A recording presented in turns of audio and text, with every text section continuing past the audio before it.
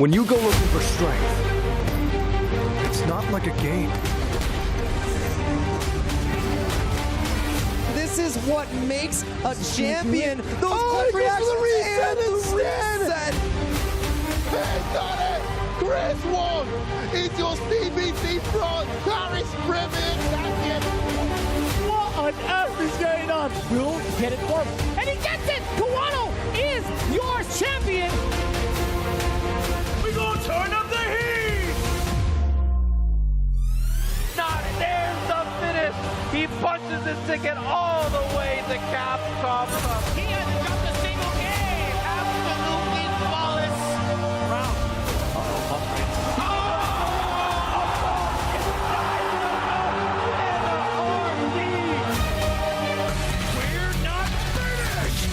When he gets the jump back, he doesn't even need the level 1.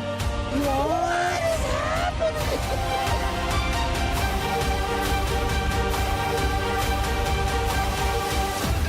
Oh my god! The best Street Fighter player in the world, Knuckle Dude. Goes for full screen, it's gonna be okay. No, never mind! It's Mena RD!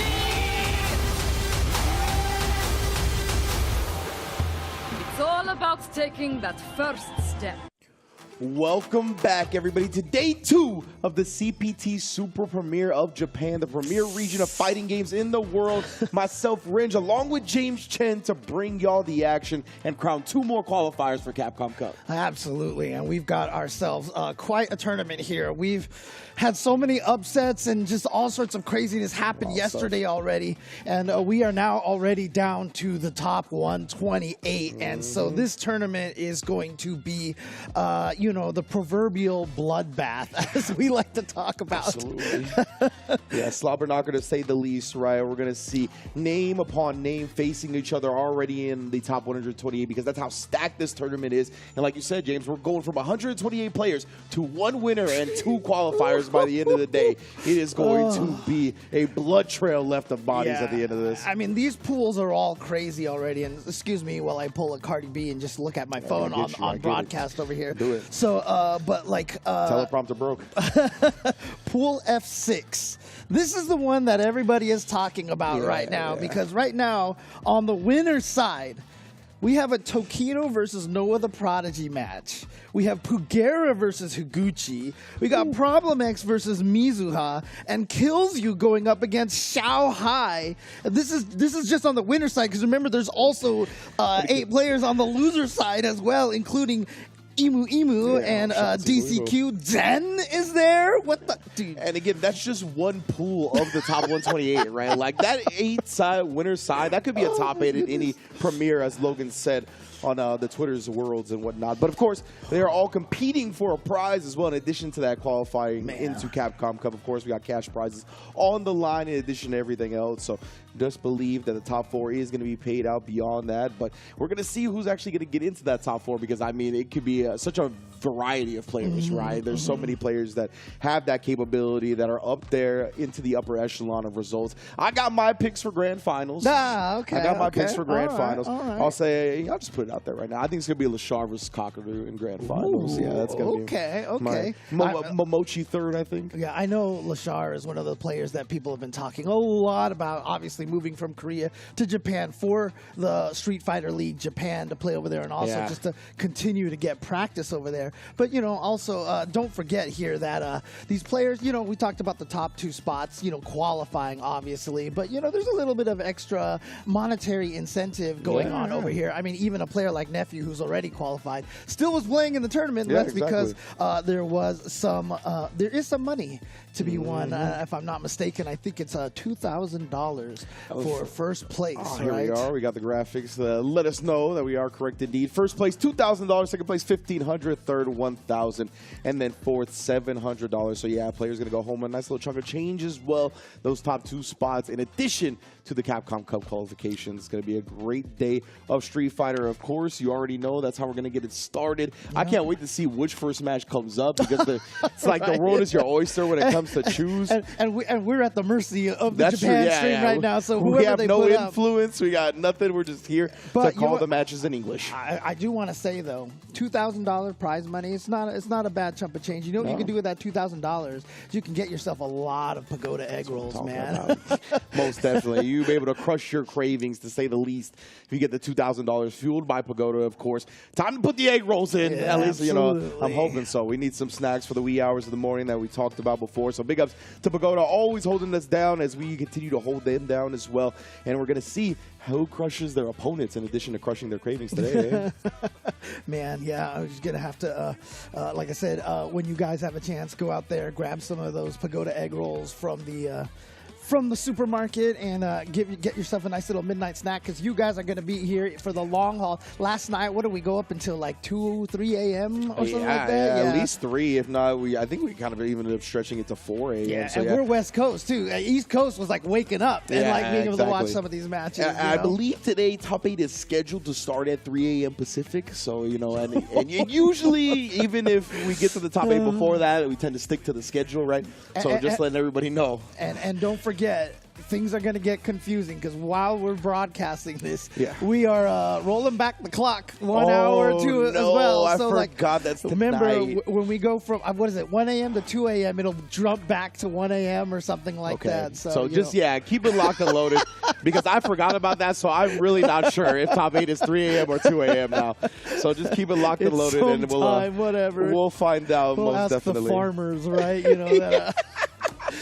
Need the sun for the crops. Exactly. Give us our time back. But yeah, I'm very excited to see this one. You heard James list off one of the pools. Yeah. And again, that's just one of the top 128 pools. There's still other stacked ones as well. All the players that you pretty much know and love are still alive in the tournament in some way, right? We got players in the losers like Nephew and NL. Dude, and like, look at this Daigo. one. So pool F1, you know, we have Eita here going up against Tyson, Plaster King going up against Ending Walker, Machabo, Ichi, Mochi still in the winners. Mochi. And that's all the winner side. On the loser side of this pool is NL, King Debu, like ROF, Score, like Koji Cogs and losers as well already. Like, there's so many great players. We saw Hibiki go down right now, man. I don't know if those players are still in, because I think they have their names in Japanese on Star GG, I think. So it's a little tougher to discern if they're still in or not. But I imagine they are, right? So many of these great players here that are going to have their mettle tested. Pool F2 here. Oil King is fighting Armper. Ridiculous Lashar match. is fighting Oro. Oh, man, that's a little messed up. If Lashar and Armper win, they're going to have to duke it you're out, right. both from South Korea.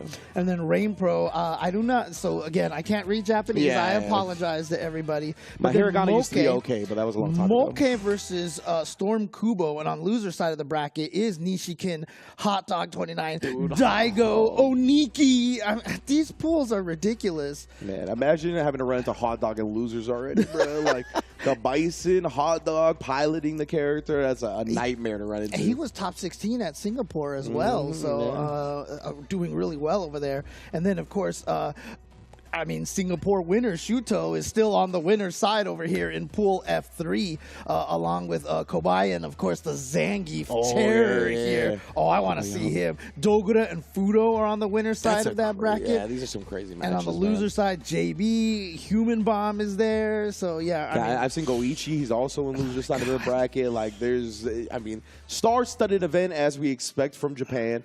So I can't wait to get these matches started, man, because there really is a plethora of choices when it comes to what they can put up. Choo Choo still in winners as well, one of the most dangerous players from China. Jackie, former Kimberly player. I don't know if that's who he's still using right now. Mago's there. Johnny, KB. Johnny and KB as a match too. That's and Goichi, Nephew, MOV, Koji KOG are on the loser side of that pool. MOVs and losers too already. Oh man, dude, This is like I think, and again, hurting me to read some of these. I swear. And we're missing some names just because they're in Japanese and we're not sure where they're at. But like, Y-Chan is most likely still in winners. No, go ahead. Look at Pool F5 on winner's side. Gachikun and Kichipa.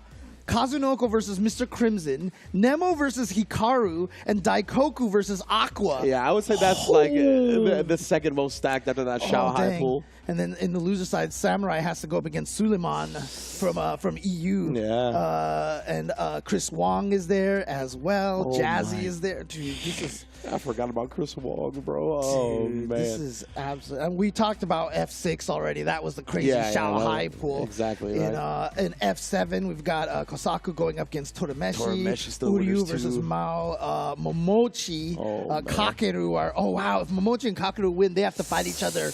That's OD before even top 16, man. Oh my goodness. And then the loser side, we have Gamer B, Yanai, Lex, and Ryusei on the loser side of that pool. Shouts to Lex still in it as well, along with the other brother, the Destruction JB. Yeah. Also losers. Of course, in the final pool over here, F8 on winner side, we've got Fujimura. Ryukichi is going to be going up against Otani. Bonchan's there. Kawana was fighting ZJZ. Oh my. Yeah, I can't wait, bro. Yamaguchi, defeat Lee. Okay, Yeah, chilling defeat there Lee. in loser side. Yeah, Let's go, I've seen defeat that. Lee. Let's go. I seen that while I was scouring the brackets earlier. All right, let's go. But yeah, again, I mean, just going through just those 8 pools super over there. exciting, man. Yeah, Like, it's exciting, but also terrifying. Absolutely. Like, we're lucky that we're over here, right? We get to do what we do. Got the best seats in the house.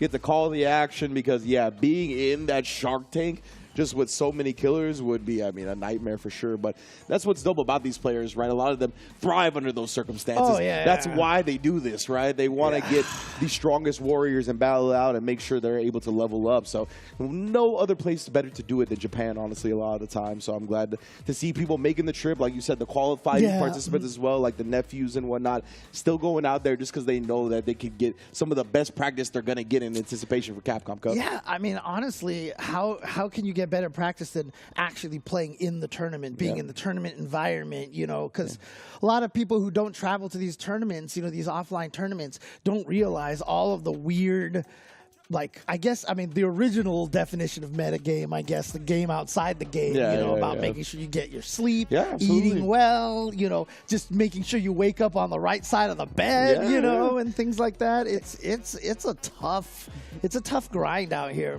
Yeah, and you know, some players, you could tell how serious they're taking it now, right? Where they're going out there early to acclimate to the jet lag, to try to get used to the sleep schedules. In addition to that, taking advantage of Japan net play, right? It's a much more condensed region compared to the United States, so you're able to play damn near everybody that's good. It's not like you're gonna rarely run into somebody from the East Coast if you're on the West Coast and the like, right? You're pretty much gonna get to play all the strong players in Japan, so I know plenty of the players are taking advantage of that. Good rollback netcode and good internet infrastructure combined together, and a small island. So yeah, for sure, a lot of you always see the players whenever they're out there. You know, they're always trying to get like the #1 spot. Yeah, exactly. Yeah, and if you're just like a MR farmer, like you're already at the top of the list, that's like a place that you could really start up in that MR as well. Because in the States, once you get super high, it's a little rough to run into a lot of people that are going to give you a lot of points. But in Japan, it's so stacked, and people are playing all the time at the highest level of MR. So definitely can come up that way. But it looks like we're getting our first match here. Nice and lined up. I see a Cammy, and is that, JP. I recognize the JP player, but I cannot place them right now. Yeah. We'll get the name in a second. I'm terrible with faces and names. I mean, you know, it's just how I am, Jeremy. You're just kidding. I was like, whoa. I thought you called yourself Jeremy for a second, and then you called me Jeremy. I was like, whoa. Who did that? There was one event I was at, I think it was Gamers 8 last year, where F-Word kept calling me vicious, and I'm like, how is this a mistake you're making? Like, what? Like, I don't understand. Dude, what's going on. I have no comment on that because Jeremy's going to be bursting out of this door. Like, he's going to be shaking You remember that, right? He's going to be shaking his fist at you. Yeah. It was so random. Moshu. Moshu? Yeah. Moshi? Not just Moshu? Oh, FAV Gaming, huh? Okay. Favu. Okay. Yeah, so JP, FAV. Yeah, I'm going to see if I can find which pool this is over here. Man, I'm so mad. Oh, no, that's Ryusei. That's Ryusei, right? It's Ryusei. I was like, I recognize him, but I cannot place the name right now. As soon as I saw his face and like the fact that his eyes are kind of wide, I mean, that's Ryusei. That's how I recognize him all the time. Yeah, he's got the shocked look. Yeah. Can't believe what he's just seen. Because you remember there was that one clip at EVO. I forgot who he was fighting against, but in Street Fighter V, something crazy happened, and he had the super wide eyes. But this is the actually cartoon popping out of his head. We're actually starting on the loser side over here. Wow, so this is a Suzuki WE, Suzuki Way, I guess, going up against Ryusei. Yeah. Okay. And yeah, Ryusei playing the JP, right? Love seeing the players that kind of shied away from the JP. I honestly don't know if he stopped playing him a lot, but you could tell that these JP players have played him a lot more since the most recent patch. Yeah. Giving him some buffs back, right? The crouch heavy punch obviously being made one of the best anti-airs in the game yet again. Solving a lot of the issues that the JP players had. Yeah. Oh, man. And this is actually... I would have rather given him back the damage on Amnesia than the crouching heavy punch. I'm with you, dude. I'm with you. I think that's such an obnoxious tool. But regardless, and this is a matchup we saw a lot in Season 1, right? The Cammy versus the JP. And that's when Cammy had the quicker projectile invul on the quick spin knuckle. So we'll see how it kind of plays out now. That's a little bit later. Yeah, it is still useful against JP, though. This was at the start of Season 1. Remember, it was JP beats Guile, but Cammy beats JP. Yeah, exactly. And then, you know, Guile's figured out how to fight JP, and the JP's figured out how to fight Cammy. So, you know, it all kind of balanced out a little bit. So yeah, it wasn't as simple as we all thought on paper, right? But unfortunately for Suzuki right now, he is burned out, but he has the corner position, so it's not too bad right now. Yeah, I like that Ryusei fishing for the down forward heavy punch, especially because the opponent's in burnout. Oh, tried to drive rush into an overhead, but didn't see the jump at all. Had autopiloted right into that overhead. Oh, yeah, representing the blue stuff, actually poking back, even anti-airing there. Amnesia just drive rushing in the face of the projectiles, baiting out the OD Amnesia afterwards. That was... I mean, again, you know, one of the reasons why I'm not as worried about Amnesia, because Amnesia really is a JP in the corner tool. Yeah. But like mid-screen, it doesn't really get him as much, you know? Yeah, like look how long it took for the projectiles to actually affect Cammy, so long that it didn't even connect. That was such an interesting route. He did the forward heavy kick into the drill, and the drill juggled so late he had time for a hooligan. It almost looked like it was me. I got a lap. Oh, what? That's okay, no, I thought they were actually too quick for their own good for a second. But Suzuki anti-airing the neutral jump with a level 3. That's big damage to the both health and drive meter. Yeah. Oh, I thought we were going to see one more DP. She's got good horizontal range, but instead Ryusei. And this is a CA, too. This is a CA. It's going to do a lot of damage here. But I think it's going to be just shy here. Oh, yeah, it's not close yet to death, but nonetheless, it is still a very scary spot for both players now. Quite low on drive meter on both sides as well. Everybody in the amber. Ryusei back into the green. No, he hit! Oh, my goodness, he hit the Cammy, and the throw whiffed because of that. Oh, yeah, man. he was expecting it to be a block, but the hit stun is so much longer than the block stun. And then shout out to Suzuki to be aware of the fact that, you know, he got the light punch, and the OD drill would have connected after that. So OD drill does not connect after a standing light kick, for example. Very nice. Good stuff from Suzuki. I like the maneuvering around the departure to open up this round as well. Ryusei got him right back. Oh, my goodness. Yeah, just seeing the drive rush come forward. Try to sneak in with the hooligan, though. Ryusei going to get a small punish on there. Light punish in. Oh, you crouched. Yo. You crouched. The OD hooligan get past, and yeah, like you said, Ryusei was not expecting the overhead there. Left on a pixel. Smart. Tried to perfect parry it, but yeah, you're off by a frame. That means you're drained. Nope. Yeah.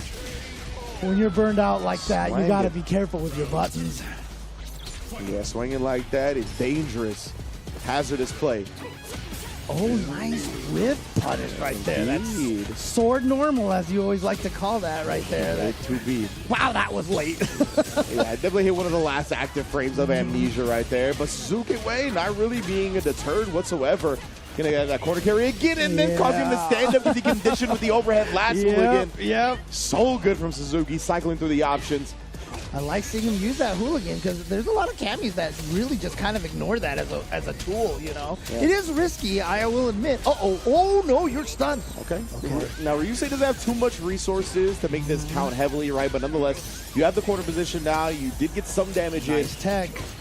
You tried to go for a frame check. Oh, God. That's huge right there. Just outspacing Suzuki. Trying to go with a lighter button, which got him into big trouble here. Set up the level 2 as well to try to get this kill. Oh, and then just waited. I like the try. I like the try right there from Suzuki. He tried to ODDP, and it just blocked. And so instead of going through JP and avoiding everything, stayed on the same side and landed in all of those phantoms right there. Yeah, it was very unfortunate timing for the spikes to come out, too, because it kept Cammy grounded, right? Like, if we hit a little bit later, it might have been a real funky confirm. Right. Oh, man. But again, every time JP, I mean, even still after this game has been out for a while now, over a year now, like every time I see that JP standing heavy punish counter. Yeah, it's violent, right? Yeah, but with this, Bro, that's about 5 throws in a row. 6? Yeah, he went for 6. You might as well, right? You got a full life bar. Right. Like, and see, and this is what I mean, right? Like the amnesia nerf on the damage. Wow! Oh my, that call out to beat the wake up OD dive kick. I don't know if that was just a sequence and it played out that way, but my goodness, Suzuki. Yeah. Put the stop to the comeback. But again, you see that, like that OD amnesia right there. I know a lot of people who hate JP are like, good. Yeah. But like, you're not scared of it anymore because the damage is just so low, you know? Yeah, exactly. They evened it out a little bit. The reversal damage that you eat for running your offense, not what it once was. Going for that perfect parry on wake up. Oh my goodness. And just sniped out that standing heavy kick. Gonna go right in. No! What are you doing? What happened? Suzuki just it was like, all right, it was a drop. I'm gonna respect it. Just back up for a second. I wonder if he was looking away from the monitor already or something like that, you know? Oh boy. DI, and I mean, if you do the right combo, it's over. Yeah, I Double think so. drive rush combo, CA on deck, just combo into this, and Ryusei out of the tournament to Suzuki way, who almost lost this round. And Ryusei, just an unfortunate drop. That is one of the most heartbreaking ways to go out of a tournament. Because you know, sometimes when you know someone hits you with the level 3 that's gonna kill, you look down, you spin the joystick, and you're like, okay, what should I do? And I don't think he noticed, you know. Yeah, I think you're right, honestly, that he probably looked away for a second. Was just like holding back and then like looked back and was like, what? Like, I'm not being cinematic supered right now? Yeah, I didn't hear the super, didn't hear any of the dialogue. And he was like, oh. I mean, you could see the smile on his face too. Almost kind of, he was like, whoo. Yeah, like that was not a round I should have won, but you know, to the next round we go. Yeah, absolutely. And again, like I said yesterday, and I say a lot, you know, people drop combos all the time, and you can't feel bad about it because you dropped a lot of combos on people and lost for that reason. They had no mercy on you. So. Exactly, yeah. You have to have faith in the karmic balance of the overall universe, right? Yeah, exactly. Don't feel bad. Don't feel bad taking advantage of that because people are going to take advantage of you when you drop a combo. So big ups to Suzuki, going to be moving on to the loser side of things. And yeah, Ryusei falling a bit short here, already out of the tournament. But that's how it's going to be when it's a tournament this stacked. Players that are fan favorites that can make top 8 at the biggest tournaments in the world are going to be all the way out already. Because one of the hardest things for me is it's just like, I'm such a fan of all these players, and it's just like the empathy starts coming out. Like, you see 2 players, no matter who loses, I feel awful. Yeah, right. Because you know the energy and the investment and the time that gets put into being this good, right? I mean, we had an interview, I forgot which player it was. I think it was either from Japan or somewhere in Asia, and they talked about how they don't have time for like anything besides work and Street Fighter. Yeah, like, you know, to be as good as they want to be, like there is no other life besides work and Street Fighter. Hey, rooting for Hikaru over here. That is a sick JP, dude. Dude, yeah. I heard you yesterday being like, so everybody in Japan can just draw, huh? And that's how I'm feeling now. I'm like, what's going on here?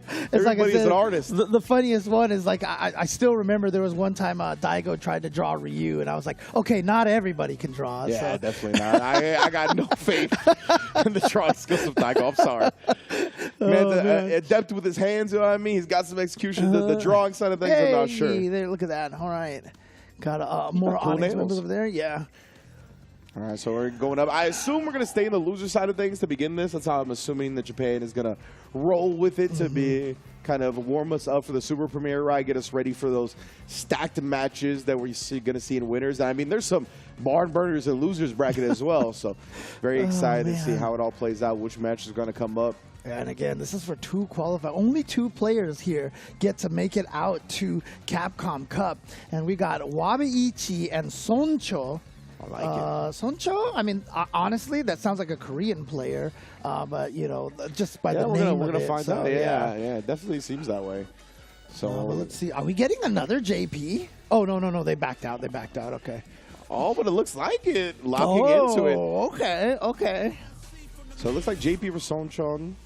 Got the battle of the 2-letter names over here. Ed versus JP here. Okay. And Wabi Ichi with the Ed.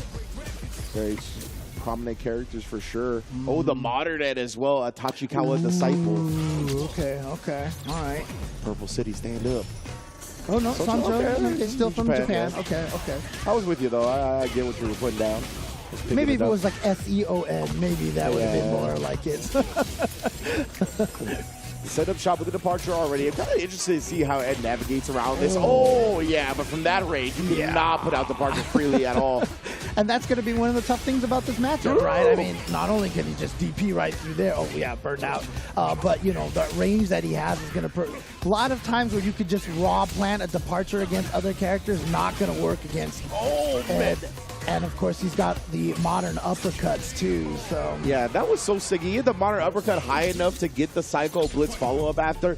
And that's the thing with JP is that he's going to be very hamstrung up against Ed when he's knocked down in the corner, right? Yeah. Because the fireball is a projectile, it'll beat Amnesia. The flicker is a projectile, it'll beat Amnesia. So you're locked out of level 1 and Amnesia a lot of the time for your wake-up. And you know, obviously JP was really strong in season 1. Because, you know, we weren't used to him as much, but people have gotten really good at learning to navigate the spikes and the ghosts and everything like that now. So absolutely, Wabi Ichi showing no fear really. You see, even walking up and burnout, find that spacing Soncho.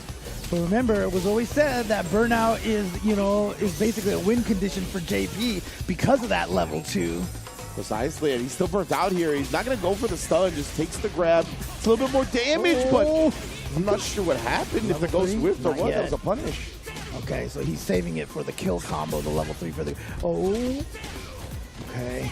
Corner position. This is terrifying. And, just the way Wabi Ichi went about sequencing his offense right there, right? It felt very funky. It was hard to catch on to the rhythm. Just kind of tapping with the uncharged flicker. And then the other advantage is that Ed has those nice setups with the meaty fireball, which means the Amnesia is basically taken out of play completely. Yeah, most definitely. A lot of the time, JP is just not going to be able to wake up with anything. Level 1's going to be off the table as well because of those projectile Okies. Yeah, going to have to go for a wake-up drive reversal might be the only thing that can actually get through there. So yeah, and from like the flicker range, I don't even know if you can do that. And great back kill rushes. Getting a big punish with the DI. Oh, dropped the DP, but it was all part of the plan today. You know the Ed's players tell you if they're charging the Psycho Flicker, just DI. Just DI. Yeah. Don't do it, man. You're playing into their games. You're playing into their games. Yeah, that's the thing is that, like, you need to represent, like, when you see a charge flicker, maybe throw out a DI, maybe throw out a jump, but Eds can answer those, right? The kill rushes definitely provide the freedom and flexibility to counter that. All right, close to the corner, so I don't think he was going to go for the dream combo over there. Trying to parry. Full extension. Nice backdash here, though, from Soncho. Very well done indeed. I was going to say, going to give him some breathing room for a second, but then gets DP'd back to the corner and shimmied to the grave. Well done from Wabi Ichi. Unfortunately for Soncho, like when he got into the corner, there was a lot of panic going on. He got shimmied a lot, and, it just didn't seem like he was able to fight out of the corner well enough. And so there we go. He's going to go out of the turn. Well, actually, I'm not sure, because, again, I don't remember seeing either of these names, but that's also because they might have been written in Japanese, right? So I'm not sure which pool that was here. Let me see if I can find those names anywhere. But yeah, I honestly didn't see. They have been putting up like the losers quarters of the rounds and whatnot. That's right. I didn't see that it was, but I assume we're staying in losers right now. So yeah, and we talked about it, right? That's kind of something we highlighted at the beginning was the fact that if JP gets knocked down in the corner, all your usual wake-up options are just null and void against Ed. Because Ed, it looks for those type of Okies. Likes the fireball, startup, likes the flicker. All those things are going to make JP really earn his way out, whether he's going to try a perfect parry and make a gambit after. The drive reversal wake-up, as you said, but even then, if he uses flicker, he might be out of range of that. Right. So it's real tough if you're JP up against Ed and knocked down in the corner right there, as we just saw. Yeah, I think, if I'm not mistaken, that was going to be loser's bracket of Pool F4, because I remember that was the sponsor. It was like something :E, I think. Yes. So I think that was a loser side of Pool 4. We get these signs, bruv. And you know what the cool thing about it is? A lot of times, their handwriting is so neat. You can use the Google Translate app, yeah, actually. Dude, Jeremy did that yesterday, dude. Could never be my handwriting. I'll tell you that much right now. but it looks like we're getting a heavy-hitting winner's side match here. Tokido sitting down across from Southern California's own Noah the Prodigy. Look at the fans. Tokido, a fan favorite, not just in his home country of Japan, but globally, right? He is, I think, one of the most celebrated fighting game players in the history of our community. I mean, when people talk about, you know, the greatest of all time, the GOAT of fighting games, not even just of one game, but like overall, I mean, Tokido's on the very short list of players that you want to talk about because this man's success, and you know, you were talking about how like a lot of these players are like they work and then they play Street Fighter, work and they play Street Fighter. I always like to remind people at past Evos before. I remember seeing Tokido and he had like 4 medals around his neck. I'm like, what the heck? He's like Soul Calibur, this is Street Fighter, this is KOF, and I'm like, what the heck? I mean, but he gave that all up to only concentrate on Street Fighter during Street Fighter V because that's how hard it is. You're exactly right. We were talking about it yesterday, I think it was me and Cola, where there's a lot of like discourse around tournaments nowadays and fighting games in general about like being more susceptible to randomness and whatnot, and it feels bad. But I'm like, you really have to put respect on the level of competition and how far it's come, right? Like people are so much better now. People are able to get better so much quicker now. There's so many more people playing and entering the tournament. Like even somebody like Tokido, who has been at the top of the mountain, top of the game for many, many years, even before what the fighting game community has become, he recognized, right? To keep up with how I want to keep up in Street Fighter, all the other games are going to have to fall by the wayside because that's how much work this requires. That's just the reality of the situation at this point. So big ups to Tokido really understanding that and like taking upon himself to do what he's done. Yeah, and it's funny because, you know, you're talking about all these resources that we have, how quickly we can learn these days. I swear, like, I cannot do training modes without a frame meter anymore. Oh, I know, right? The frame meter is like the greatest thing in the world. Like, I love that thing. But again, you know, going up against Noah the Prodigy, who has been one of the hot topics here from the U.S. Obviously, you know, he made it in the Street Fighter League. He was in EWC. And he is a, you know, a personality force to be reckoned with. Absolutely. You know? Yeah, absolutely. That's the thing with Noah is that, you know, you mentioned the original version of metagame where it's talking about the game outside the game, right? And Noah, he has that on lock as well. Like, he'll get into your head, right? He likes to play the mind games both in and out of game. He'll talk his trash. But a lot of the time, he's got that, I don't want to call him humble. Like, I don't want to call him humble. But he understands the skill level of a lot of these other players. And he has respect for them. But he understands that when you're standing across from them on the battlefield, that has to go out the window, right? They're like everybody else. That's 100% the way that you got to do it, right? I mean, you know, like whenever Kobe wanted to play against Michael Jordan, he respected him, but he wanted to beat him. Exactly. You have to look at them. You have to balance having that respect for them and then looking at them like a Johnny Donuts, you know? Yeah, but one of the scary things for me is I remember at EWC, you know, obviously Noah the Prodigy is known for, you know, what drive meter, right? You know? Exactly. But Ken is really good at beating that up, and I kind of remember he had a little bit of trouble at EWC against Ken's. But again, I'd have to look at the brackets again. My memory could be fooling me over here. Well, nonetheless, he's going to have to do a lot of work nowadays, right? Luke definitely received some nerfs. So because of that, it's not as easy to really output what Luke once did. And right now, Tokido going into the crouch to confirm. He's looking for a level 2 finish. I don't know if he did or not. Yeah, he dropped the Jinrai juggle. Again, the Jinrai juggle's in the corner like that. About 3-frame windows, I think. Oh, what? You just went for the light Jinrai. Okay. Yeah, the Dragon Lash. Like, Dragon Lash. Sorry, my bad. It dodged the crouch medium punch, so that was wild. Oh, man. Oh, yeah. Tokido tried to get the punish on the tap parry. He was just slightly late. I'm honestly surprised Noah was able to tag. No drive cancel on that crouch and medium kick. Surprise right there from Noah. Because, I mean, it would have burned him out, but obviously Noah doesn't care, so. And Noah knows, right? He's got one of those fast DPs, so if he sees the Jinrai again, he has OD meter, which he doesn't now. He kind of put that Jinrai to a stop. Right, but you see right away, Noah the Prodigy, the reason why he works so well in Burnout is because with his Luke, he's so good at playing defense. You saw him jump back to get to Sandblast range. But the problem is, Ken's got Dragon Lashes and Jinrais and all this stuff. Okay, so Tokido is a little bit of a genius because Noah the Prodigy, right, he was teetering on the level 3. And obviously, once Luke has level 3, they like to abuse the heavy flash knuckle. Yes. Because if you DI it or do something like that, they can just cancel into the level 3. Literally, the moment Noah the Prodigy got level 3. He went into heavy flash knuckle, and Tokido chased it down with a dragon lash. And he counter hit and got the combo off of it. That was ridiculous right there. He knew what Noah was going to look for. Yeah. And of course, you said Tokido's kind of a genius. I mean, literally, when That's he true, made yeah. when he made it into Tokyo University, they say you can only get in there if you are literally a genius. So. Yeah, because he's definitely got one of the special minds of our community, 100%. Oh, those counter hits leading into that stand light kick for Ken. Oh, he's such a that stand light kick. Oh, did you see the space? Yeah. The patience on Tokido, but Noah ready for the DI, right? That was impressive in his own right.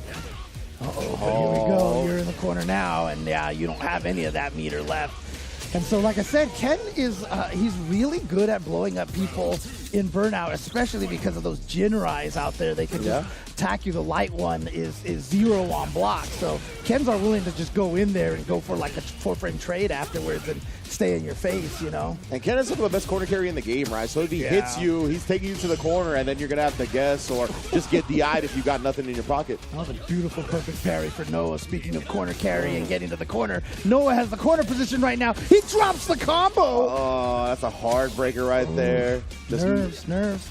normal missing in action before the flash knuckle. Yeah, same with that raw overhead, too. I feel like that was a miscue. And now any touch will go into that Jinrai light follow-up into level 3, and the game is over at that point. Okay, that wasn't a counter hit. He was getting swang on and then chipped out. Tokido.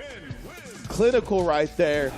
Again, Noah was trying the over-aggressive strat, really trying to stay in his face constantly, right? But a lot of the time, because of that, he gets into Burnout. And we talked about it, right? Yeah. Noah is probably the best player in the world at playing in Burnout, but it is still a significant handicap. And if your opponent can kind of keep you in positions from taking advantage or snowballing or getting any offense going, that's what it's going to look like. Right. And another thing, too, I mean, look, this is Tokido we're talking about, right? Maybe the most unfortunate thing for Noah was that they had to play the next day. And, Tokido's like, I have to fight Noah. So he's probably game planning out, like, this is how I fight him in Burnout. I got to be ready for this. And, when you do go up against a Tokido and a Ken, it is one of those things that, like, I feel like you kind of might have to abandon the Burnout strategy a little bit because, like I said, not only do I feel like Ken is just really good at pressuring people in Burnout because, like I said, Noah's good at keeping you out while he's in Burnout, but Ken just has a lot of ways in, right? He just has a lot of ways in. And so, I just feel like against the Tokido Ken, like, probably have to stick with trying to stay, with some drive gauge at all time. Yeah, exactly. Like, it's going to be real tough to fight Tokido when you're not on even ground, right? When you don't have as many resources available, when you don't have the system mechanics to fall back on, whether it be the DI, whether it be the parry. Like, those things are very valuable. I mean, you going to do it? Oh, dang it. They switched it away. I was going to try to take a picture of it and try to use that Google Translate, see if it works, But yeah, and again, remember yesterday we were all talking about traveling to Japan and all this stuff like that. Honestly, Google Translate is your best friend when you're out there. 100%. I mean, the ability to use the camera and real time. I always call it the Harry Potter like thing, because like it even tries to match font and color, dude. Like it's wild, crazy. Right? But I mean, I've gone to restaurants before and like, there's no English in there at all, and you have to buy it from a machine. So I'm just like translating on the machine like this, Yeah, it's great. Japan definitely the other side of the world, like a completely different culture than we have in the States. But you could get by in Japan without knowing Japanese, like for a vacation. Because of how good Google Translate is now, and how good Google Maps is with the trains and all of that, like. It's super simple, honestly, to get around Japan with those two things. So if you're hesitating on taking a vacation because you're like, I don't know the language, I don't know anybody there, just go, bro. You'll be fine. Yeah, I mean, the best part is, like, one of the hardest things to learn is when you actually start using Google Maps for, like, the train station, they tell you which time the train to get on, too. Like, it's like, so, like, don't just look at it like, I'm going there. Like, no, you make sure you walk now to get there at that time. And I still remember there was one time, because I don't think that they do do this in the U.S. at all, but there was one time I was trying to get from one location to the other. The fastest route it gave me was through a mall. Like, it made me go indoors and it told me where to walk in the mall to go out the door on the other side. I was like, what? That's actually super sick. Okay. I mess with that 100%. Oh, man. As we get back to the Street Fighter 6 action, of course. But yeah, man, take your trip out to Japan. I definitely wandered around solo my first ever trip, and it was completely fine. Made it back to my Airbnb. Nothing happened. You know what I mean? It was perfect stuff. I've been a fan of this Bison picture for quite some time. I mean, one of my favorite stories is still like when Tasty Steve accidentally left his wallet on the train, and like he came back and like some old lady was completely helping him like get it back, and they turned it in and had everything was in there, no problem. So yeah, 100%, man. So yeah, it's gonna be one of the heavy hitting winner side matches as well. It's gonna be Johnny versus KB. Very excited to see how this one plays out. Johnny, of course, part of the Shinobism school out there in Japan.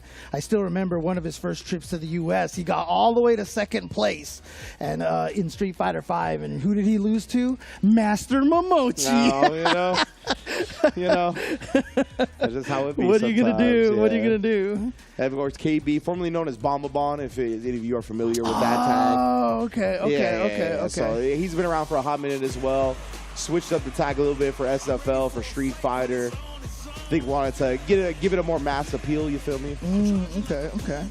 And now we're going to have Johnny versus KB, and Johnny Rocket the Mariza, a character that's definitely fallen out of favor for a whole lot of players, but Johnny trying to do some work in the wedding dress as well. Yeah, I mean, obviously for me, every time I hear KB, I think of the old toy store that's no longer around anymore, but you know, oh man. The good old days. Oh yeah. Toys R Us, dude. For real though. But I mean, this Mariza looking pretty good so far. Yeah, already got to the corner though, but now KB able to fight his way out of there, having the resource advantage as well. Unfortunately, you know, going up against Bison, the character that's kind of, you know, Mariza players will tell you kind of supplanted her. Yeah. You know, I feel like Bison, you know, it kind of really hurt Mariza and Kimberly's viability in tournaments, because he kind of does what both of them want to do, but better. Yeah, the stocks definitely dropped, right, once Bison got released, because they're like, oh, what? Like, the amount of damage that I'm coming to Mariza for, like, Bison can do, and do more regularly? Yeah, you know? And he's got this bomb mechanic that is never runs out, don't have to refill it, you just keep putting bombs on people, so... Exactly, and always the counter hit for the scissor kick, allowing the link to the light kick afterwards. KB striking first blow. All right, nicely done. But of course, you know, going with that M. Bison, who we know is going to be a terror throughout this top 128. We're definitely going to be seeing a lot of this character, so, you know, be ready for that. Most definitely. And we see a lot of aggression, it feels like, to start the day as well. Players waking up, drive rushing, trying to get in each other's face. And there it is again, Bison with just plus frames on everything. And he still gets one mix-up off of this. Okay, so 2 throws. Oh, okay. He didn't get the armor break in time. Interesting that he just goes for the level 2 instead of a level 3 here. Yeah. I mean, I guess you're trying to save the level 1, but again, even the level 1's not going to save you from meaty throws, you know? So I feel like you just want to get as much damage as possible, potentially. Yeah. I wonder what the plan was for having the level 1 in the back pocket, which could have solid, but KB definitely not going to let that play out. 1-0 already on the board. Yeah, again, some of these characters, you know. Overhead. Oh, my. My favorite command throw in the game. Dude, the very first time I saw that, they did it to Manon in the trailer, and I was like, she's dead. Yeah, exactly. Like, bro, you crushed her skull. Yep. Oh, man. It's brutal. All right, man, let's get a forward throw with the mine. Oh, man. wow. Oh, and then KB had the wherewithal to just let the mine explode rather than get a punish after the perfect parry. That was so sick, actually, from both sides. The reactions were nuts. It's not the kill, and you weren't ready for the drive impact. Uh-oh. Here we go. Time for KB now. Come back. Trade. Was that a Cycle Crusher? I think it was, yeah. Yeah, but I don't think it was the OD one. I think he was just doing the regular one, trying to get the plus frames. And so that wasn't a true block string, so he was able to trade out of that one. Oh, man, that was wild. Oh, and then again, another command throw landed here. KB hasn't really done anything to try to prevent that. No backdashes, no jumps. He does look for it there. Starting to become more conscious of the command throw, but Johnny's got great position in this corner. Just as I say that, gets clipped, maybe trying to walk back. Scissor kick to just stay in his face. Oh, dude's a stare down, dude. They're just staring each other down.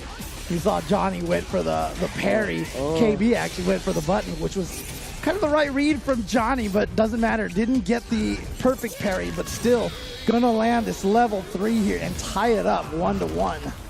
Yeah, lower the shoulder. And that's all it took right there. Great stuff from Johnny. Kind of adjusting a little bit. He was able to slug it out more effectively with the Bison, kind of beating into the punch with some well-timed crouch medium punches. I swear when in between rounds, KB kind of like side-eyed the camera, and it almost looks like he was like, man, Marisa's still scary. I still feel like it die at any moment. Oh, yeah. You see, look, Johnny's looking for a lot of crouch medium punch now. That's definitely what paid dividends from last time. That might have been another one, but KB beat him. Yep, and here we go. Corner pressure, has the bomb ready to go, gets the follow-up. Oh, okay, didn't go for the OD because he didn't want to get himself burned out. Nice parry there, and now we have a burned out KB. This is a dangerous situation here. Safe jump set. No, actually just going to drive rush in. Oh, and he tries for the media, the drive rush crouch medium punch. KB willing to wake up with the level 1. Has no more meter now. Johnny can get him to the corner. A neutral jump. Yeah, I don't think you can do anything about this. Not a damn thing, fam. And that was beautiful from Johnny. The walk up, yeah, he was rubbing his hands.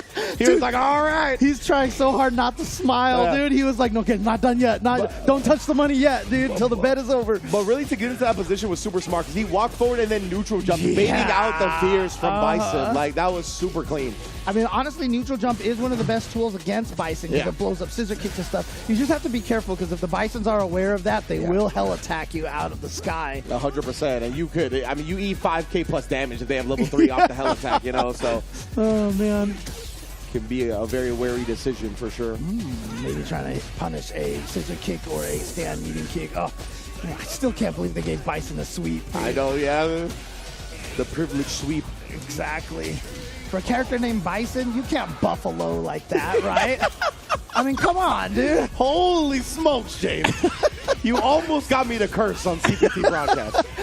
That was bonkers. Oh, man. Now we go KB again. He's going to apply this strike throw pressure. That's 3 throws in a row. What you going to do with it? Oh, no. Here we go. Throws. Oh, no. My goodness, I got so scared. Yeah, and he tried the perfect parry right there because he thought that neutral jump was coming down. Another throw. Is this how it's going to go down? Oh, and that is exactly how it plays out. KB picks his spot, gets his distance back a little bit. That is the set, guys. Like, I mean, he's like, KB's like, I've seen Woshige. I don't care. I'm staying in the chair until. I know. When the opponent is on a pixel before the last part of the super plays out, I think they're going to die. But I get it. You know, you want to be extra careful, extra sure about it. This is a Japan Super Premiere, right? 2 qualifying spots for Capcom Cup on the line. Best not give your opponent any reason or anything they don't earn. Yeah, but again, you see right there one of the weaknesses that Marisa has, right? I mean, a lot of characters have this problem in that they don't have anything throw invul. Yeah. And on top of that, Marisa's level 1 doesn't even work for that, right? Yeah. It just gets thrown. Like, her level 1 is one of the only ones that's like still susceptible to throws because it has that armor on there. So it's only level 2, it's only level 3, or backdash, or jump, you know? And jumping isn't even necessarily going to work if it's a meaty enough of a throw because they can still anti-air you. So. Yeah, and I don't know what the drive gear situation is like if you didn't want to drive reversal because he was already low. Bison's really good at draining your drive gauge, right, with the big heavies, like the plus on block heavies, the heavy punch, the back heavy kick. Just in general, the scissor kick pressure, everything kind of adds up and chips you down on the drive gauge. So it feels real bad just drive reversaling them off because you usually have low drive meter in the matchup anyway. So it's a tough match right there. I mean, the funny thing is obviously Bison has some similar problems, right? But the thing about it is, like, it's so much more easy for him just to not ever get put into that situation, you know? And even when he is in the corner, at least OD Psycho, no, I'm sorry, it's not Psycho Rise. I always think it's, what was it? Something else Rise, but yeah, I don't know the when official goes, stomp it name. is throw invul, Yes. the OD version, right? And then he just flies across the screen. Yeah, and he has a traditional level 1, right, where it will also be throws. Like we saw that. He was in Burnout. He just woke up with it. He was able to beat Johnny going for the drive rush crouch medium punch, but obviously it would be throw as well. So, yeah, man, he's got just a couple of little things, really, that let him edge out Marisa. And then, of course, I say a couple little things, but really it's huge, significant things. And it's a reason why you see a lot of people like 801 Strider, right, who did so much work on the Marisa. It's like, Bison seems what I'm trying to do anyway, and a little bit better. So, yeah, I mean, 801 Strider's had quite the journey. He went from Manon, then he went to Marisa. He's like, this feels so much better. And then Capcom was like, we're going to tweak some stuff. He's like, Bison feels so much better. Yeah, Bison definitely feels a lot better. That's man. quite the trajectory to be on when it comes to character strength for 801 Strider. I'm sure he feels real at home now on the Bison. But going to continue on here for the Japan Super Premiere. Got a whole lot of heavy hitters in the bracket. I recognize that. Is that Hikaru? Yeah, it is Hikaru. Yes, on the left it's Hikaru. Yeah, I recognize the player on the right as well. We'll get their name up in a minute, but it looks like we're gonna have the Aki specialist come up to bat. Yeah, I mean, shout outs. I just want to give take the time to give shout outs to Broski out there too. Yeah, I know he's out of the tournament, but he played really strong. I was glad to be able to see him on stream and love seeing him travel. Definitely one of my favorite players from the EU region over there. Yes. So one of my. Even if he knows it, whether he knows it or not, one of my Aki senseis out there. Oh, sick. For sure. Have you seen the SFL clip of, I think it was Hikaru, and I want to say Moke, and, Moke's doing the Terry, and, Moke goes, are you okay? Bust a wolf! Up against Hikaru, really? and Hikaru's just, with his controller, he's like, he just goes like that, he's like... That's one of my favorite clips that's come out of SFL Japan is Hikaru just reeling back a little bit he was no, are you okay? Yeah, what's happening here? So yeah, we're gonna see Hikaru, Aki specialist. I think one of the people along with Broski that really believed in the character for a long time, put the character on the map, showed how deadly she can be. And obviously, I mean, in my opinion, she's the biggest winner from that big balance patch that got changed, right? For sure, yeah. Ridiculous amounts of changes, being able to have different combo routes, more regularly accessible damage, getting the plus on block crouch medium kick. There's just so many things. And even some little interesting cool stuff, widening the window to cancel from the, I believe is the OD Serpent Lash, or OD Nightshade Pulse into the Snake Step, right? Yeah. But also, I mean, dude, he's... One of the cool things, too, is that, Hikaru, I mean, I don't know his exact age right now, but he's 17, 16? Super young, right? But, one of the cool things about this is Aki is a very unique character, even to the Street Fighter, pantheon of characters, right? He's coming into this with a fresh mind, right? True. So he's learning Aki just from this pure, this is just how you play Aki in Street Fighter 6. Right. So I think that's one of the reasons why he started off so optimized. And even before she got all the buffs, Hikaru got Aki to #1 on CFN at one point in time. So, I'd win. That's true. Jury has proven that she's capable of something like that. Was that actually just a full drawing of that jury? It looked like it, right? Crazy. It looked like it was just printed on. It was part of the whiteboard. So mad. Oh, it's our guy. That reminds me of Clippy. Clippy, me and Cole were talking about that. Right. We were talking about how they're going to replace the in-game commentators with that little guy right there. Okay, just the little face. That's fine. Just take me out. Just put the Clippy in there instead, But I love the point How do you even think of doing that?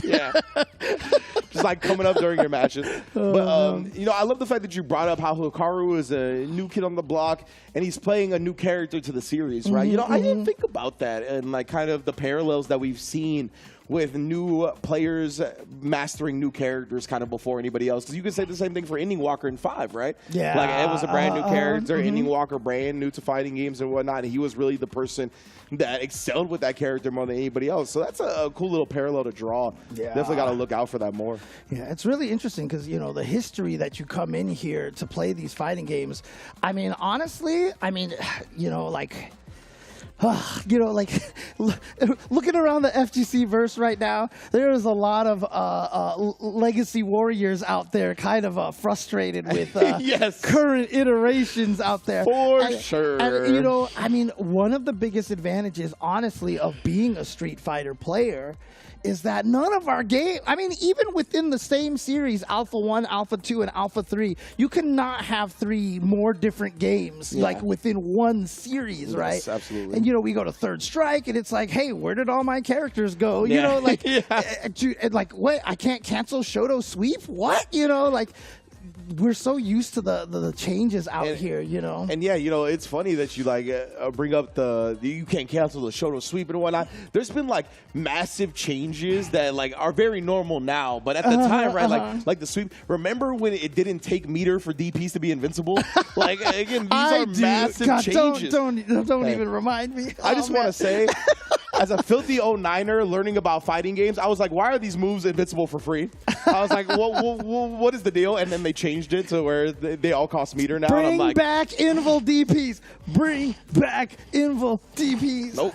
Yes. Good on that. Bring back No. I need it to cost something. I will always run believe, your pockets I for will invincibility. always believe in just pure raw Invul DPs. No. You need to pay for your invincibility. That's privilege right there. Yeah, the pay is that you might get punished unless, of course, it's Ken and ST, because then there's really not much you can do anyway, but still. All right, so Hikaru going with Hideaki as we expected, going up against Beko. Oh, okay, yeah, that is the OD. Yeah, Beko. Or BKO, or Beko BKO. I like Beko. Okay. Beko squared.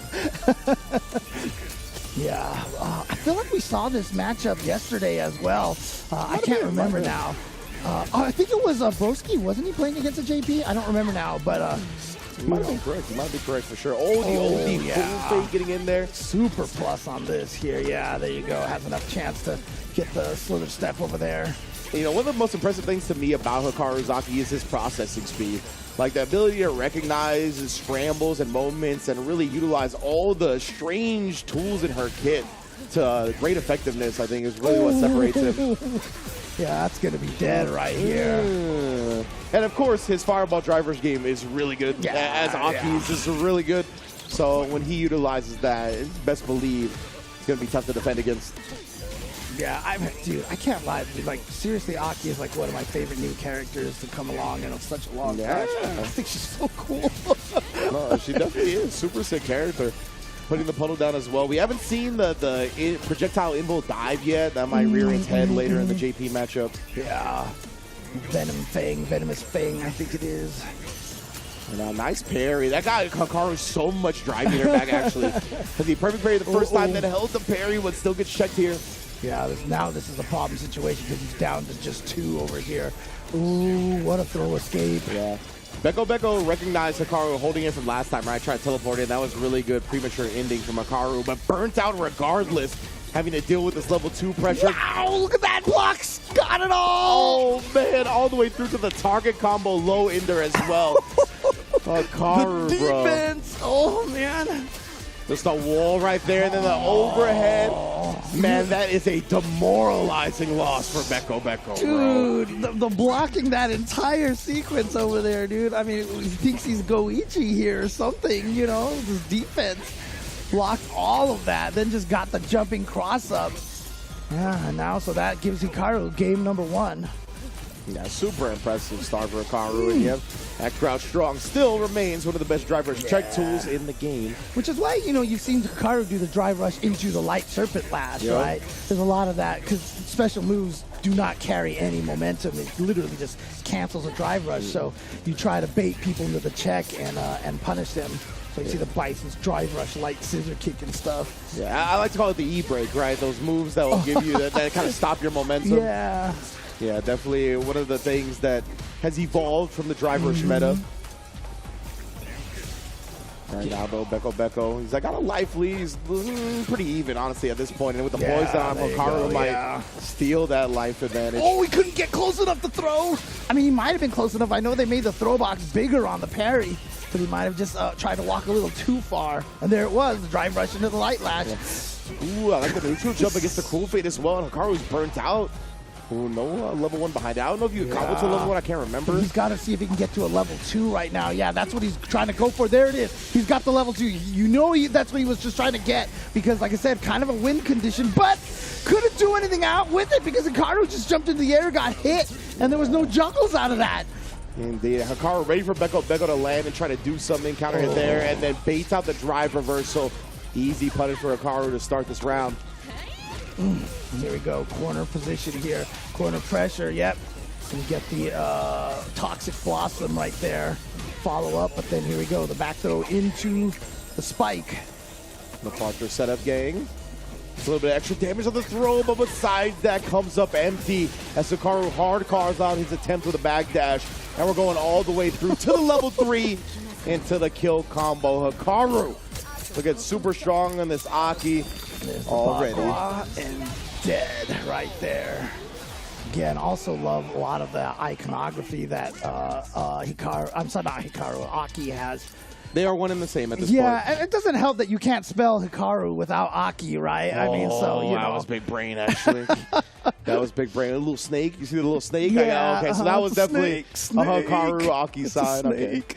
I like that. All right, so Hikaru, again, just, I mean, it's funny to me because, like, what I see in Ending Walker, I see a lot in Hikaru. I mean, I always feel like they're almost kind of like brothers across the pond. Yeah, you yeah, know? I get you. They both have this very stoic kind of serious, like, studying of the game, you know? And I don't know if it's because, like, they're young or what, but you can really, like, feel the authenticity off of them, right? Like, they're not in this for any type of clout or any type of shenanigans, right? They're just here to play the game, and they really want to get good. Yeah. And I think that just comes across, even with them having a stoic nature. I don't know what it is. Like, just that fact that you can really feel that come off them. Well, at EWC, I remember when Hikaru lost against Xiaohai, he had the match-winning combo that was dropped. Xiaohai was able to make the comeback and win. And, you know, he was very emotionally distraught, upset at that point in time. And, you know, and again, you know, for me, like, I know, you know, the typical, you know, oh, you know, why are you so emotional over a video game? But, like, dude, like, I mean, these people are my life, bro. working hard Like, and, straight you up. know, they care a lot. You Yeah. know, this is something that they're passionate about. And again, for me, you know, to me, like, that I admire Yes, when I see absolutely. that kind of emotion. Absolutely. Like, I know you really care, and I know that yes. you're putting your life force into this. That's the only way you react to something like that. You don't react that way if you're not putting everything that you are into it. You know what I mean? I mean, if you lose, you're like, whatever. You Yeah, know, like, like, okay. I'd almost, like, respect you less Like- than if you were, like, crying, like, you know? I'm questioning the amount of effort you put Right. in to lead up to this point, right? But And to be fair, not everybody is emotional. So I'm not saying if you don't cry, 100%, yeah. you don't care. But, you know. no, but you know, you're most likely bothered by a loss, Yeah, regardless. Even if it's a little bit, and even if it's something that you could very much logically try to avoid, right? You're like, okay, like it's funny you bring up the Hikaru being distraught, right? We kind of saw something similar with Ending Walker and Evo, right? He had a couple of heartbreaking losses, yeah. and Big Bird even told us. I think he put it on Twitter what he told Ending That's Walker. right. I saw that story. Yeah. And he was like, bro, like, this is, you know, you're so young. You're like barely turning 18. This is going to be one of 1,000 tournaments you're going to enter, right? So keep the fire, but don't be so hard on yourself. Like, you're going to be entering tournaments for the next decade plus. Yeah. So, you know, so because of that, like, that's something to keep in mind, right? But I love the fact that Hikaru and Ending Walker are so all in already at such a young age. Yeah, I really wish Big Bird was around a long time ago to give me that message. I would have less viral YouTube clips, you know? Big Bird, I definitely want to give him props because I think his maturity and his mindset and the way he kind of is able to talk to other players is, I think, beyond his years, honestly. Absolutely. Because he's still a young man. I think he's one of, I've said it before, I really think Adel, of course, Big Bird, is one of the, one of my, I don't want to call it like favorite, but like I think it was one of the best role models in absolutely, the FGC, yeah. honestly. So 100%, right? From the meta game to the end game, right? Man's shredded. That's how you get picked up by Red Bull. You get shredded. Oh, man. Oh, man. Big ups to Angry Bird as well, obviously. Hey, Red Bull, pick me up, please. Help me get shredded, please. Oh, man. And it's cool too because Red Bull does a lot of the like the athlete experiments too. Like I don't remember when they had Apology Man out there to like test reaction times. That's right, yeah. All kinds of stuff like that. I'm sure the Birds have gone through something similar, right? Red Bull, test my reaction time. See if I can counter DI. I was gonna say, I need DI train me, Red Bull. Yeah, I know, right? Put me in man. DI training.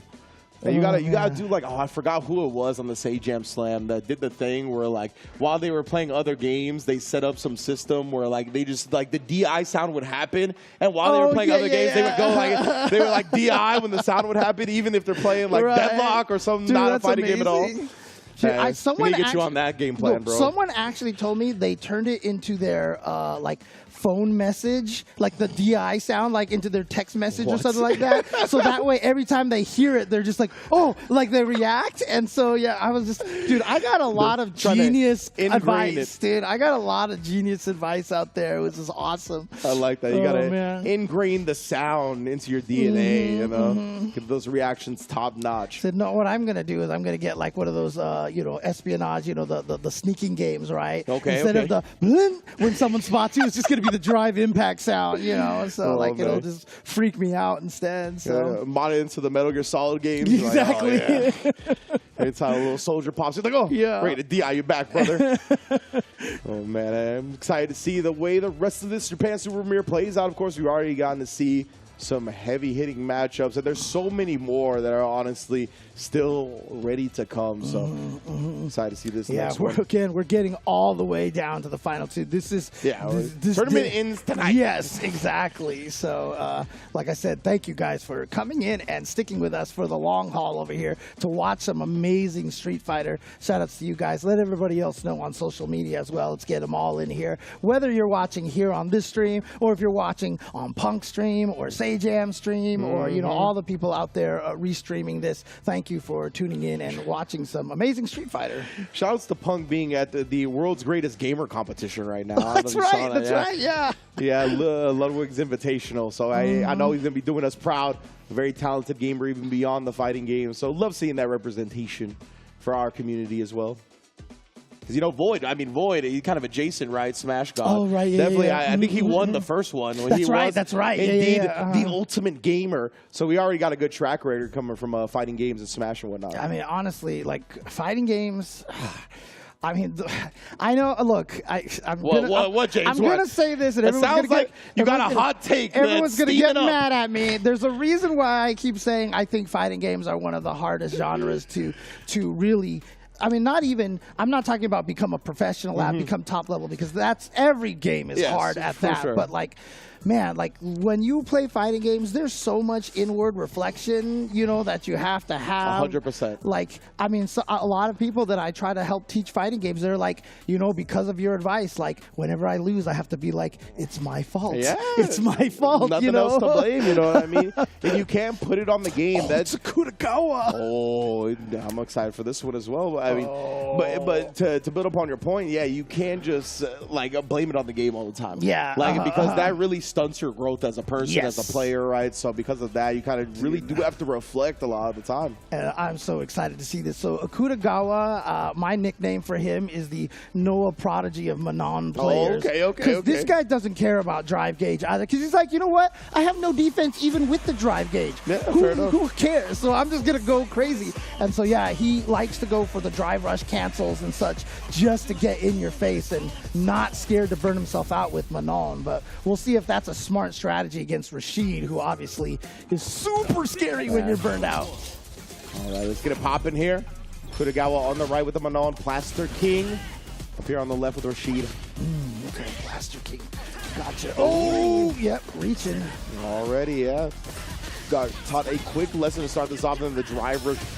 Oh, no. Lots of aggression coming from both sides. Akutagawa tried to prevent any type of Oki, but Plaster King was looking to bait something out. Trying to bait something out again right there. Akutagawa switches it up, try to take his turn. Yeah. Oh, well, at least gets a medal here. That's important here. So even if you don't win the round, yeah, you see him try to sneak in with that low, trying to read Plaster King's rhythm of standing and crouching. Yeah. Was a little off right there, but at least got one medal. That's not a complete loss here. Woo!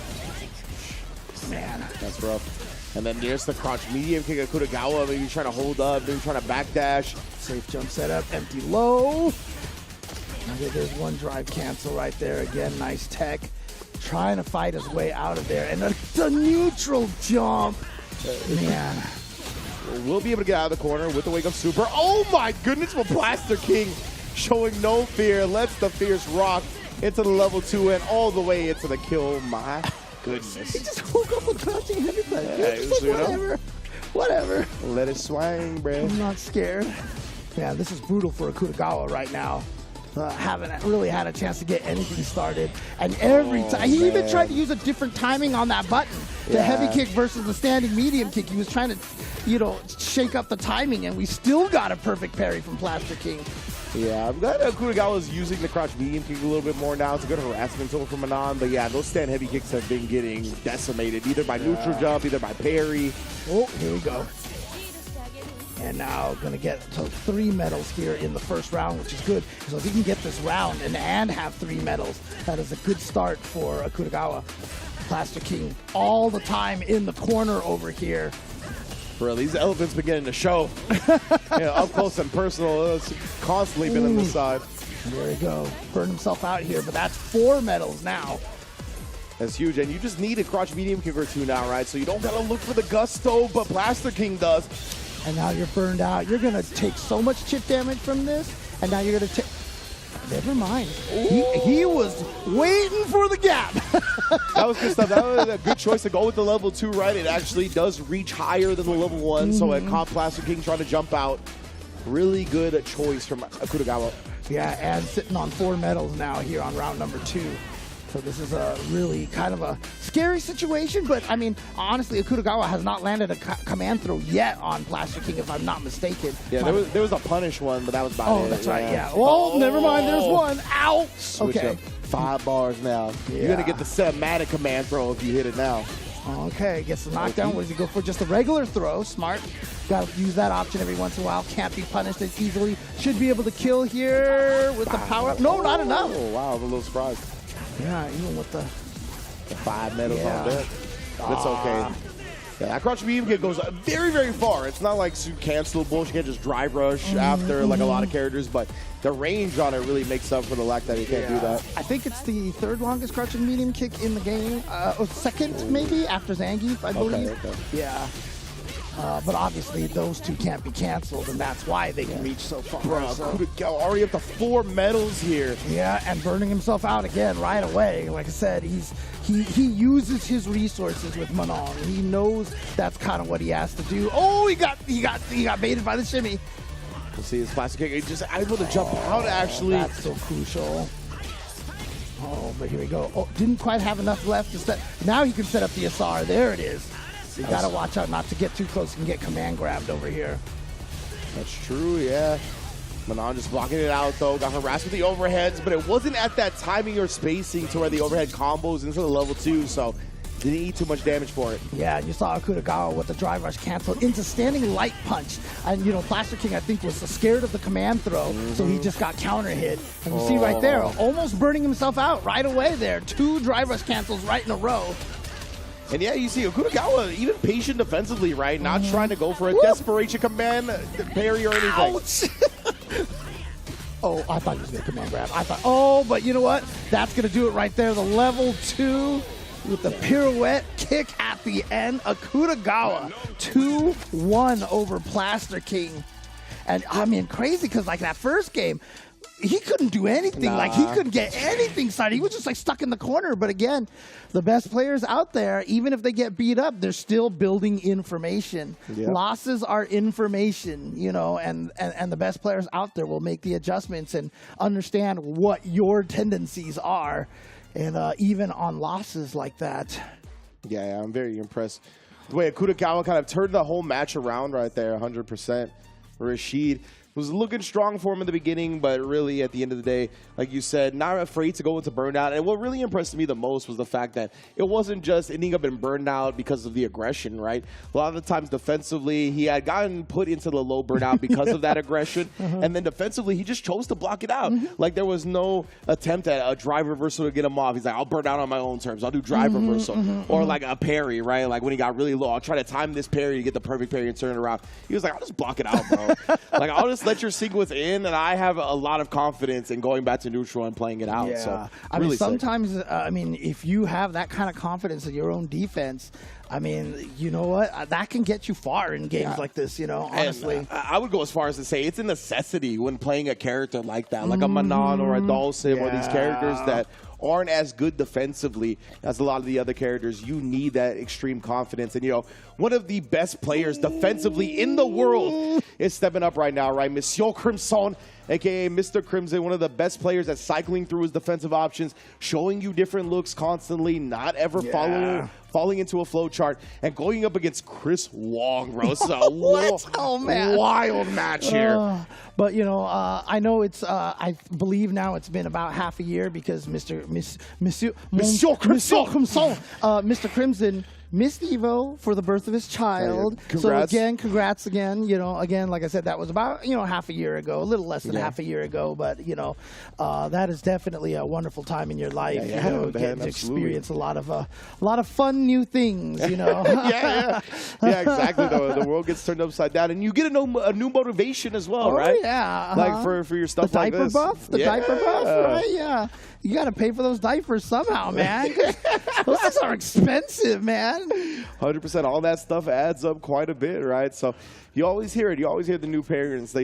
Whatever motivation they had before, what's added to it a lot of the times kind of leapfrogs the previous motivations is their child, right? And trying to provide the best possible life they can for their children. So that is no different in fighting games. These players get that extra buff as well. Mr. Crimson, already one of the premier players in the world for Street Fighter 6, obviously. He's here in Japan trying to get that spot in the Capcom Cup. You know, if you talked to me like maybe like 20 years ago, like I would have never even been able to say this comment seriously. But I can't wait till everybody's kids are fighting each other in fighting games, dude. Like, I think that'll be so cool. Right. You just know the parents are going to be talking so much smack to each other. Like, I don't know why I just thought about that, but you know, like the kids are just going to be, the kids are probably going to be friends, you know, with each other. Like super close, super cool, tight knit, and the parents are just going to be sitting there talking so much smack to each other. The kids are going to look at each other like, our parents are so embarrassing. Exactly, oh my God. Like, you hear this calling each other scrubs? Like, I mean, come on. You know Justin's going to be like, you taught your kid that? Like, come on, give me a break, bro. Harper, spank that ass. Come on.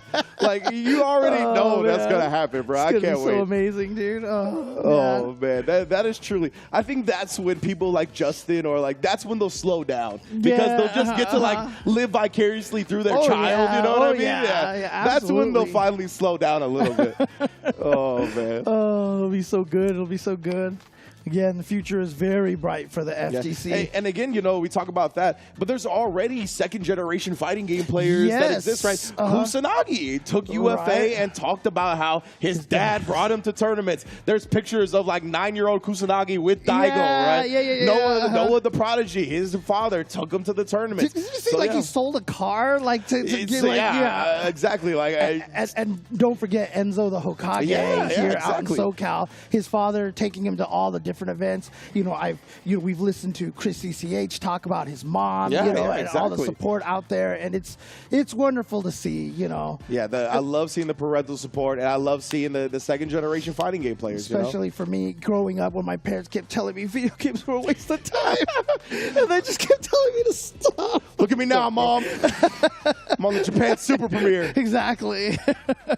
Man, this is going to be a great one. I'm very much looking forward to seeing these two Titans clash. We got Mr. Crimson on the tried and true, the signature Dhalsim. Yeah. I know he was a little down bad about this character. A lot of Dhalsim players were down bad about this character when the game first launched just because, like, you know, your limb gets randomly DI'd or randomly parried, and it feels bad. But it be what it be, you know what I mean? And they really, I think, gave Dawson every tool he could want to try to make up for that. To make up for that, they can let you cancel like stand heavy kick and stuff, dude. It's crazy. Yeah, like so. And, you know, I keep talking about that. You know, you've heard me say this a million times about like the 2 tiers. There's the upper tier and the lower tier. And a lot of people put Dawson in the lower tier, but I swear, like, this character, when he's being played by like a Louis Man or a Mr. Crimson, like, this character is crazy. 100%. Like, he's in the low tier, but he has snuck into the high tier room and just sitting in the back like, don't notice me. Don't notice me. I'm chilling.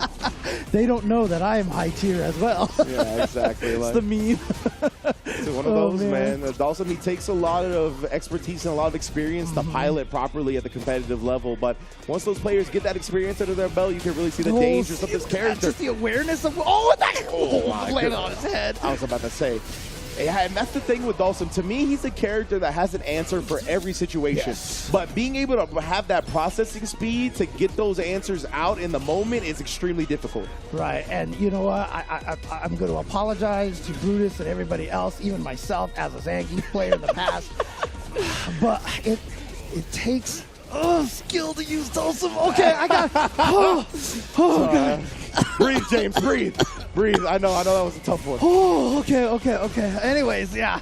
Here we go. In the corner now. Oh, what a perfect parry. Indeed, and yeah, Mr. Crimson, you already know. He's one of those players, he really put V-Shift on the map in Street Fighter V, right, showing how strong it is. We saw all the Dawson players be some of the first to really utilize drive reversal a lot. So he's going to be ready with drive reversal, with parry, with flow, whatever it may be. And of course, comboing into the level 3 for the easy game 1 kill over Chris Wong. Those were 2 dominant rounds for Crimson. One of my favorite things from that Street Fighter patch when they introduced V-Shifts, they're like, we nerfed a bunch of stuff from Dawson because V-Shift might be too strong for him. And all the Dawson players are like, what are you doing? And then they're like, yeah, actually V-Shift is really strong. Yeah, like, you know what? Okay. We get it now, actually. They're like, okay, we good. Yeah. That's Crimson just dominates a Red Bull Kumite with V-Shift, you know? And one of the cool things, too, about, you know, I was about to say, that was definitely supposed to combo. That's why Mr. Crimson just committed to that Yoga Flame after. Yeah, I mean, that patch that came out, you know, I mean, a lot of people are like, where's my buff to Marisa and Manon and Lily and Kimberly and stuff? But Dawson kind of actually got some love in that patch, dude. Yeah. I mean, he just kind of like snuck in there and be like, yep, thank you for all this cool chip damage and all this stuff. So yeah, he got some cool quality of life for the combo routes as well, right? With like the Yoga Fire, the level 1, whatever it may be. Yeah. Also, the stand medium punch being 0 on hit instead of -2. Yes. Like, that's actually big for Dawson. Oh, yeah. I mean, you don't realize the subtle difference. I mean, again, that's what, 1/30th of a second, you know? But, like, that's enough for them to start advancing on you when you hit them, you know? Precisely, yeah.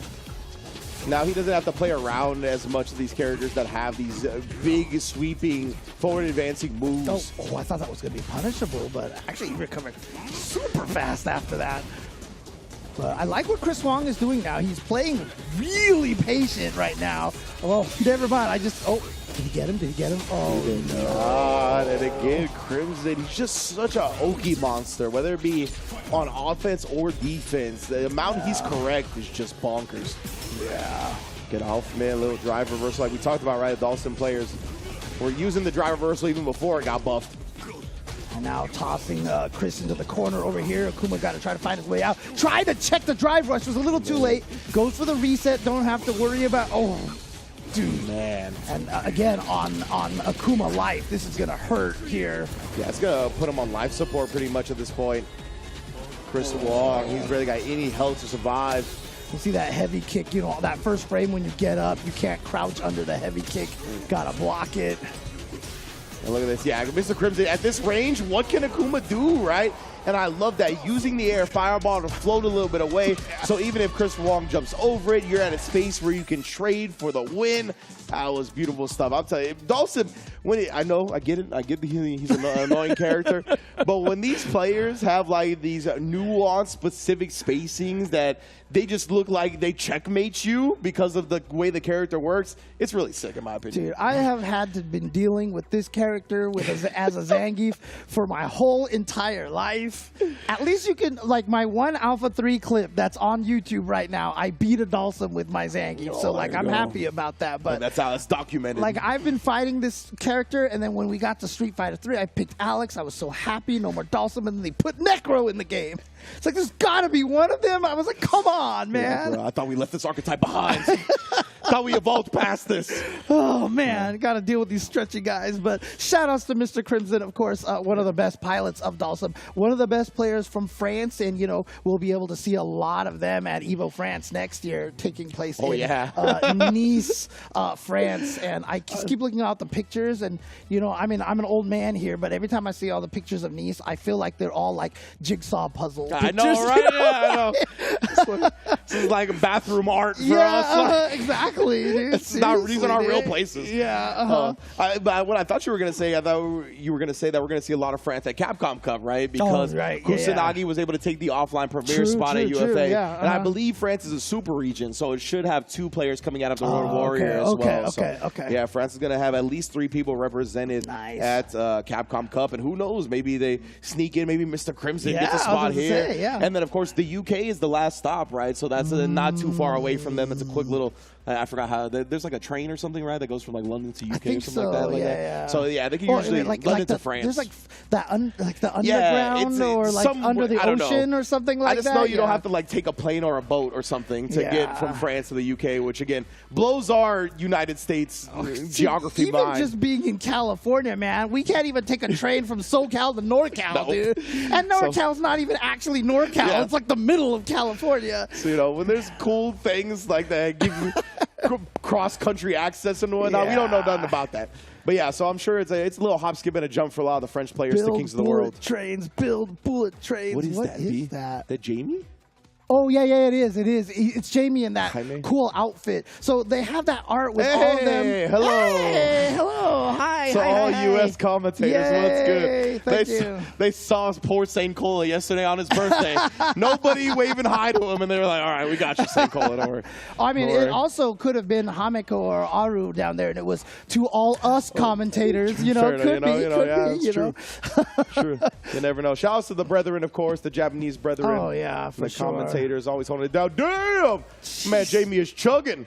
That's that herbal tea, man. The herbal remedy. Herbal remedy, the family herbal remedy. Get you feeling right, you know what I'm saying? Yeah, exactly. You know what I'm saying? Herbal remedy.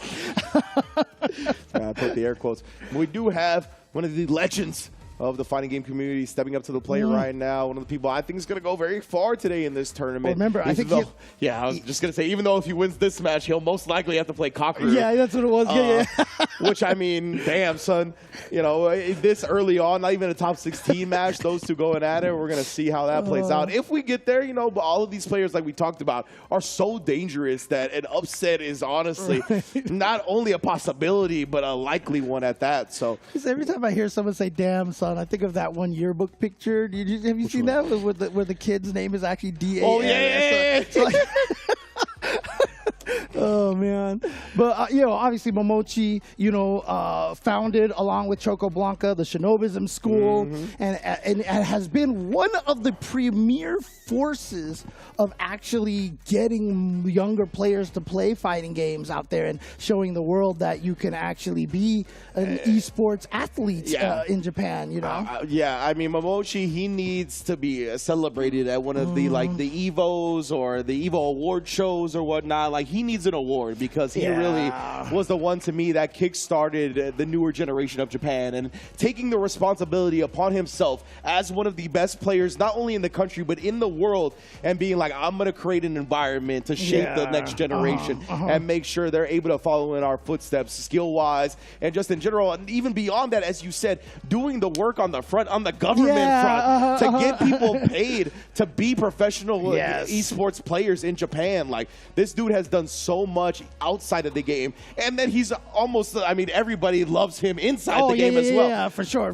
Yeah, I mean, Momochi is the man. I think Momochi, just as an award, would accept being at EVO Top 8 and not fighting somebody who has a controller breakdown. I think that'll be fine for him. If you guys can guarantee me that, I don't need no trophy. I don't need no big check. Just make sure these controllers work. You feel me? Right. Okay, we got a Jamie in the house. Okay, all right.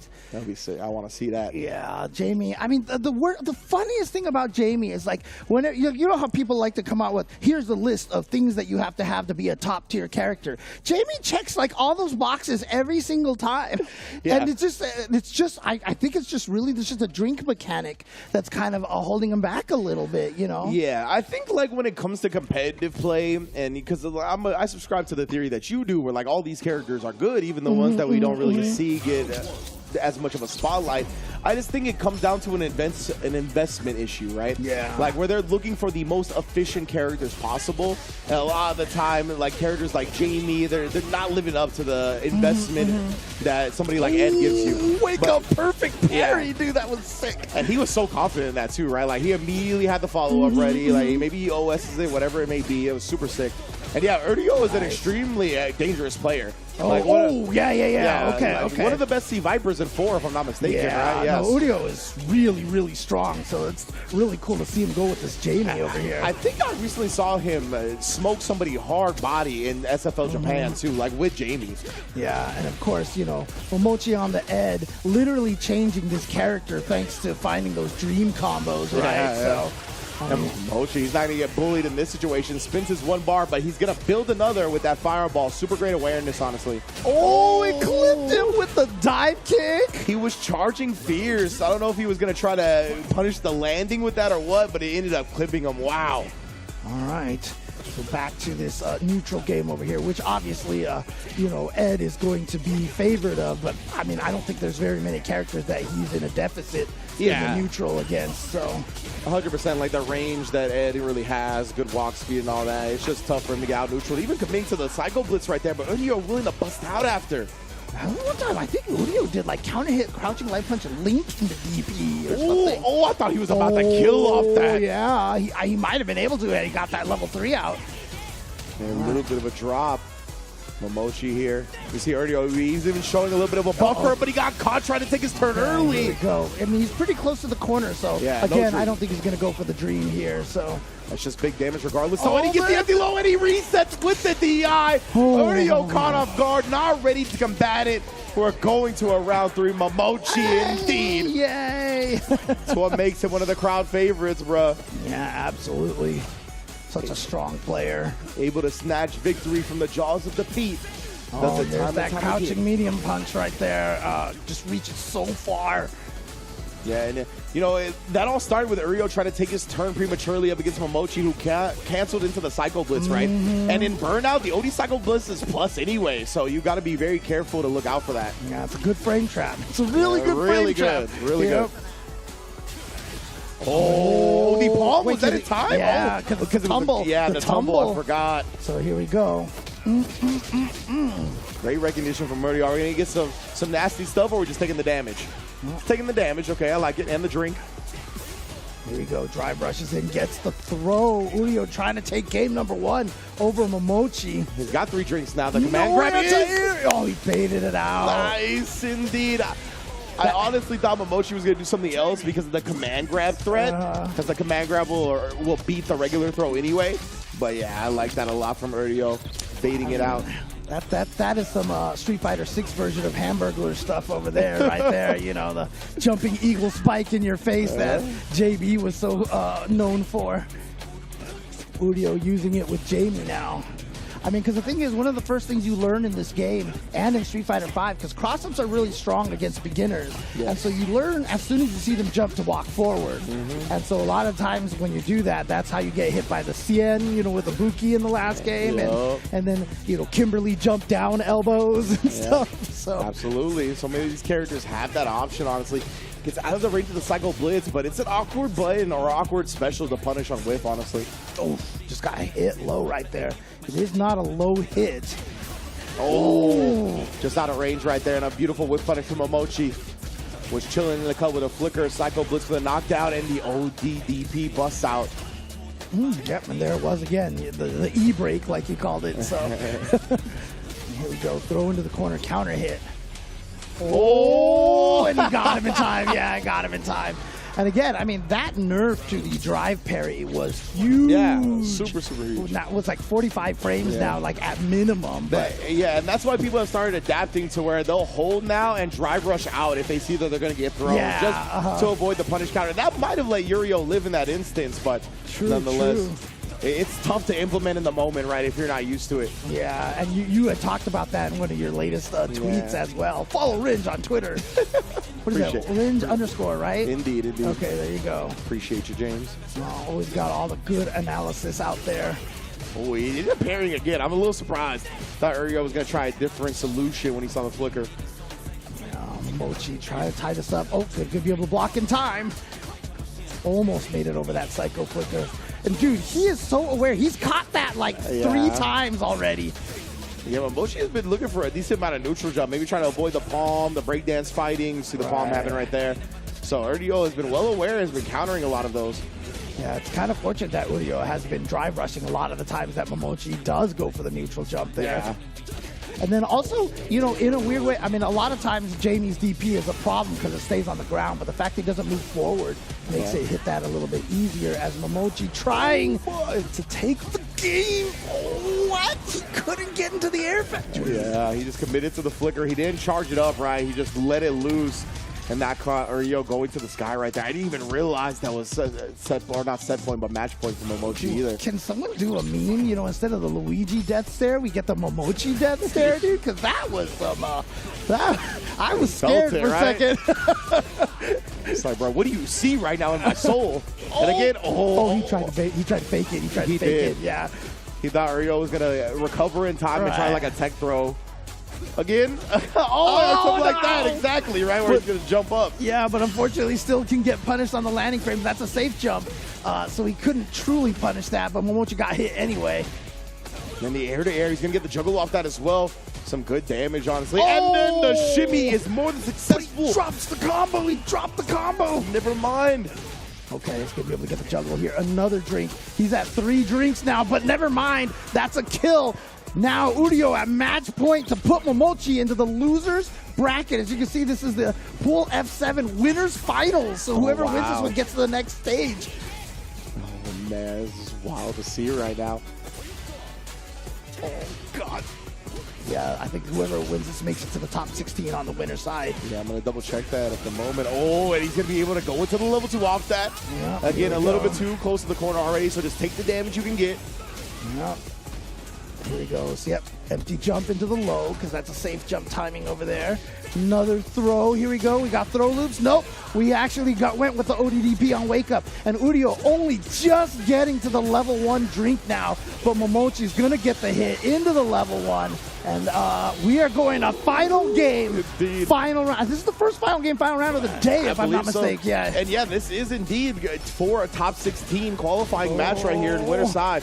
So Momochi, he had already beaten Hikaru or whoever the winner was of that match. Okay. Yeah, this is the final match of that bracket. Oh no, this is going to hurt so badly. And if he's going to level 1 because he wants to drain a lot of that drive gauge right now. Indeed, put him real low. And look at that. Yeah, I just waited for him to try to get a gambit out. And he counters it perfectly, Uryo. I mean, it's all over at this point. Jumps to avoid the level 3. That is a tough ending right there because if you're Uryo, I mean, you fought tooth and nail. And you had just reads and just great fights. And then the last round was just one of those, all right, you blocked my DP. Oh, you blocked my DP. You jumped over my super. It's just like the whole thing just fell apart. And it's so hard, you know. It hurts, right? When you're like, you have every round so close leading up to the final round, and then it's just a blowout in the final round because of one mistake here, just snowballs out of control, and you're like, bruh. So yeah, it was a heartbreaker for Uryo as well. Love seeing him do work on the Jamie though. Like I said, I've seen him on SFL Japan doing work with the Jamie as well. So love seeing that character get some shine, get some burn. But he will be dropping down to the losers. It's Momochi, one of our first qualifiers, at least on stream, is to the top 16 winner side. Oh man, yeah, top 16, and like we said, we are going all the way through. I just want to see maybe if we have anybody else in the top 16 already. I mean, they haven't even gotten Momochi advanced there yet. So yeah, okay, a lot of the bracket hasn't been updated on Star GG, but you know, I'm sure a lot of folks are following along, catching the tweets that are happening from the various players that are updating the brackets alongside everybody else. So keep an eye out. Let us know if anything interesting happens. A lot of interesting things are happening as we see Momochi qualify in. Kakaru obviously going to the losers. That means Kakaru's in the losers as well. Everybody that was in that pool at this point is in the losers bracket. Dude, that's crazy. Yeah, right. It's kind of wild to think. Which pool was that? That was man. F7. F7. Yeah. Okay. Perfect. So let me see. Yeah. So Kakeru, Uryo, Torameshi is also in losers bracket as well. Unfortunately, again, a lot of players. Kosaku was in this pool as well. Mao was in this pool, and then a couple of players that I cannot read their names. But Kakeru, like you said, is there, and he's in the loser side. That was the same pool that had Ryusei and Suzuki as well, where Ryusei was eliminated. Lex is in this pool. Gamer B is in this pool. Yanai is in this pool. So who knows what's going on in the losers bracket right now? Who knows? Dude, so. And all I know is that they're gonna have some time to put the egg rolls in. You know. That's facts. They're out of the winners bracket now. They gotta wait. Either they're out of the tournament, wait for their losers matches. Either way, Pagoda egg rolls are gonna be holding them down. Make sure you get yours. My favorite personally is the buffalo chicken.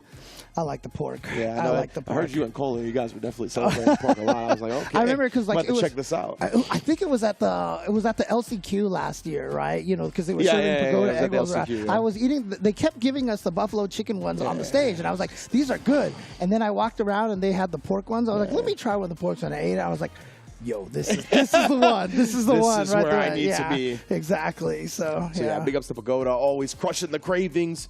Holding us down here on the CPT, but yeah, man, it's been star-studded so far, right? But and we're speaking of CPT, oh wait, no, we got one more match over here. Okay. Mother Base did update us. We're getting one more match before we go to any type of break. Who is that, man? I keep recognizing these players, but I can't name them outright. Fight! Round one, fight! Oh man. Shoutouts to Yoko Shimamura, of course, with the classic themes of Street Fighter 2. I was actually blessed to be able to meet her at one point in time. That's sick. In Kuwait, of all places. Whoa. Yeah, they flew us out for Kuwait Battle Royale, but they also flew out a bunch of other famous people, including Yoko Shimamura, and also the original musician who, Manami, I forgot what her full name is, but the one who wrote the original Mega Man 1 music as well. Some legends. Yeah, I mean, Straight again, up. two of my games of my favorite music of all time, you know. Mega Man 1, dude. Oh, man. And it's crazy. I mean, it's funny thinking about, like, the effect that type of music has had on people. Oh, yeah. Even beyond just, like, us hardcore fighting game players, right? Like, the video game music has permeated to be sampled in, like, damn near every genre of music. Chiptunes is a whole thing. It's a whole genre now, right? And, I mean, man, like...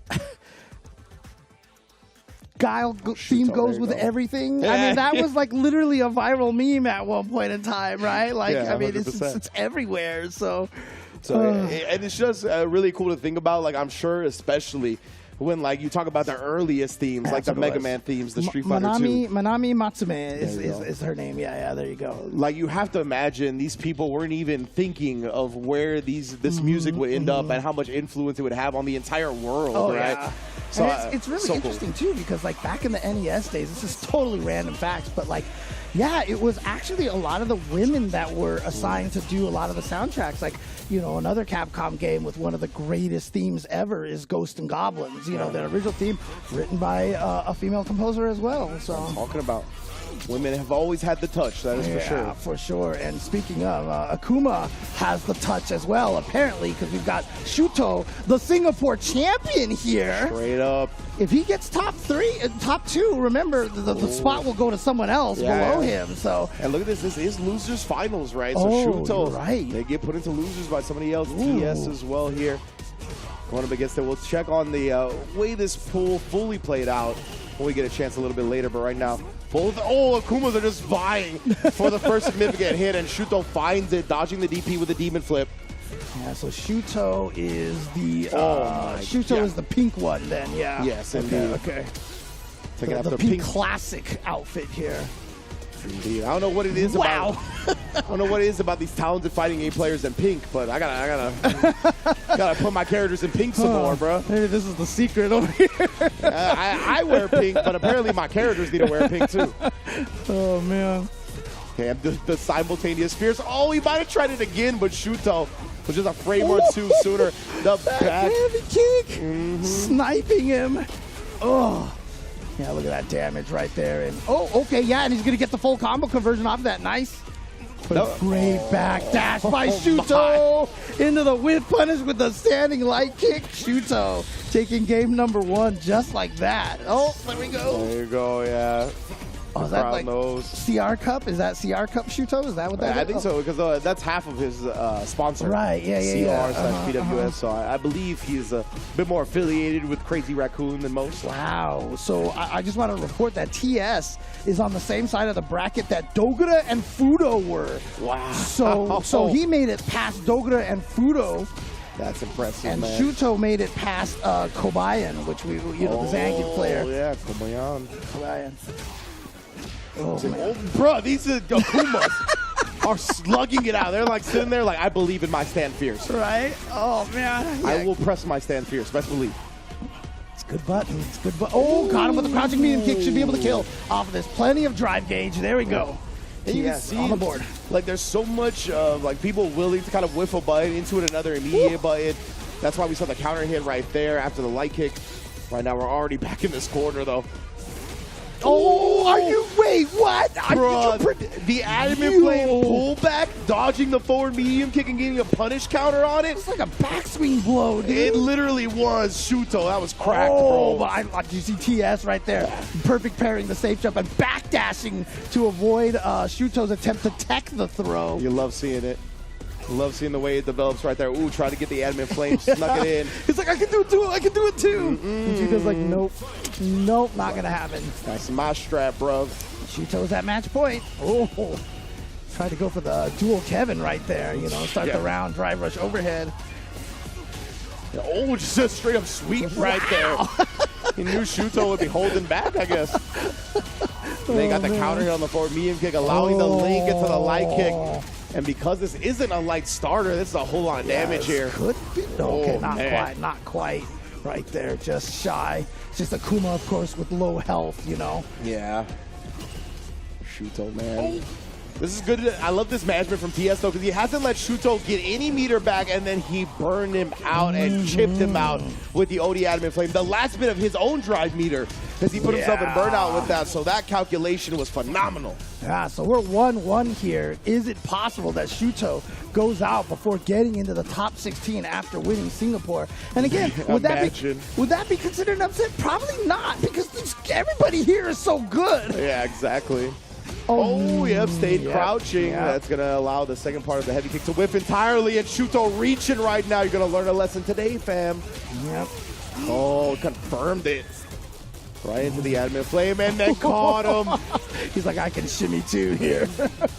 Oh, he tried to go for 2 of them back to back. He did. He wanted the kill aggressively.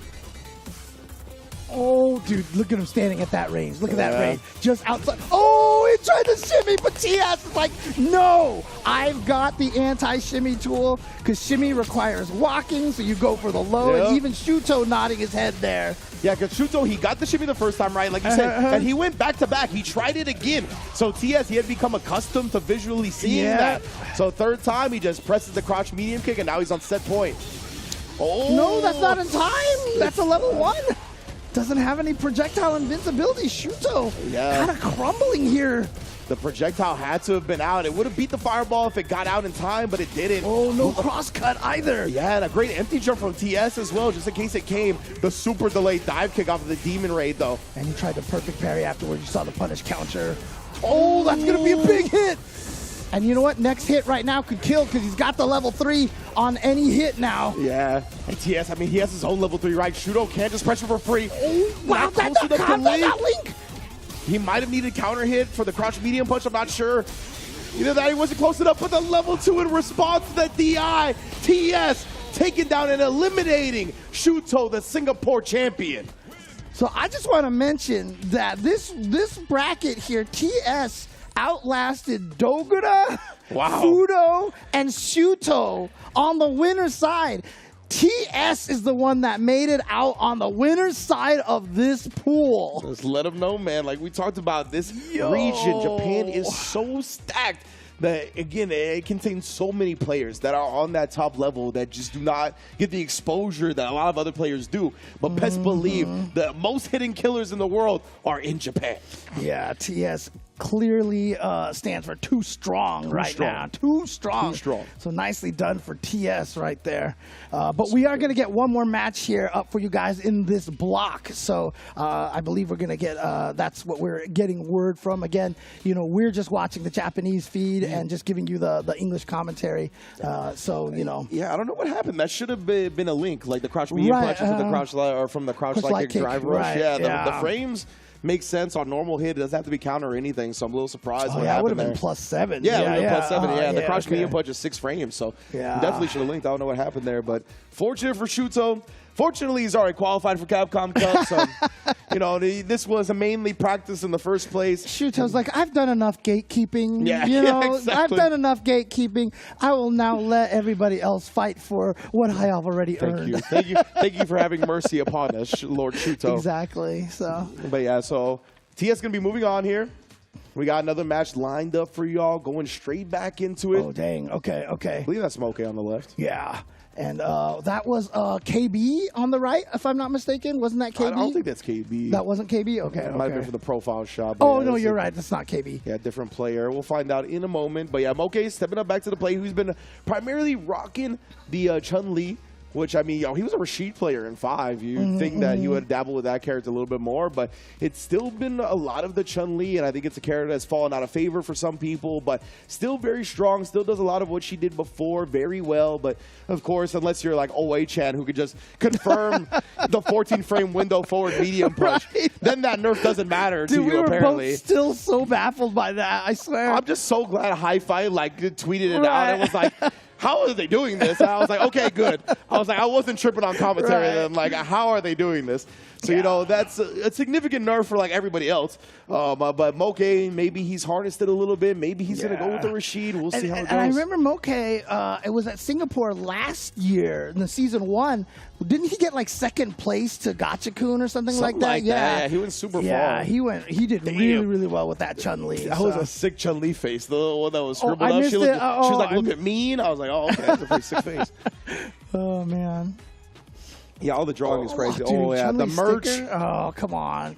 That's right. It's like this merch. Dude, I want so much more fighting game merch out over here in the U.S., you know? And whoever's out there with the fighting game merch, you're the one that is in control of that. Give me some more pet merch. pet merch. Oh, yo. I feel like that's a little bit of an untapped, when it comes to fighting game merch. Get my cat Jasmine a Felicia hat with the blue hair bro. there. Yeah, okay. For cats, dogs, and whatnot. I want to dress my dog up as Blanca for Halloween. Give me a big old Blanca-chan costume for my dog. Oh, man. You know, I mean, there's a lot of cosplayers out there that will probably be able to help you with that. That's true, yeah, for sure. For sure. If the cosplayers want to use my dog as Blanca, holla at me. But yeah, right now, we did see it's Oniki, obviously a very strong player as well. Yeah. So it'll be Mochi on the left with the Chun-Li, as we said before, going up against Oniki on the Bison. Yeah, Oniki, formerly a Kimberly player, but, like I said, Bison kind of supersedes both Marisa and Kimberly, in a lot of ways. So it's like, what if I put the paint can inside of you? Yeah, I know. And then it automatically gives me plus frames when I do certain special moves. Yeah. I want Vagabond Edge into automatic paint can explosion. That'd be nice. Oh, man. Okay, already willing to spin some drive meter. You can see 4 bars, but it's resulted in 2 hits, so pretty good trade. Yeah, again, Mochi, I mean, one of his biggest strengths is just going to be his footsies. I mean, he was one of the best users of Chun-Li standing light punch that I had seen, Yeah, for sure. But the bomb is still there, yeah. Oh, but he's burned out. I mean, again, we've talked about this. This is why Bison's so scary. So, yeah, you take the throw and you have the mind, but then if he knows that, he's going to punch you all day. The burnouts really sneak up on you when you're playing against Bison more than any other character, it feels like. I feel like I'm always aware of when the person is low. I was not ready for Mochi to be burnt out in that issue. Oh, no. Oh, man. Yeah, and again, like I said, it's just if he throws out a heavy punch and he knows you're going to respect the turns, he throws out another heavy punch or a heavy kick. Oh, that was cool, actually. Got the juggle with the Hizanshu as well. It's definitely something he's practiced, but Mochi has used up a lot of his own drive meter, which we've just said is dangerous, which I feel like is why Mochi just kind of got hit by that. Yeah. Oh, Jeez. That's so tough, man. Because you're below that 3-bar threshold, you're around the 2 bars. That means if you do an OD up kick, it's like you're so much in danger. You just got shaved off. Look at it. Where'd your drive go, bro? Burnt out by the Psycho Crusher as well. Reversal with the level 2. Okay, I like this. Give Moke a sign of life over here. What's he gonna go for here?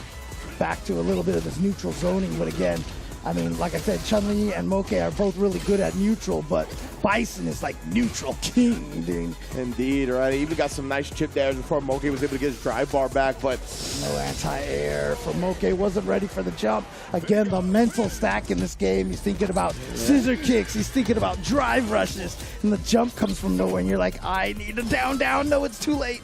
Yeah, and you gotta like be able to discern when it's a regular jump and when it's the stomp, right? Because then you gotta take into account that maybe they do a shallow stomp and they beat out your anti-air, and it's just so many possibilities. Oh man, the Kinshasa straight up across your chin. Oh, and the bomb was still there. I didn't even realize it was still there. But I mean, we saw in the previous game, sure enough, he did the standing heavy kick and then stole another turn with another heavy kick when he was shaving off all that life. And so you see Moke trying to challenge a little bit more often off of those plus frames, but it is not working here. Speaking of challenging Oniki, great perfect parry on the stance cancel low. How did that beat the jump attack from Moke? Real back-to-back throws. And then, baited out the OD up kicks. Oniki gonna make Moke pay dearly right there. Just spikes him to the ground. God, I almost thought maybe Stand Fierce into level 2 might have even been able to kill there, with the way Bison does damage. But no worries, the throw's gonna do it. And Oniki with almost just no sweat at all right there, taking out Moke. And I know all the Chun-Li players out there are like, ugh. Yeah. And honestly, I mean, a part of it was, it was tough playing up against Bison as a Chun-Li in that situation, but also, still Oniki was just right.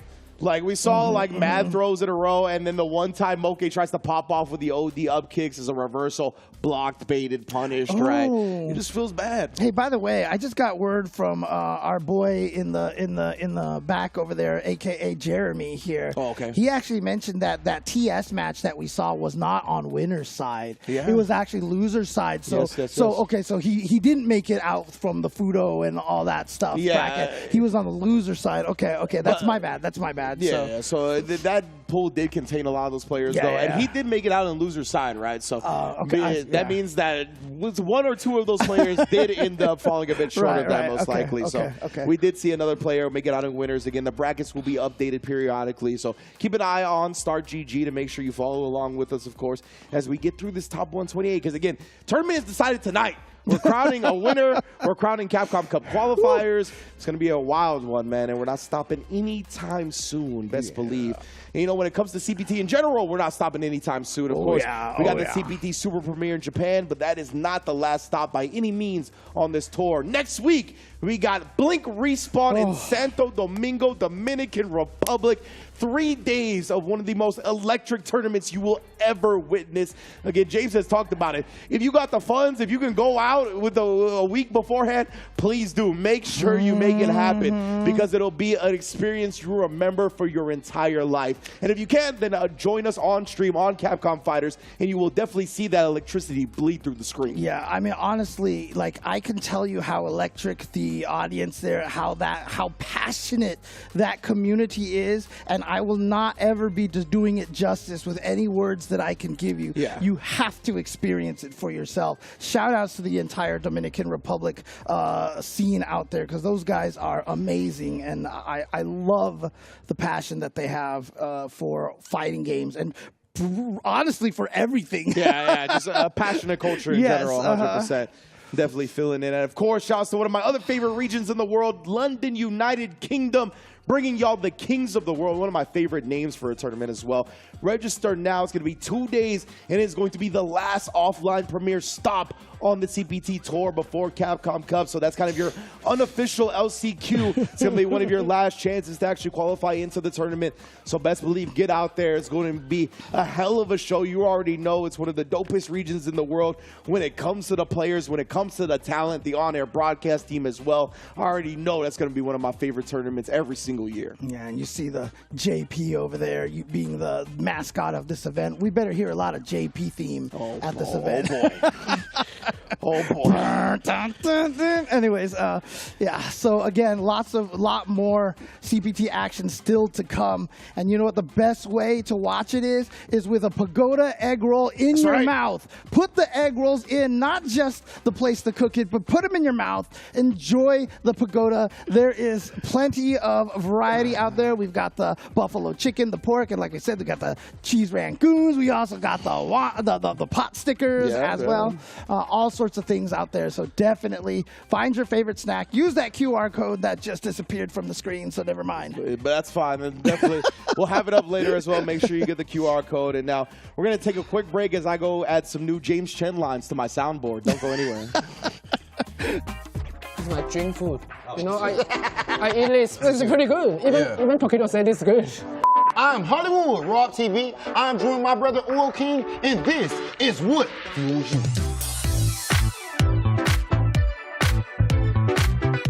I kindly request, humbly request, that we tap egg rolls. Okay, let's go. Let's do it. Bam.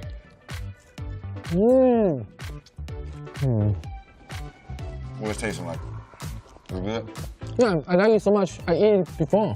You are one of the best players in Capcom Cup and in Street Fighter League. These are two completely separate things, yet somehow you find yourself among the top players in both. How is this possible? Explain yourself. Never give up. Keep working hard. Okay, I think people always will see when you're successful, right? But they don't know. Before I'm successful, I lose a lot. So the point is keep working hard, never give up. So what was those days like, man? Like, because of course that's a good point. We do kind of just look at now you're Uryo King as a famous player and stuff like that, right? So what was the hardest part to becoming Uryo King? What was the hardest part?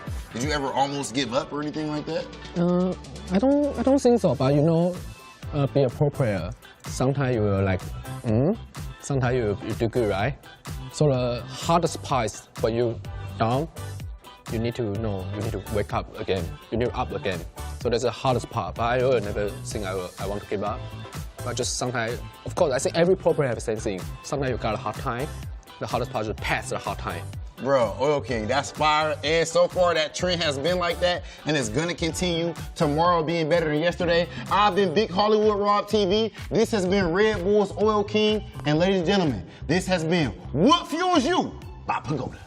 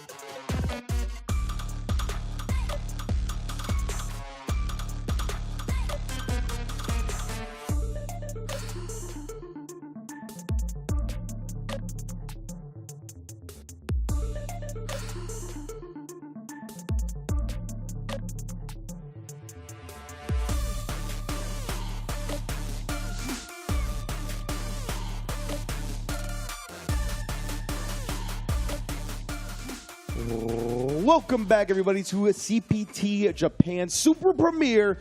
And it's about that time for top 16 action. Indeed, all of the top 16 has been determined. Indeed, we get down from 128 to 16. The Star GG has been updated, so if you want to get a look for yourself, you can take a look. We're going to run down the bracket and everything right now as well. But I want to let everybody know, just at the top, that we are going to have 10 minutes before the matches start, most likely. The matches are scheduled for 10 minutes, so now is the time.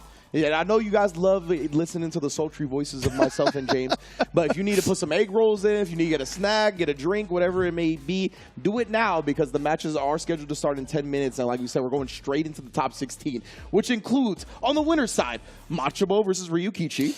And again, I want to talk about the players that fall into the wayside, right? Winners finals in that pool that Machabo made it out in was Machabo versus Ending Walker. So in losers finals, Ending Walker versus YHC Mochi, and then Ending Walker pulled it out. So Ending Walker is in top 16.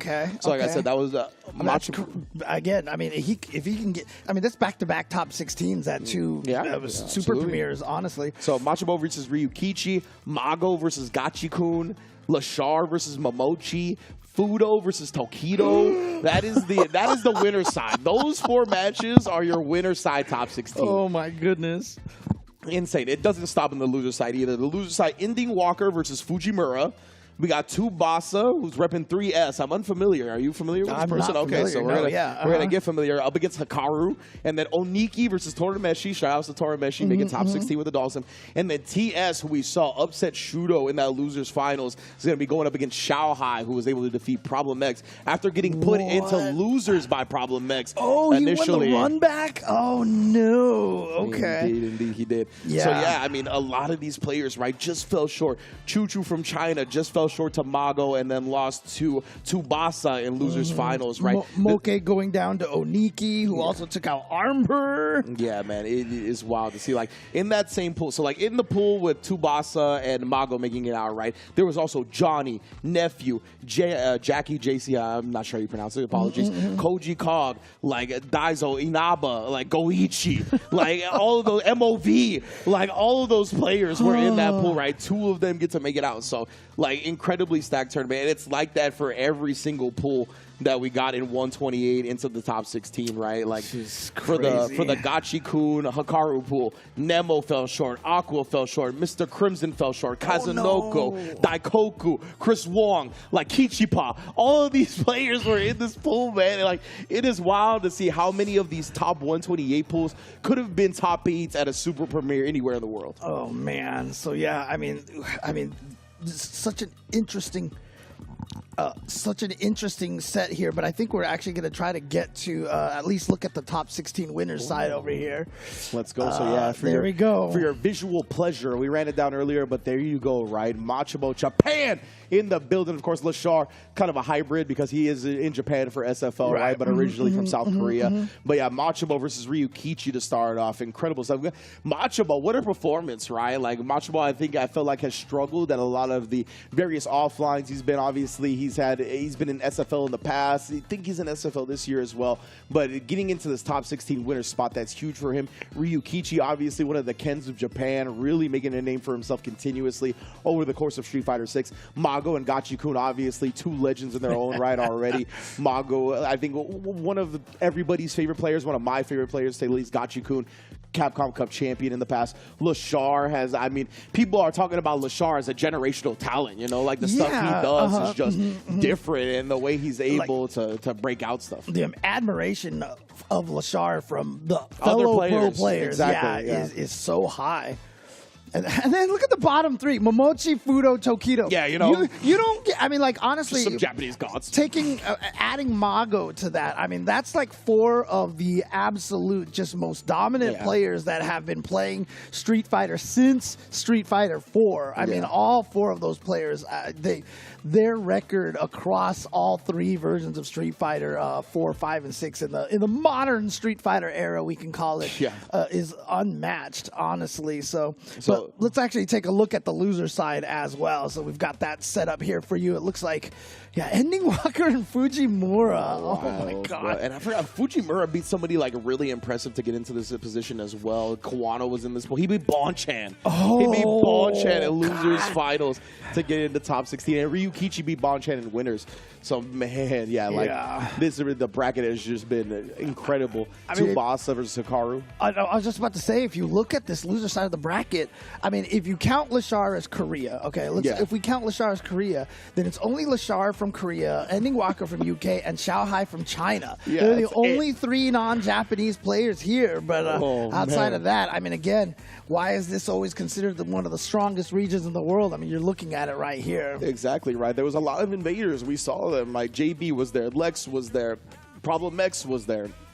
So many other Broski. So many players came through, get that experience, try to get into the Capcom Cup, but Japan has been proven to be such a dense region when it comes to the talent in fighting games. You can see it play out here once again, where, as you mentioned, 3 out of the 16 only are not from actual Japan. And Lashar, I mean, plays with the Japanese all the time. So you can see the level of skill in this region, obviously one of the top as per usual. So I'm very excited to see how it starts playing out, man. I think we'll start in the winners, but we did start in the losers for 128. That's true. We'll see what we get. Hopefully we get to see some of the star-studded matches. I know people are going to be wanting to see like the Fudo, Tokido, Lashar, Momochi, right? Lashar, Momochi, I mean, is basically, I think, the battle between the 2 consensus strongest Eds in the world. Oh, right, yeah. Like, there's obviously, like, Ending Walker is up there. Chris CCH is up there. Always got to show love to Chris CCH as well. Shine has a great Ed as well out here in North America. Who did Higuchi lose to? Higuchi, I think Higuchi lost to Noah. Oh, really? Yeah, let me double check that one. But I mean, because I'm looking at the top 16 from the Singapore premiere.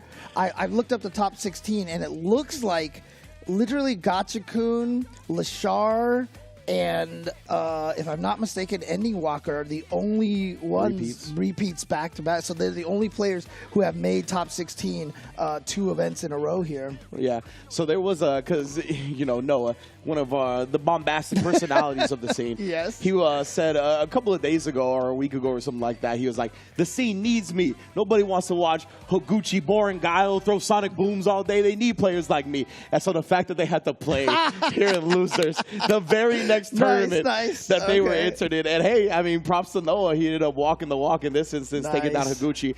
But again, right, he lost to Xiaohai afterwards. Xiaohai then completed his run back up against Problem X to make it into the top 16. So yeah, I mean, storylines upon storylines. And Pugera was in that pool. DCQ was in that pool, along with Mizuha kills you, Zhen. Like, come on, dude. Like, it is wild to see, bro. DCQ and Zhen being 2 players that were in, being 2 players that were in the top 16 at Singapore and weren't able to make it. Chris Wong wasn't able to make it as well. Kawano? Where's Kawano? Yeah, Kawano's out as well. Yeah, dude, that's so crazy, dude. Oh man. Yeah, again, as we mentioned before, total bloodbath here in this top 128. And so we're only down to 16 players now. And, from there, obviously, they're playing for that Capcom Cup spot. So the top 2, once they get to grand finals, they're going to have a lot of relief there, But again, there is some money on the line as well. Absolutely, absolutely. And just, I remember at the top of the show, I know, like, the original schedules we got, it seemed like top 8 was supposed to take place around 2 to 3 a.m. Pacific time. But talking to Mother Base in between our break here, I believe I got an update that top 8 is scheduled to be around 10:15 Pacific time. Okay. Much earlier than we thought. So, yeah, so stick around, for all of the people that are staying up for the wee hours of the morning and whatnot. I know Sajam restreaming and whatnot. He tweeted, he was like, 3 a.m., we'll see if we'll make it, So hopefully the top 8 ends up starting a lot sooner than we had initially planned for, so that'd be great as well. Come on. Top 3 is 3 a.m. is so early, dude. I mean, come on. There was times in my life where that was early, and I'm not trying to go back to those. Actually, the crazy thing about it is top 3 is actually going to take place an hour later today. Remember, because again, we are rolling back the clocks tonight. So once we get to, I think when we get to 2 a.m., it rolls back to 1, right? If I'm not mistaken. Yeah. I can't remember if it's like 1 a.m. or 2 a.m. where we get the rollback. So, Yeah. It's always strange to But, we should be able to handle that well. We're all good with rollback, right? So, That's right. It's true. That's true. We're accustomed to it nowadays, luckily. Finally, all the fighting games have implemented it properly. And shout out to the fighting games that are even pushing themselves back to make sure that it gets implemented. We've seen that a couple of times now. USF4 for a rollback, dude. Come on. Trust me, I honestly think it's coming. I think it's coming. Okay. It really seems that it's a priority amongst damn near every fighting game company at this point to make a lot of the old games accessible, and part of that accessibility is including rollback in them. So I mean, look at all these the Capcom collections that are coming out here. The MVC collection, people have been enjoying that one.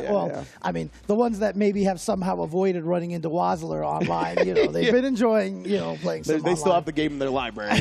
Yeah, exactly. Yeah, 100%. I think everybody knows, including Capcom, that Ultra Street Fighter 4, Marvel vs. Capcom 3, those are very much wanted by the community to get a rollback update.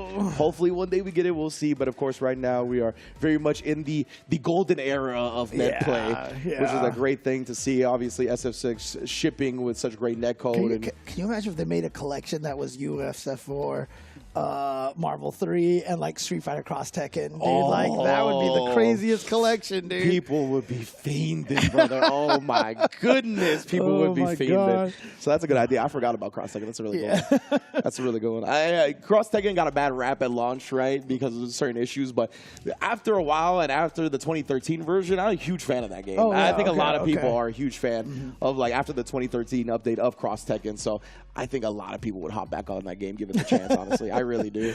Oh man! Especially with honestly, Tekken has also grossed in popularity as well, or gained a lot of popularity since the launch of that game as well. So I think people would be all over it. You know, it's funny because if I ever went back to it, I know the Tekken characters better now, so I'd actually I'd be able to see how it works a little bit. All the Tekken characters in that game are super cool, by the way. I played Bob, I played Martial Law, it's super cool characters in that game. Giving Jin fireballs and stuff like that. Jin was super sick. Some really cool execution stuff in Street Fighter Cross Tekken 2. I mean, Marvel 3, having rollback netcode would just you see what the Marvel 3 community does. So, with the current state of the game, right, if they're able to get a more accessible version with rollback already implemented, I mean, that game's got another 10 years in it. We all want to see Tong cry again, right?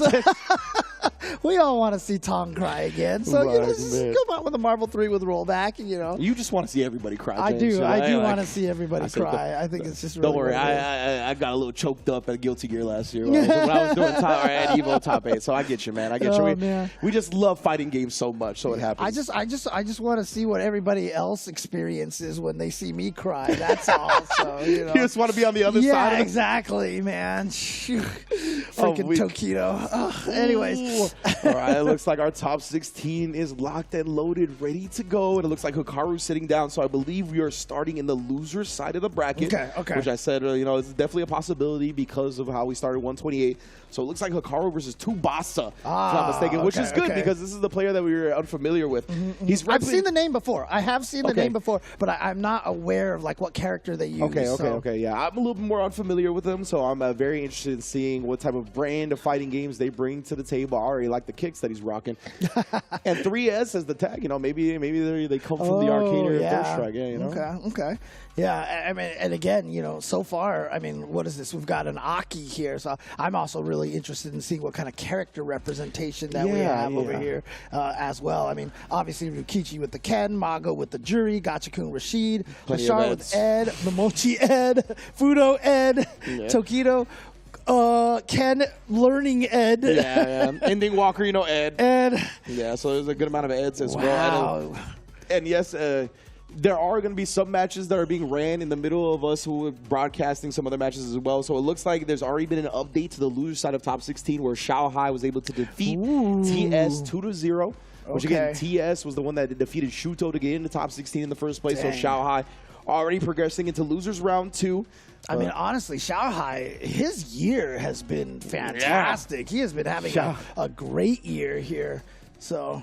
yeah, he was Evo champion in KOF earlier this year. EWC champion. And Street Fighter. And then even, what was it?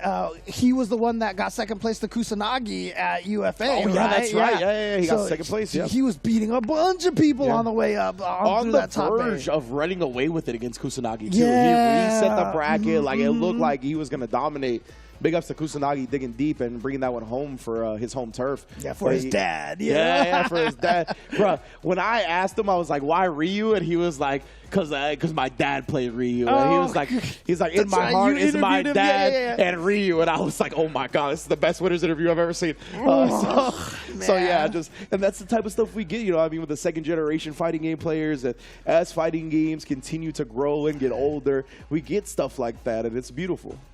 Absolutely. Oh man, just wonderful to see. Wonderful to see, and you know, shout outs to that interview you gave to Kusanagi as well. Yeah, man. Oh man, so just more updates. I'm gonna keep y'all updated as I got the Star GG open right here. Okay. Ending Walker has defeated Fujimura 2-0. Wow. So Ending Walker is in losers round 2 of top 16 as well. Machabo defeated Ryukichi. What a run Machabo is on, which character does Machabo use right now? I don't know. Last time I saw him, he played Ken, but I haven't seen him in so long. It might be the Akuma. I don't know. We'll find out later because he is in top 8. Right. That top 16 winners matches are going directly into top 8. Mago defeated Gachikun 2-0. So Mago on the jury, able to take down the Rashid. That's 4 2-0s to start off this top 16, honestly. So that's crazy. But we got a jury. Tubasa with the jury going up against Aki. That's right. Okay. Now that I see the jury, you're right. I definitely have seen this player before in Street Fighter 6. Yeah, but I mean, just qualified for nephew.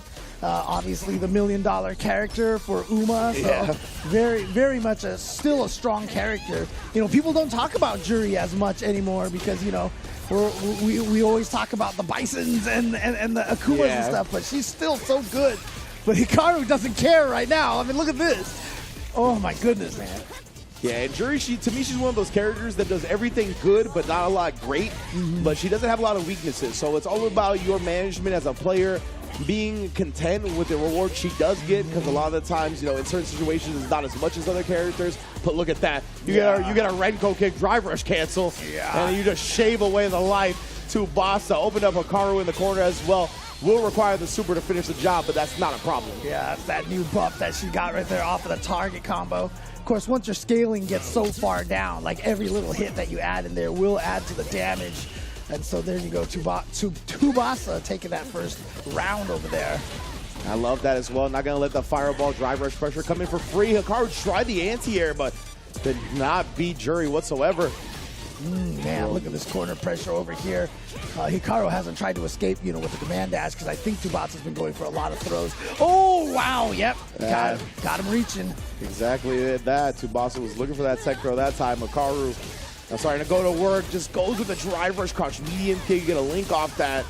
Huge reward, actually. He's going to have the kill if he wants it, and he does. Wow, and he's going to make sure, too, with the level 3, willing to spend all of it. I mean, I think a level 2 might have been enough, but you know what? Just might as well be sure.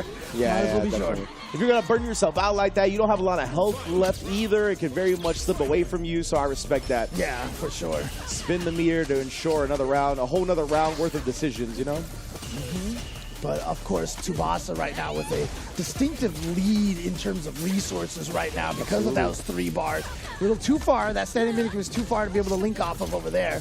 And then just got thrown out of the drive parry, unfortunately. So took a big chunk of damage there. Yeah, I wonder if Tubasa was, like, pressed that to, like, get another drive rush cancel, but because the second hit is not cancelable, it didn't come out. Well, here we go. The drive rush into the overhead right there. Gonna get the connection. So this is going to do a lot of damage and also a lot of drive gauge damage. There you go. It's burned out. I thought he was going to be left with a pixel, but not just enough. Okay, good autocorrect right there, making sure. Ow! What a trade that was. She went twirling in the air. That was a great trade for Hikaru because, you know, got the knockdown off of it. But then Tubasa just rushing in there. Finally got the meter back. Is going to get to the other side. Good block on the overhead this time. Just drive rushing in after the minus frames, really trying to keep the pedal to the metal, close out this first match against Hikaru, and that's exactly what he's going to do. The fireball drive rush game has been kind of shut down by Tubasa, and that is a huge key in defeating Aki. Yeah, nice check right there, realizing it looked like Hikaru was trying to get a little bit extra space, get a little bit closer to be more of a threat with a throw after getting your move blocked, but you know, did not make it a tight enough attack right there like that. Yeah, exactly, right. And that's what you still get if you want to make it a true block string. You're often going to get a strike throw scenario. Nice wake-up read right there from Tubasa. Now here we go. Yep, just gonna go for the throw, and Tubasa having trouble getting out of this corner position over here. It's huge, right? Hikaru and Aki both so good at playing from a life lead. So if Hikaru gets set up an early significant hit like that, you can see how much control he obtains. Remember that great comeback that we saw in the first game from Tubasa. So clearly not over right now, so. Ooh. And tagging him here and there with that crouch medium kick. Gets thrown into the corner. Hikaru's got to, I was going to say he's got to take some throws, not risk some big damage, but he knew that's what Tubasa was going to be looking for, because like I said, you would think that he'd have to take some throws to not risk big damage, right? Right. So good stuff from Hikaru, playing against expectation. And you see Hikaru now, whenever he does the fireball drive rush, he is making sure it's a tight string, tighter string, so that he's not going to get jab checked out of it. But here we go, Tubasa now with the corner, trying to anti-air, but the jumping medium punch from Jury.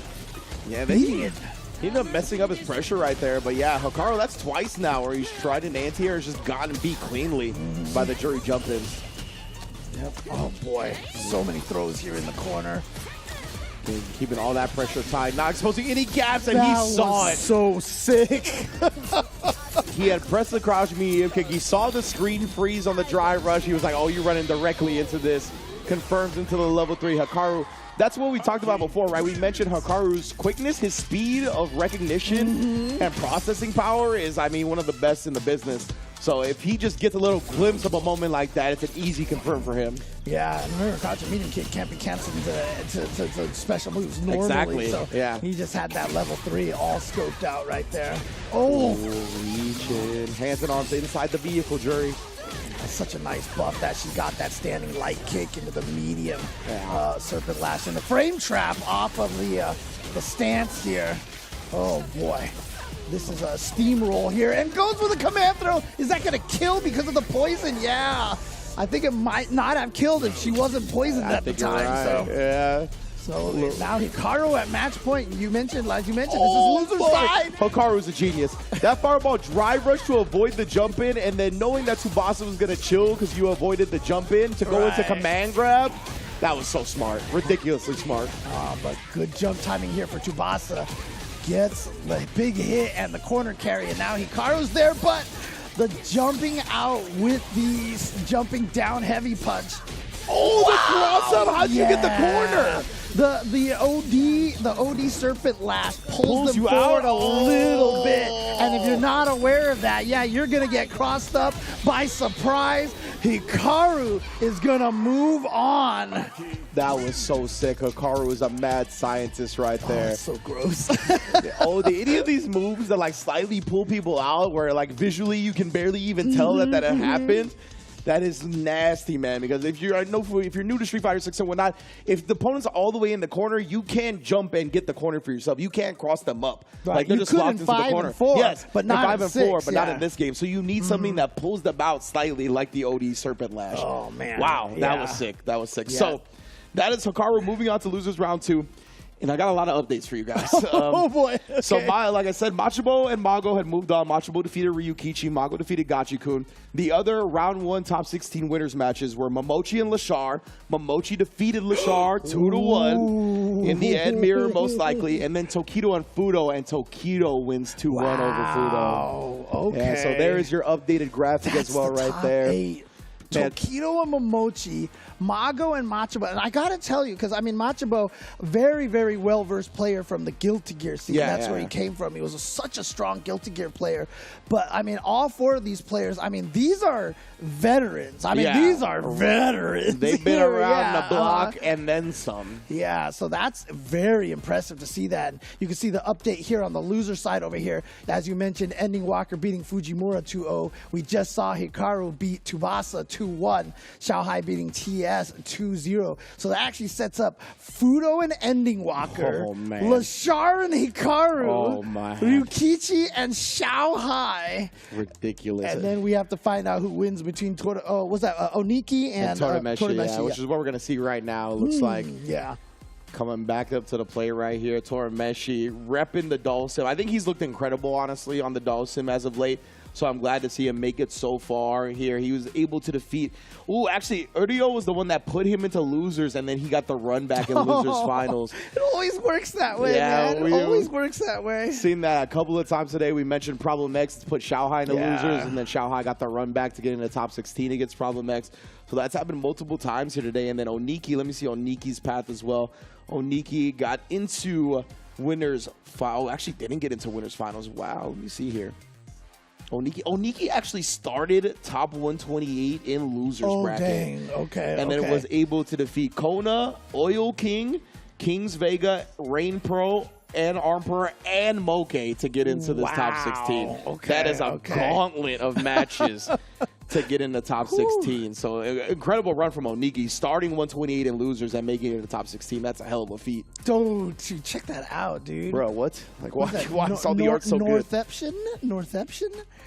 Not sure. Isn't that like the sponsor, I think? Is it? Oh, okay. It is. It is the sponsor of Oniki. Got it. Oniki fans in the building, Northeption. Even drawing Oniki looked like there, right? Yeah, so, for sure. Incredible drawing skills as per usual. Torameshi back in the building as well. Going to be repping that Dawson. Oniki on the Bison. It's so cool to see, though. I mean, because, like, you know, with Torameshi, YHC, Mochi, RC win. I saw someone with a sign that said RC win. Yeah, and RC is for Torameshi. Yeah, I was just like, maybe they're a CVS2 fan. They just want to see someone roll canceling or something like that. But, you know, give Dawson roll cancel. I like the fact. Oh, he's going to go with the Kimberly to fight Dawson. More than Bison, huh? Interesting. I know. I think that theory fighting wise, Kimberly should do good against Dawson, right? Yeah. It can be tricky. I mean, you have to have patience, obviously. Like, it feels like Kimberly should just be able to run all over him, but you know, it really plays out that way, right? Yeah. Well, yeah. I mean, especially if the Dawsons are strong, and you know, I was just about to say, like, I love seeing that. You know, we talked about, you know, picking the characters that you loved, and Torameshi and YHC Mochi have been longtime Dawson players, as Mr. Crimson as well. And I love seeing how well they do with these characters here. Yeah, so Oniki, he's going to try to use the mobility, the different shenanigans that Kimberly has to try to get past the obstacle course of Dawson. But right now, none of that matters. This is actually Kimberly at her weakest. Defensive knockdown in the corner. How do you get out? No super meter as well. Holding the parry for quite a while. Still interrupted the jump. Reset. This is a pure rushdown clinic from Dawson right now. Trade combo. You're tapping, pressing light punches in that scenario right there. Perfectly timed for that trade. And if it wasn't for that trade, it would have been a perfect victory as well. So. Yeah, exactly. But I mean, this is kind of like shades of Street Fighter V Dawson, right? Who was basically as good at rushdown as he was at zoning. So. But this is the idea right here. You want to try to smother Dawson once you get into the corner here. That's twice now he's frame trapped with the run. Yeah, the run capsules are working out. Torameshi's been looking to escape a little bit prematurely. Does drive reversal there. It's a lot of meter, but man, that Fierce was huge. Yeah, and Torameshi is so low on drive gauge right now. But even despite all that, Torameshi has a life lead, and the level 3 should be able to kill right here. Indeed, Torameshi is willing to press back in that instance at that close range. Oh, still alive, just barely. Not yet. And Oniki, he's got CA on deck as well, right? Torameshi's in burnout. It's going to be tough, though. The float just negates the spray cans completely. And yeah, you try to run there, and I'm sure you tried to do run with the neck slicer, right? And it just couldn't get that out in time. Yeah, it's tough. Like, even though Torameshi was in burnout, didn't have any meter, to get in on Dawson without taking that little bit of damage that you had left on your health is damn near impossible. Yeah, it's really interesting. He's deciding to stick with Kimberly here, because I would imagine that Bison fights Dawson okay, or... It was very convincing for Torameshi in the first game. Yeah. So I would have thought the Bison Switch was here as well, but maybe just trying to get his sea legs with Kimberly, has the confidence. Yeah. Running amok right now because of the burnout. Yeah, there's so much that you just got to abuse in that instance. But obviously he's going to have to go for another setup here. Kimberly not known for the damage. Got the overhead. There we go. Yep, into the spray can. Goes for another setup over here. The empty throw. 2,000 damage on that punish counter throw. Yeah, give me that real quick. Oniki looking in prime spot. I love that air OD fireball. It's such a great tool to space control, but no teleports for free. That's the punish. Yeah, beautiful stuff right there. Great patience from Oniki right there, because a lot of times you get Dawson knocked down, you're like, gotta pressure him, gotta pressure him. And you forget he has a universal wake up. Oh no, that was a misconfirm from Oniki right there. Yeah, straight. You know, Torimeshi tried to take his turn back with the jabs earlier and was successful, so maybe Oniki was looking for the special cancel to try to thwart that jab reversal. Could have definitely been that. A nice teleport, and then gets the hit into the level 1. Man, that level 1's so good, too. Oh, man. Back to back with it. Let me shave some more life off. Yeah, he's got one more if he feels like it, honestly, and he might even get close to burnout if he does. Oh, man, all right, so we got throw. Oniki looking to establish that. No, the Torimeshi was just going to block it out. Yeah, beautiful aims on the drills and the head rolls. Nice! Chase down, knew he was going to teleport back. Here's the opportunity, but the overhead sniped out by Torimeshi. The wake-up drill coming through in the clutch right there. It often gives Dulcim a +2 property as well if he gets like punish counter drill on a grounded opponent. Yeah, and you know, it was probably more trying to just read the throw attempt there, right? 100%. But, yeah, just worked out. But here we go. The level 3 power-up here. Getting 100% damage here, a little bit of extra speed. Yeah, it's huge for Oniki. Got the corner as well, and Torimeshi low on drive bar, but does surrender the corner via the teleport, and Torimeshi's building back that drive as well. Man. Oh, got the hit. Yeah, punish counter on that landing. There's a lot of recovery frames on that down elbow when it whiffs like that. Oh, here we go. Burned out. Torimeshi burns himself out. So this is, if Oniki can get in, it's got to be now because she can smother you, but just reads the teleport. And that's the thing, right? You see him go with that back medium punch because the unfortunate thing for Kimberly is that whether it's ground or air teleport, a lot of times the characters can press the same button to be both options, right? The timing is the same. Yeah, so that's why he does that back medium punch. You saw it be grounded, but obviously with the hitbox on it, it would have beat the air approach as well. Yeah, exactly. And a lot of times because, you know, she is in the middle of a teleport, it counts as a counter hit. You can get a lot of, I mean, the out of the air, it's a forced knockdown, so you can get combos off of that. On the ground, you get a counter hit, so you can usually link off of it as well. Yeah, she can't alter the timing of her teleports, unfortunately, and so it makes it, if you're, as soon as you see the teleport, if you just have that timing ingrained into your muscle memory, you'll be able to defeat both options. Yeah. So we do have some more updates for y'all. As we can see, obviously, Torimeshi is going to be moving on up against Oniki, but Ryukichi sends Shanghai packing 2-1 to make it into top 8. So he's our first participant in top 8 loser side that has progressed. I want to know who Shanghai used because obviously that could have been a Ken Mir there. Yeah, could have been Bison Ken, could have been Cammy. Exactly. Because I know Shanghai has said that he's keeping all 3 of those characters in his repertoire. The 3 characters do it, I'll tell you what. Yeah, right. I mean, I feel like Shanghai might be good at other games with 3 characters. You know, I don't know. Like he might be used to learning 3 characters. Exactly. That's a good point. That's a good point. I didn't think about that. Oh, man. So big ups to Shanghai, though. As you mentioned, has had an incredible year in Street Fighter 6 and beyond. Obviously, EWC reigning defending champion in Street Fighter 6. So we'll see him back around the block very soon. But, of course, Ryukichi going to be moving on into the top 8, as we said. And we got 3 more losers matches. I'm not sure how many we're going to see on stream, but they are Fudo versus Ending Walker, because Ending Walker was able to defeat Fujimura. Ed. And the Eds don't stop, because we got Lashar as well. Oh, yeah, you're right. Going up against Hikaru, so we're going to see some more Ed. So that has a potential to be double Ed mirror with like Fudo, Ending Walker, and then the winner of that versus Lashar in top 8. But Hikaru could obviously get the better of Lashar. And then we have Gachikun versus Torimeshi as well for that last top 8 spot. So, again, we lost one of the non-Japanese players out there, which, of course... the potato! Sorry. Potato always pops me. But we lost the China player, Shanghai. Yeah. We still have Lashar and Ending Walker are still the only 2 foreign players, but this will be an Ed mirror match over here. So one character short of a Cartoon Network show here. So, I know. Where's Eddie Gordo? Oh, yeah, you're right. Get a little cameo appearance from him. But yeah, this is definitely... You could get Honda, right? So it'd be Ed, and Ed. Oh, right? That's true. That's true. Yeah. Works, so. Mr. Edmund. Edmund Honda. So yeah, it's going to be Fudo versus Ending Walker now. It's going to be for a top 8 spot. And I did hear in my ears that I believe this is going to be the last top 16 match broadcasted. Okay. So after this match, our top 8 should be solidified, and then we'll get into the top 8 shortly after that. But yeah, Ending Walker versus Fudo here. This is obviously going to be an immense match. I'm sure a lot of people are looking forward to this, and 2 fan favorites as well. So a lot of hearts are going to break here regardless. Yeah, and obviously Ending Walker still very, very young, but he's so talented here. Fudo, one of the members of the new father club over here recently. Yeah. So, you know, Big ups to he's Fudo, got that diaper power up as well. So, you know, we saw it work for Sako when he first had his kid. Yeah. Oh, Sako like destroyed everybody that tournament. That was like one of the most like blatant diaper buffs that I've ever seen. Exactly. Sure. And Fudo, he's leaving the DJ on the bench, getting that Bronny James treatment. We got the Ed Mirror coming up. I do appreciate them using different costumes here, so, you know, a little easier to tell the difference between them. I like that Ending Walker uses the Street Fighter V costume. Oh, yeah. Because he's like, no, I was the Street Fighter V, and this costume is for me. Right? Yeah.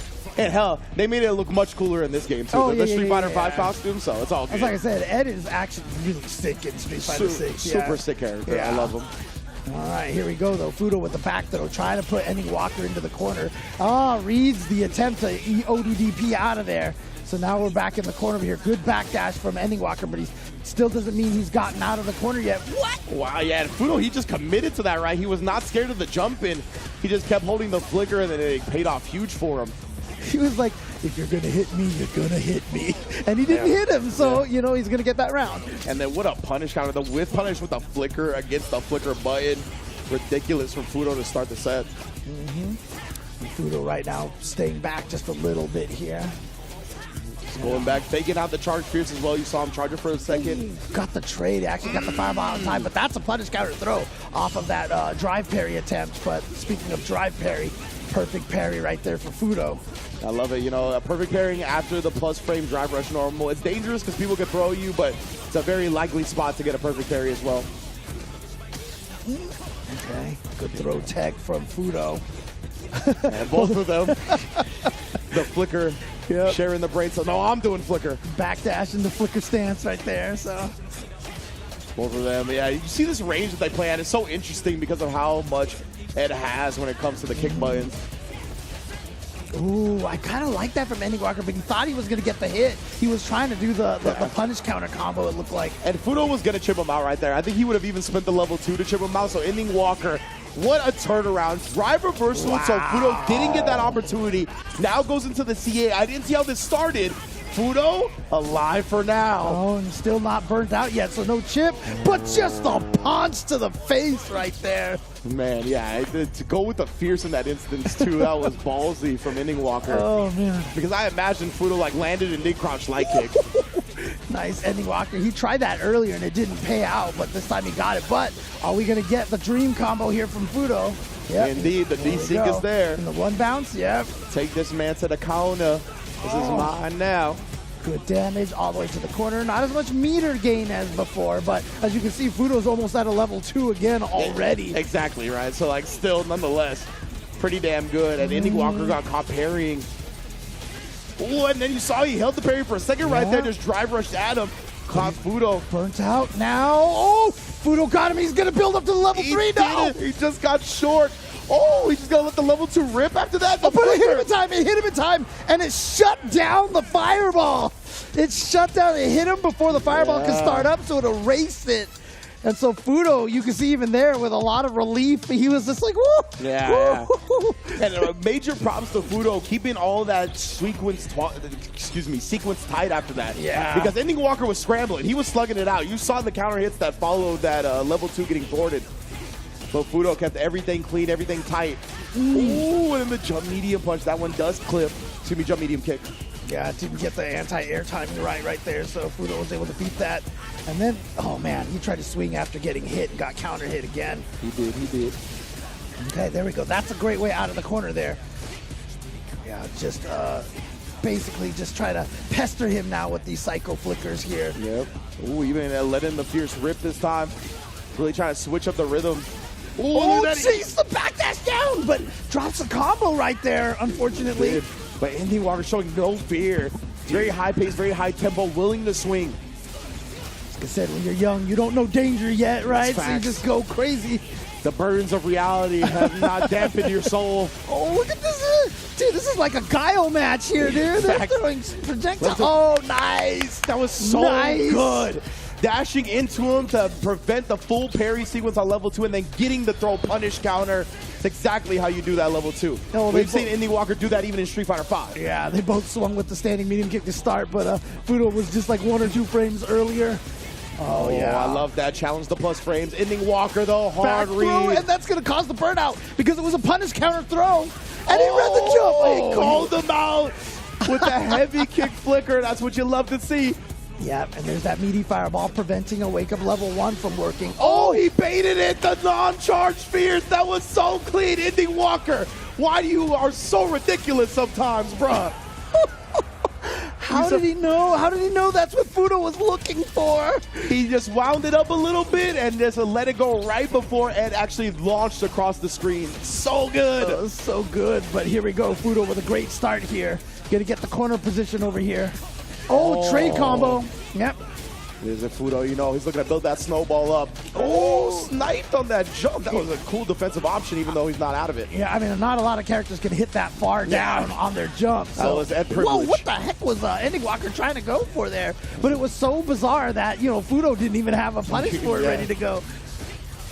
Definitely just scrambling here. Wants to bring him close, but again, Fudo challenging those plus frames and then catching them on the overhead. You saw the parry wasn't blocking his dome during the recovery. So Fudo set point here to get into the top 8. All right, yep, still 2 out of 3 here in top 16. That's CBT rules. Nope, that's not in time, but will be plus. Oh, just punch him in the face. Here we go. Gonna get some good damage here. Doesn't go into the level 2 just yet. Gonna save that meter for now. And then sniping Ending Walker. I mean, this is great positioning from Fudo. Ending Walker has to come to him at this point. That's why he's not even getting into that flicker range. He uses his own once Ending Walker approaches. Well, he's also trying to get to that level 2. You can tell right now. He's got it now. So he's going to try to see if he can get something going. Maybe try to get a dream combo. Oh, he almost converted that. Oh, you see him from that distance. Fudo has been keeping everything so clean and tight when it comes to the pressure. He was 1 pixel away for a level 3 as well, so. We got the level 2 in again, but nice. This time Fudo lets go of the parry, so he's going to punish counter throw. I say that, but there's the punish counter throw this time. Oh, wake up buttons!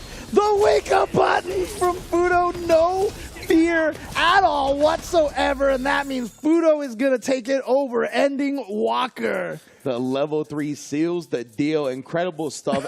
Very disciplined play from Fudo. The Fudo drawing on there, dude, is awesome. He's one of the most popular players in the scene. Oh, yeah. So big ups. Glad to see him progress. Of course, a heartbroken for Ending Walker. Obviously, also another crowd favorite, fan favorite. Fudo, though, he just was so disciplined about it. And you got to be like that up against Ending Walker, right? Because Ending Walker is so good at slugging it out. He's so quick to recognize what the optimal decision is in a scramble. You got to have to meet him in the middle if you're going to get dragged down into the mud. And Fudo, I mean, he was just so good at it. Right. Like we saw when that level 2 got beat by the flicker, Ending Walker was slugging. He was swinging after, got counter hit after counter hit. Fudo, we saw even on the wake up from a little bit of distance away, using that stand medium kick meaty, got the counter hit. Like every instance, every gap that Ending Walker tried to fill, Fudo beat him to the punch. Yeah, exactly. So unfortunately, that's the end of Ending Walker's run here. Obviously, he's going to be trying again, you know, at the future events that, you know, are coming up very, very soon. Yes. You know, Blink Respawn, of course, and Kings of the World. Indeed. And of course, I think he's still, I think the UK World Warrior has not completed yet. Yeah, I believe it's not completed Okay, yet. I mean, we're going to need Redis to come help us out over here, right? And Yeah, he's probably keeping track of all that. I believe that's a super region as well, right? So there should be 2 spots coming out of that. Okay. Yeah, and obviously we have the super region rule now because of Ending Walker at the end of Street Fighter V. Yeah, you know, like falling short at the regional finals despite crushing every event leading up to it. He won 5 weeks in a row for the World Warriors. Remember, even it had extended into the previous season of Street Fighter V too. Like it was ridiculous how many World Warriors he ran in a row. He won in a row. So now we have the rule where the highest point total for the super regions in World Warriors automatically qualify into the Capcom Cup. So we'll keep an eye on that, of course. But yeah, man, the World Warriors are a great way to qualify for Capcom Cup as well, obviously. So there's World Warriors going down all over the world. We got a couple of them for the total point getters on the Super Regions, like Knuckle Dew recently qualified out of NA Canada East and the like. So keep an eye on it. I know Takamura recently qualified as well. So a lot of these World Warrior qualifiers are starting to roll in. So keep an eye on it. Go to capcom.us/WW24 to get all the rankings results. Capcom actually has a really well put together site that has all the point totals, has all the qualifiers. So make sure you visit that and get yourself tuned in. Yeah, and it looks like you've got some updates. Oh, but actually, there's some updates up here too as well. We've got the Storm collectible figures. We just had one. We just had a charity stream where they were giving away the Zangief Storm collectible. It looks so good, man. Zangief is awesome over there. But I mean, you can see again. All of these very posable, and you see lots of different costumes over here. Absolutely. You can see several different Kens and several different Camis and several different M. Bisons as well. Really, really nice stuff over here. Make sure you check them out. Use that QR code to jump on over to the Storm Collectibles. So yeah, Storm Collectibles has brought classic and iconic gaming characters back to life with their high-quality collectible action figures. Check out their Street Fighter figures on their website. They have plenty more as well. And I like the fact that you mentioned they were posable, right? I love the figure photography. All of these characters and the models of these are perfect for that. So yeah, big ups to Maskaway holding us down as per usual. So that is what we're getting in. And of course, Pagoda. Where would we be without Pagoda? Making sure our cravings are constantly filled, crushing all of them, leveling up our snack game. Again, the QR code, as we alluded to earlier, is back on your screen, so you're able to browse their website, get an idea of their different products, which are all fantastic. Yeah, and we're heading towards the top 8 now, so you want to make sure you've got a nice stack of warm egg rolls ready to go to munch away during this top 8, because it's going to be a good one, I promise you. Yeah, exactly. Pagoda, of course, our sponsor of our midstream break. As you put the egg rolls in, I almost pointed the wrong way, but yes, indeed. So we're going to take a before that, I mean, we have some updates on the loser side bracket, exactly, right? Yeah. We're not going to actually take a break yet. We're going to talk about our favorite things that have happened so far on the stream today. But yeah, as you mentioned, right? So here's the winner side top 8. Machabo, Mago, Momochi, Tokido. We knew that already. Fudo versus Lashar. So Lashar beat Hikaru then. So yeah, Lashar was able to beat Hikaru, and Gachikun takes down Torameshi as well to get his spot in the top 8 going up against Ryukichi. Yep, and so now we are officially down to, I mean, if you count Lashar as Japan, that is 8 Japan players right there. Yeah. If you want to count Lashar as Korean, obviously, like we said, he's living out here right now to be a participant in that Street Fighter League, and also just to level up, because I mean, spending time in some Japan is a great hyperbolic time chamber, honestly. So you still see players do it all the time, right? Like we see Namena do it. There's a lot of players that will just go out to Japan when they get the opportunity to make sure they get that chance at fighting in the Japan infrastructure, going online, getting to as much experience as possible, and in general getting to fight as many powerful players as they can. And you know, obviously we've seen so many players that we didn't even know the names of. You know, players taking Bonchan to the last game, last round in the very first match this weekend. You know, with the modern Lily. You know, I mean, everybody you run into is a threat at this tournament. Think about all those players that were listing off that were in 128 and fell short, and then think about the players that fell short before that, like the Habikis and the Naomans and all these players. Amazing tournament-winning caliber players that fell short even before 128. Yeah, like I said, it's hard because it's like I want to see them. Like I'm that you know, can't they all win? You know, kind of person out there. I love seeing, you know, the players celebrating their success, but also if you have that competitive spirit, if you are one with competition, you know that only one person can come out on top. Absolutely. I mean, at least for this tournament, 2 people qualify, but only one of them is getting that $2,000. So that's true. That's true. Okay, so you got give me a pick, James. Give me a pick. Give me a pick. Yeah, that's the right top 8. now. Give me a pick. I mean, look. So I said Lashar, Kakaru Grand Finals. Kakaru is out, so that can't happen. But I am going to stick with my pick of Lashar. I actually had Lashar winning over Kakaru in Grand Finals. So it's going to be a tough run because he's starting in top 8 losers. But I believe in the man, and he can do it. Oh, man. So we'll see. Is it a cop-out if I say the winner between Momochi and Tokido? I'll accept that. Okay, yeah. I think the winner of that one is going to have a really good chance to take this event here. Two legends, man. Right. Two of the most celebrated fighting game players players of all time right there. They're going to get a chance to go at it I mean, in like winter I said, semis. you add Mago and Fudo there. I mean, that 4 players right there. I mean, the amount of victories and championships and accomplishments between those 4 players alone is like, I mean, that is, you'd be listing that for a long time. Yeah. They are pillars of the Japanese community. And like, if you're a pillar of Japan, like, you know, you're probably one of the best to ever do it. That's just how it goes. Maybe, you know? maybe, you know. So, yeah, it's one of those situations. I'll agree with that, you know. I You think drive Pagoda a hard agrees with me, too. bargain, you know. Yeah, exactly. So, I mean, I can't wait to see that one. I'm going to stick with Lashar, but Machabo coming through. I'm so impressed with the fact that he's made it into the top 8 winner side. Going up against Mago, I love seeing the juries succeed, right? Because I think that's a character that really requires a great piloting, because I think she's good at everything, but not great at almost anything. She's maybe great at 1 or 2 things, but it really takes the player being patient and really taking what the defense gives them, sort of thing, to really make that character work. So I love seeing Mago in there. Fudo and Lashar is going to be a barn burner. Gachikun and Ryukichi, I imagine that is going to be high-paced, slugging it out. It's going to be a hell of a top 8. I mean, you know that Lashar was watching that Fudo Ending Walker match. He was watching carefully. He was like, all right, how you approach Ed versus Ed? And, you know, Machabo, as we mentioned, a champion from Guilty Gear, right? And, I mean, again, if you're a championship level player, you're a championship level player, right? Yeah. So you have the mindset and the strategy ready to go. One thing I wanted to say earlier when you were talking about how the fighting game genre is hard and learning it is, is a process, is that, like, and it talked about a lot of self-reflection. To me, if you truly get good at fighting games, you have to learn how to get good, period. Yeah, right? There's not a lot of gimmicky shenanigans that you could do that is going to actually translate to you having real solidified skill. So to do that, I think a lot of the times when you get good at a singular fighting game, you just know how to get good at whatever. Yeah. I mean, one of my favorite basically summaries of fighting games that someone said to me one time was like, this was like back in the day when Daigo was known for playing Ryu. He was like, the Ryu that Daigo's playing is the exact same Ryu that you're playing. There's no extra health points. He doesn't have better armor, whatever like that. And so if you can't win with the character, but he can, you know, like, that's it. You just have to get better. Straight up, that's it. That's why, like, it was like when I saw Y-Chan just confirm the forward medium punch again. That's like, okay, so you're just going to be good. Right. Like, you're just going to be better than everybody else. That's the solution, right?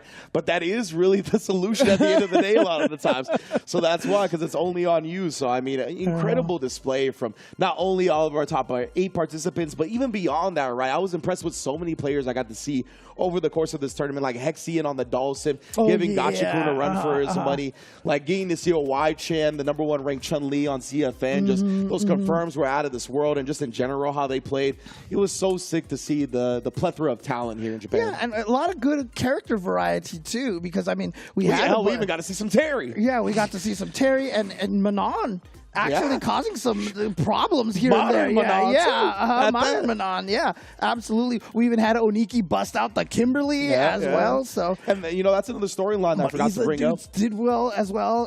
Marisa, Johnny's Marisa, And there was a lot of dope modern players. I know, I think ISDD lost to a modern Marisa. So there was like a really strong contingent of modern players at this tournament as well. And that's something that I think a lot of the other regions lack, right? Like Japan has so many strong modern players that, you know, coming in and running into somebody like that in pools, all of a sudden it's completely flipped on its head, right? Like trying to take someone down that you're unfamiliar with that's running modern is very frustrating because they can kind of just sit there and force a very slow tempoed game. So there's not a lot of intel that you're gathering because they're just sitting there playing reactionary. I think it threw a lot of people off. Like it took Nephew lost modern Manon, and he had to get the run back in losers, right? He needed that intel from the first set to even really get a good idea on how to defeat it. Yeah, and again, so many run backs that we saw here with other. And again, you know, I always talk about that because like whenever you lose a match, you're like, I could have did this. Oh shoot, I should have did this. You think about it, and when you win, you're like, cool, who's my next opponent? You know, so you know. I'm with you. Like I subscribe to the theory that like if a run back happens, the person that lost the first match is gonna win the second match. And that, most of the time that happens. There's plenty of times where, you know, the person just beats them down twice, get double jeopardied. But, you know, besides that, we see these results like we did today, especially at this level of caliber of player, right? A lot of the time, if you give them a set of intel, like they're going to be running away with it. Like they're just so smart and know how to apply themselves in a different way to prevent the losses that they had before. Yeah. So again, we're going to get to the top 8 very, very soon. Again, you know, we're running on the Japan schedule over there, right there. So the matches will start when they manage to start. So but I want to thank everybody, you know, obviously for watching this. And, you know, we're at the home stretch now. 2 of these players are qualifying into Capcom Cup. So I want to know you guys in the chat, who do you have? No, you know, it's like not even necessarily who do you expect to win, who do you logically think is win, who in your heart do you want to win and qualify out of here. So, exactly. I want to hear the fandom 100%. But yeah, you know, thank you all for joining myself and James. This is it for our leg of the event, right? We're going to hand it over to Cola and Vicious for the top 8. They're going to hold it down as they always do. And it was an incredible day of Street Fighter. There was another point that I wanted to make, but it's escaping me at the moment. So fighting games are something so great. That's facts. There you go. At the end of the day, that is truly why we're here to celebrate fighting games. It's been a beautiful tournament. Can't wait to see the rest of this top 8. Oh, what I was going to say was the time change for the top 8 again. Yeah, so again, from last time I heard from Mother Base, they told us that Japan had told them top 8 is going to be taking place around 10:15 Pacific time. It's about 45 minutes from now. So you have a good window to get your pagoda egg rolls in, to get your drinks, to get your Red Bulls up, to make sure you stay locked into this top 8, because I know it's starting to get late now, but it's still early enough to where you can grab a Red Bull and stay up. You feel me? Yeah. It's still early, even for the East Coast. I know it's starting to get past midnight and all that. You can stay up for a Japan top 8, best believe. So we're going to take a quick break. We'll be back and hand it over to Vicious Sensei Cola. Thank you so much for holding it down with myself and James. We'll see y'all soon. I'm Hollywood, Rob TV, and I'm in the presence of a legend, one of the Japanese fighting game gods, Sako, and this is what fuels you. All right, Sako, before we get to the interview, I have to ask you an important question. Can you please tap my egg roll? Kanpai. Kanpai. Is it good? Oishi. Come on, bro. So now, when it comes to Street Fighter 6 specifically, fast forwarding a whole lot of years, what is it about this game that clicks with you? What do you like about Street Fighter 6? そうですね、やっぱりドライブゲージのシステムが今までのストリートファイターにはないぐらいすごい斬新なシステムで、昔のゲームだともう攻めたら攻めた分だけもうなんつってんの、まあプラスがあるっていうか、ダメージに変換できるけど、今回はドライブゲージがあって、その攻めてもドライブゲージがなくなると攻めのバリエーションが減ったりとかして、すごいストリートファイター6はなんか奥が深いなと思います。All right, Sako, so of course we know that you are one of the Japanese fighting game gods, you're a legend and all that, so I want to know, if you were not a Street Fighter player, if you weren't a pro fighting game player, what would you be doing with your life? そうやね、多分ね、プロゲーマーじゃなかったら、うちの親が建築業の仕事をしてて、多分それの継いで俺もやってたと思います。Sako, I appreciate you, brother. I've been your boy, Big Hollywood Rob TV. And of course, this is Sako, the legend. You can feel the aura just coming through the screen right now. Probably getting better execution just from watching this match. Ladies and gentlemen, this has been What Fuels You by Pagoda. I'm always thinking about the game. In losers bracket right now, and it's Nemo versus Mena RD. Capcom Cup champion 2 times, to be Street Fighter League champion, Red Bull Kumite champion, Top 8 Evo Grand Finals, and now with a chance to be the Evo champion. It doesn't matter how many titles I win, and it doesn't matter how far I make it. I need to be better than what I did in the past, you know? And the Luke coming back out to play. I'm always gonna feel like an underdog, you know? Like I gotta prove myself to myself.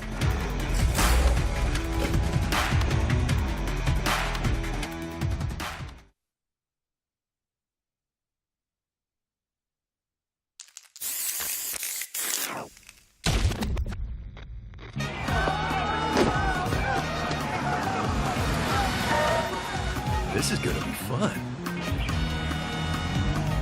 I'm still on a journey. Come get some. Traveling to new places, experiencing new things, meeting new faces, and having good fights. Fight, drink, eat, sleep, repeat. Seriously, it's a good life. I'll pick up the check.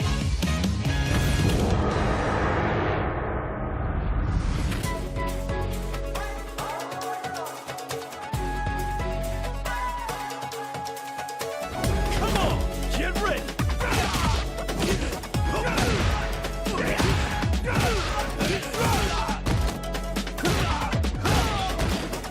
Hey, come on, come on.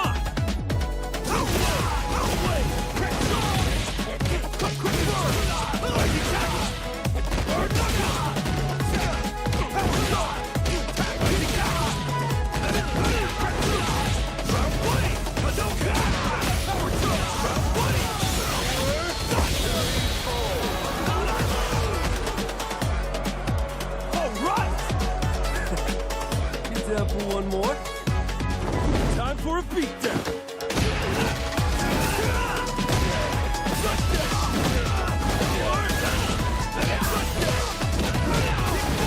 Are you okay? Watch your move.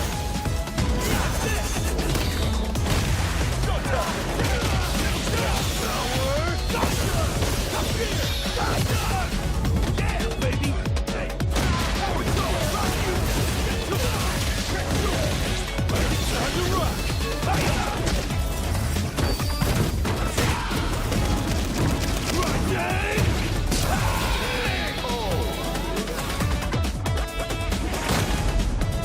Now, where to tomorrow?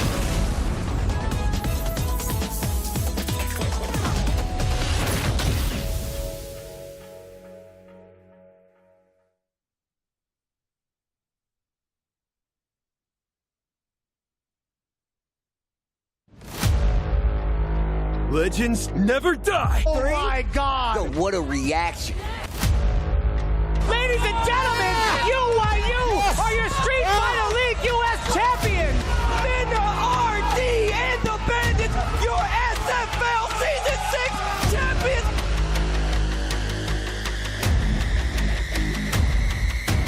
Your time ends here. When our teams face off and I'm sitting down, he's not going to be there. Oh my God, what a set. This is what I'm alive for. Set him on fire, drop the sun on him. Louis, man. And there it is. Boost, clutching up for Cloud9. Also, in critical danger, that cut and counter is everything.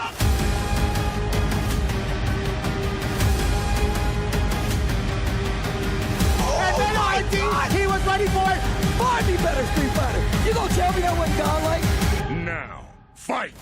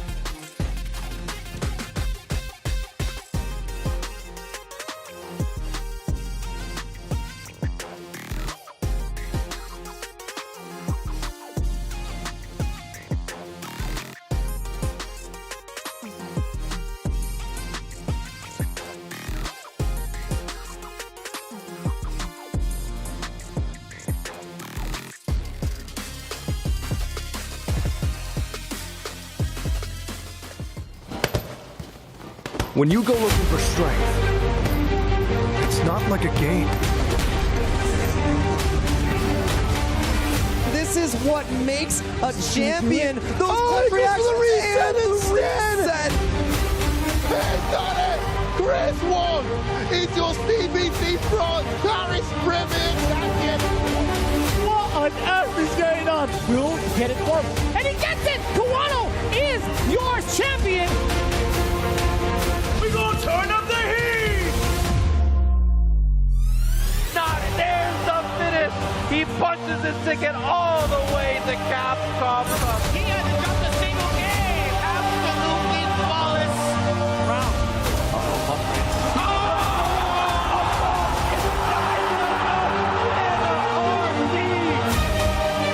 We're not finished! He's so careful to get the jump back. He doesn't even need the level 1.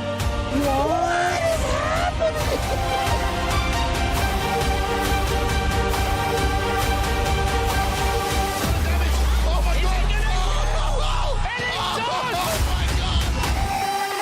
The best Street Fighter player in the world, Knuckle Dude. Goes for full screen. It's going to be okay. No, never mind. It's Mena RD. It's all about taking that first step. It is time to crown our one winner for the Super Premier Japan, but also the 2 big qualifiers that make it into Capcom Cup. My name is Vicious, here with St. Cola. We appreciate each and every one of you guys. We've talked about this before, and we've been tuning into the chat as well. First and foremost, I'm going to address it. For all the concerns and comments in the chat, we sincerely apologize. We understand the wait, as we are also in that same realm as viewers, fans, etc. We are there in the waiting room along with you guys. So as much as y'all want to talk about it, we do appreciate you guys being there and also being vocal about it, but also our sincerest apologies going forward. But this is a momentous occasion. Let's not take it away from anything that's about to transpire right now in this top 8. St. Cola, I do believe you have the big breakdown of what's been happening and shaking up, because you've been taking like hella notes in the production room. Oh, I have. I can break down this top 8 for all of you coming through. Let's get this viewpoint right here. Machabo and Mago to start things off in the winner's side. Momochi and Tokido. And then the losers, Fudo versus Lashar, Gachikun and Ryukichi. This is a Street Fighter League stacked bracket right here. If you look at Street Fighter League, you're going to see the exact same players. That is an amazing thing. Isn't that strange? If you play every single week and grind out this game with some of the best in Land Japan, you're going to be in the top spot in a premiere? Kind of strange, huh? I don't think it's like, I understand the sarcasm behind it and like, you know, the intention behind it, but there were so many players that could have made it into this top 8 based on their crazy runs throughout the entirety of these past 2 days. Like, one of my personal favorites, was watching Ending Walker get through it. Yes. Him having to play against Fudo was a little bit of a rough draw. But my personal MVP was Oniki, taking down so many big names. I know Incross had actually mentioned it. He took down like so many different people, like Moke, Emperor, Torimeshi, Moke, Yuto, the like, right? I think is easily one of his best performances of the year, because that man, he's actually taken the kin to like becoming a TO and actually like one of the guys that helps run the esports high school over in Shibuya. Yes. So I'm actually thoroughly surprised with his run. I'm actually surprised at some of these top spots just in general, though. Like how they've reached here. Like you see Mago up in this top spot in the top 8 in winner's side with Jury, which a character you don't typically see as much. You know, some of the people kind of left the character to the wayside. We've seen him do well in League, but in terms of like tournaments, in terms of like high-level results, not so much. But same can be said of Machabo. Right. That is back to the fray with the Akuma. 100% correct. Like, you don't really get to see Machabo on the big stage as often, maybe like scraping through to a top 16, but him showing in the work with the Akuma is going to be very impressive to see. But he has to face off against Mago, which is something that he's been doing these last couple of weeks, right? Yeah. For him to be up on this stage is a pretty significant deal. Maybe we get to see a different side of Mr. Optimal. But Mago, you talked about his jury performance overall. I think he's really gelled well with this character. He's gone back and forth, too, with Cammy in the very early stages, but him trying to figure out jury to this degree has been so inspirational to watch. But also, this is a really big sidebar question. Okay. Do you think the Terry would ever come out on the top 8? I was going to say no right now. No. Okay. You got this I have far. to ask. Why would you throw your chances away? It's not that Terry is such like a terrible character that he couldn't work, but you've already solidified yourself so much with Jury. You're already so prepared and prepped for any matchup. Like we've seen over in Street Fighter League, matchups that aren't so good for Jury or maybe kind of mid for her, he's still able to operate around. He is just so good as a momentum-based sort of player that I think you have to be solidified with the character first for that to happen. then going into it, as we get the rest of our combatants, we have Momochi versus Tokido, and that is going to be an insane banger too, in regards to like where they're at in the divisions. Momochi coming in with Ed as the premier Ed, I should say, really inventing the character and how he should perform. I think they go down first to the shoes. They had to check out. They did a kick check on stream. These guys are beasts. So let him pass. Let him pass. Yeah. I wanted to see how he nodded him, that's all. Yeah. Okay, I appreciate that. But him going up against Tokido, how do you feel about that? Tokido has actually had a very impressive run himself. I think this is where maybe Tokido's run actually stops, I should say, because it's not that Tokido's bad. I'm going to be so real. Again, we talk about this in Street Fighter League. Do you have a game plan as a Ken player for Ed? Yes. We've seen some of these players not be so prepared in prayer. Like we've seen Kosa be able to do so, but then Momochi was able to take him down. So I want to see what Tokido has to fight the likes of Momochi. But usually speaking, it's the Ed players killing the Ken players and not having something for him. He's like, I'm making content out here at the same time. Man's got the Osmo, dude. I definitely got I got bodied by the exchange. I feel like they've upped the prices on those bad boys in Japan, and they got it at the wrong time. But man, those things are amazing. I will say this. Look at that. He's putting the camera in everybody's face, including his own. I like that. Yeah. He's got his eyes on the content game. Damn. You see how fast that swiveled? Complete 180. Going into the next part of it, though, loser side, Fudo versus Lashar, as if there weren't enough Eds going on this weekend. We have the other two premier ones facing off head-to-head in loser side. Fudo versus Lashar is going to be an absolutely insane battle because it's not going to be the first we've seen it either. Yeah, we've seen it quite a bit over in League. We've seen it out here a lot. We're going to see it land in Japan quite a bit because I feel like this character populates the Asia region. We saw Fudo do really well against Indy Walker, leading up to this, making Indy Walker lead into 9th. So I want to see what Lashar brings to the table in that mirror match. But, you know, Fudo is just a very aggressive Ed player, very in front of your face continuously. But Lashar is clean and pristine. He's always ready to be able to maneuver in the right way so he can anti-air, so he can hit the heavy or maybe the DP if need be.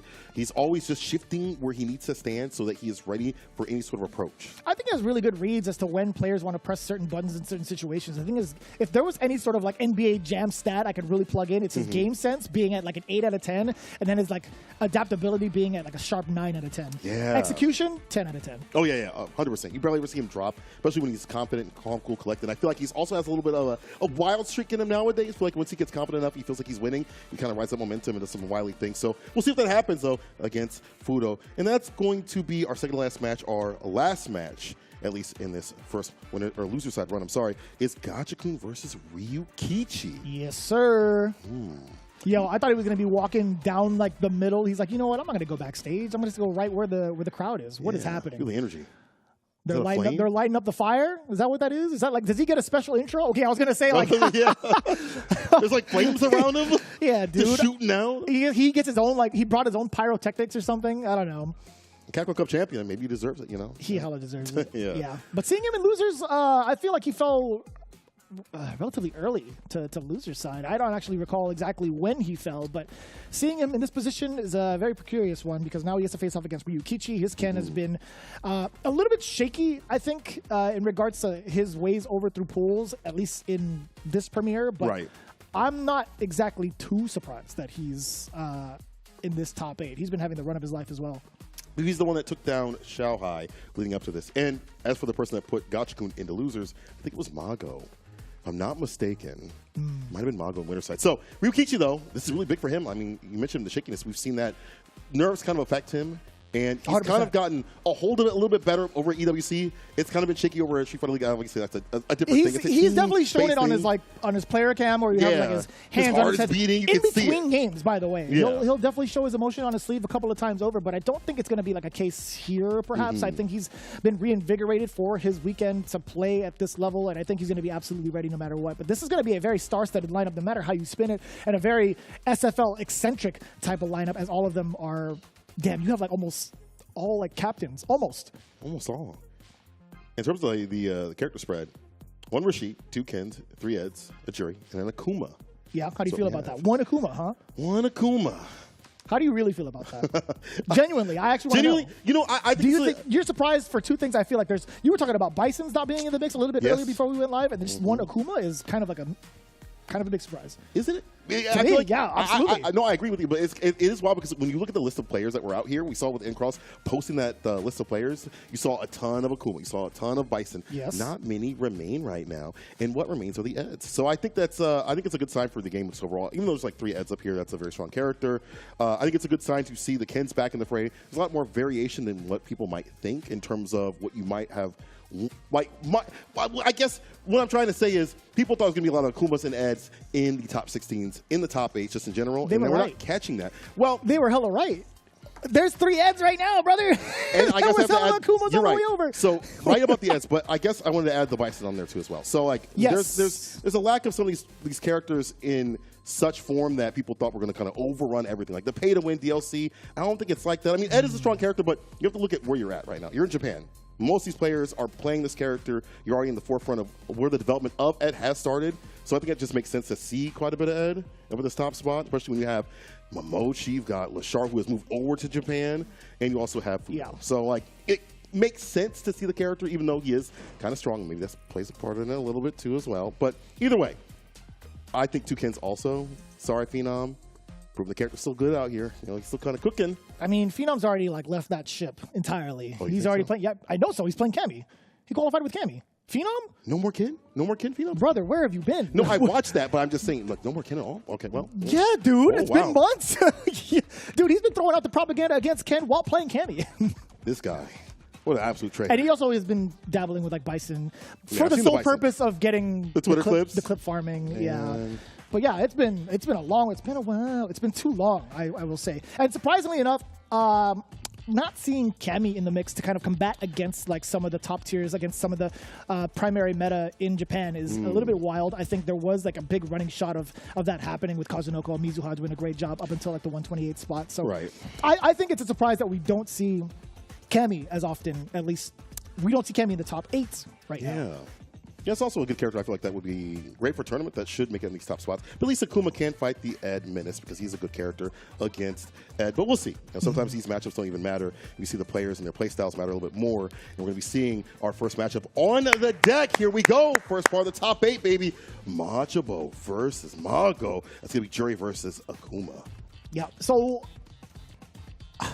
it's kind of I feel like a rough shot for Jury. More so than it is for Akuma. I think Akuma can do so much to manipulate what Mago wants to do on the ground. I think his fireball game is going to be a little bit more of a problem. I think access to the Demon Raid is going to be difficult too for Jury to consistently anti-air, but I've seen other players throughout the weekend kind of combat against it thus far. So we'll see. I mean, like it really depends on how Machabo adapts to what Mago is doing currently. And that's always going to be the case in a top 8 scenario. People with the players in Japan, right? It's always going to come down to whether or not they rely on Old Faithful, what they're used to doing in this matchup, or if they're going to go out of the toolbox and just kind of go into creative mode and figure out what needs to be done to steal away some turns. This is sick, too. Wow. Look at the amount of love that is shown out here Man. by the fans. Cutouts of their faces. You see also the artwork that had of Mago also previously. This is super sick. Just the love that is shown here for the players. I'm the telling you, reverence, man, they treat them like superstars out there. It's actually kind of wild. The fact that we even have a sign that said hello to the U.S. commentators is actually pretty. I can't believe they saw sick. the wave. They saw the wave. They were waving to you. Oh. You asked for the wave, and you got it. Oh. I hope you wave back. This is your time to wave back, by the way. right. There you go. That's the one. Yeah. Honestly, though, appreciate all the love that has been coming through in the land of Japan out here. And let's get it started. Top 8 starts right now. Machabo, Mago, CPT Japan. Again, as you mentioned, time to qualify 2. That's right, 2 players. Let's get it. Yeah, you had a plethora of high-end players duking it out up until this point. You even had players that had already qualified into Capcom Cup to further gatekeep. But as it stands right now, we'll get 2 brand new qualifiers into the running of Capcom Cup. Here we go. Oh yeah, that fireball gonna be mad problematic. That fast fireball, disallowing her fireball from like establishing neutral in the driver's right after. Oh yeah. That's how we start off. Heavy kick Tatsu, ender up in the corner. Gets a forward throw, gets to do it again. Mago, what's your defense like? Jump medium to establish dominance early. Like that, or worrying about that. As things go on, Machabo tries to establish one of that throw game, able to clip. The 4 fears. Fireball for the lockdown. The variance now, the jump is. Lands another crouch, with a kick. Back to the corner you go. Tatsu, sweep. Overhead, blocked out. But Mago, gotta be careful. That trike combo could have been dangerous. That was mad meaty, by the way. Yeah, Machabo looking in a very, very solid position, at least mid-screen, being able to use the fireball to contain Mago and his approaches. A lot of the times Mago had been clipped with a low-medium kick, and Machabo tried to fish forward again. Mago, very much so, weary of Machabo's tactics, getting the big punisher on what really net a lot of damage and momentum for Machabo. What an excellent snipe out. And now it's Mago shining with his low-medium kick to start things off. Level 1 to establish this corner positioning. Never shy about using that bar at the bottom. Foot dive. Able to run that sequence. Foot dive again, nice and close. Goes for the stand medium punch. You see Machabo walking away from the plus frame scenario. Back to the fireball game to reassess and push Mago away. Drive rushes in with the medium. The throw right after. Can't guess. Low forward. That is a counter hit. Has more in the tank too. Could spend it. Is it going to be feng shui time? Level 3. Builds up at the right time. Damn. He had enough to continue on with the Fuhajins, all the storage that he had. I didn't even know he had 2 left. That's crazy for him to build up that much meter. Mago is a man of maintenance that you have to be when it comes to jury. You know, you have to be able to have the stock ups at the right times, have those Fuhajin stock ups as the match goes on, and use them in the proper way. Mago also builds up the bar at the bottom enough to get that level 3, the victory. First game to him in a matchup that usually is not so favored for jury. You mentioned how difficult it is for her to get things started. Yeah, if anything, if I were to really think about it, I think it's maybe a little bit towards the benefit of Akuma. That's what main jury players say. I'm with you on that. Mago don't care about what's on paper. Yeah, I tried to option select maybe like a further normal against Machabo. That's going to be a big time damage for them, big time throw, and drains out the drive gauge towards the end of it all. Mago is in trouble. Oh, that could have been maybe a lot worse. Maybe heavy kick would have reached before he came down. I was thinking the same thing. Yeah. Or that as well, right? That's always going to be like the classic fireball trap. If you're in burnout, you're not really allowed to neutral jump within that space, within like the 3 range, because as long as Akuma has drive gauge, has drive rush available, best believe he's going to anti-air. Variance here of Machabo. Level 2 fireball to switch up a little bit. Careful now. That crouch kick has got you in trouble. Mago with the Renko kick, socks up right after it. Baits up the only BP for free, the stand fear starter. 2+? Or maybe out of range. I couldn't tell you, actually. That was like way too close to call. I got to see that replay. Like that. You see him back away a little bit. Looking for that. No, it doesn't matter. Perfect parry Renko kicks. Knocked down for the throw right after it. He's got 1 more in the tank, too, for Mago. Could establish it. Okay, I was going to say maybe set the pace with the fireball, but he's not going to let it rip with Machabo. Oh, no! That's fine. Here's a jab DP. Empyrean's End. He does get the continuation off of this if she survives, which she does. Medium kick into whatever he wanted. Yeah, if you have the target combo, if you want to get the soft follow-up right after. It's true. Yeah, that's right. Mago falling short. Machabo tying it up 1-1. And to think, they were on teams last season. Yeah, you're right. It was last season. Not this season this time. You have Varel, obviously you see that they should focus me for Machabo. So they have to have that, like, flights ahead in terms of understanding the other person, the other opponent, your team member you practice with and played with, develop strategies with, and now as an opponent. And not. There's no friends in Street Fighter. You ain't lying. If you're in like top 8, right? Trying to qualify. You know what the plane tickets are? Oh.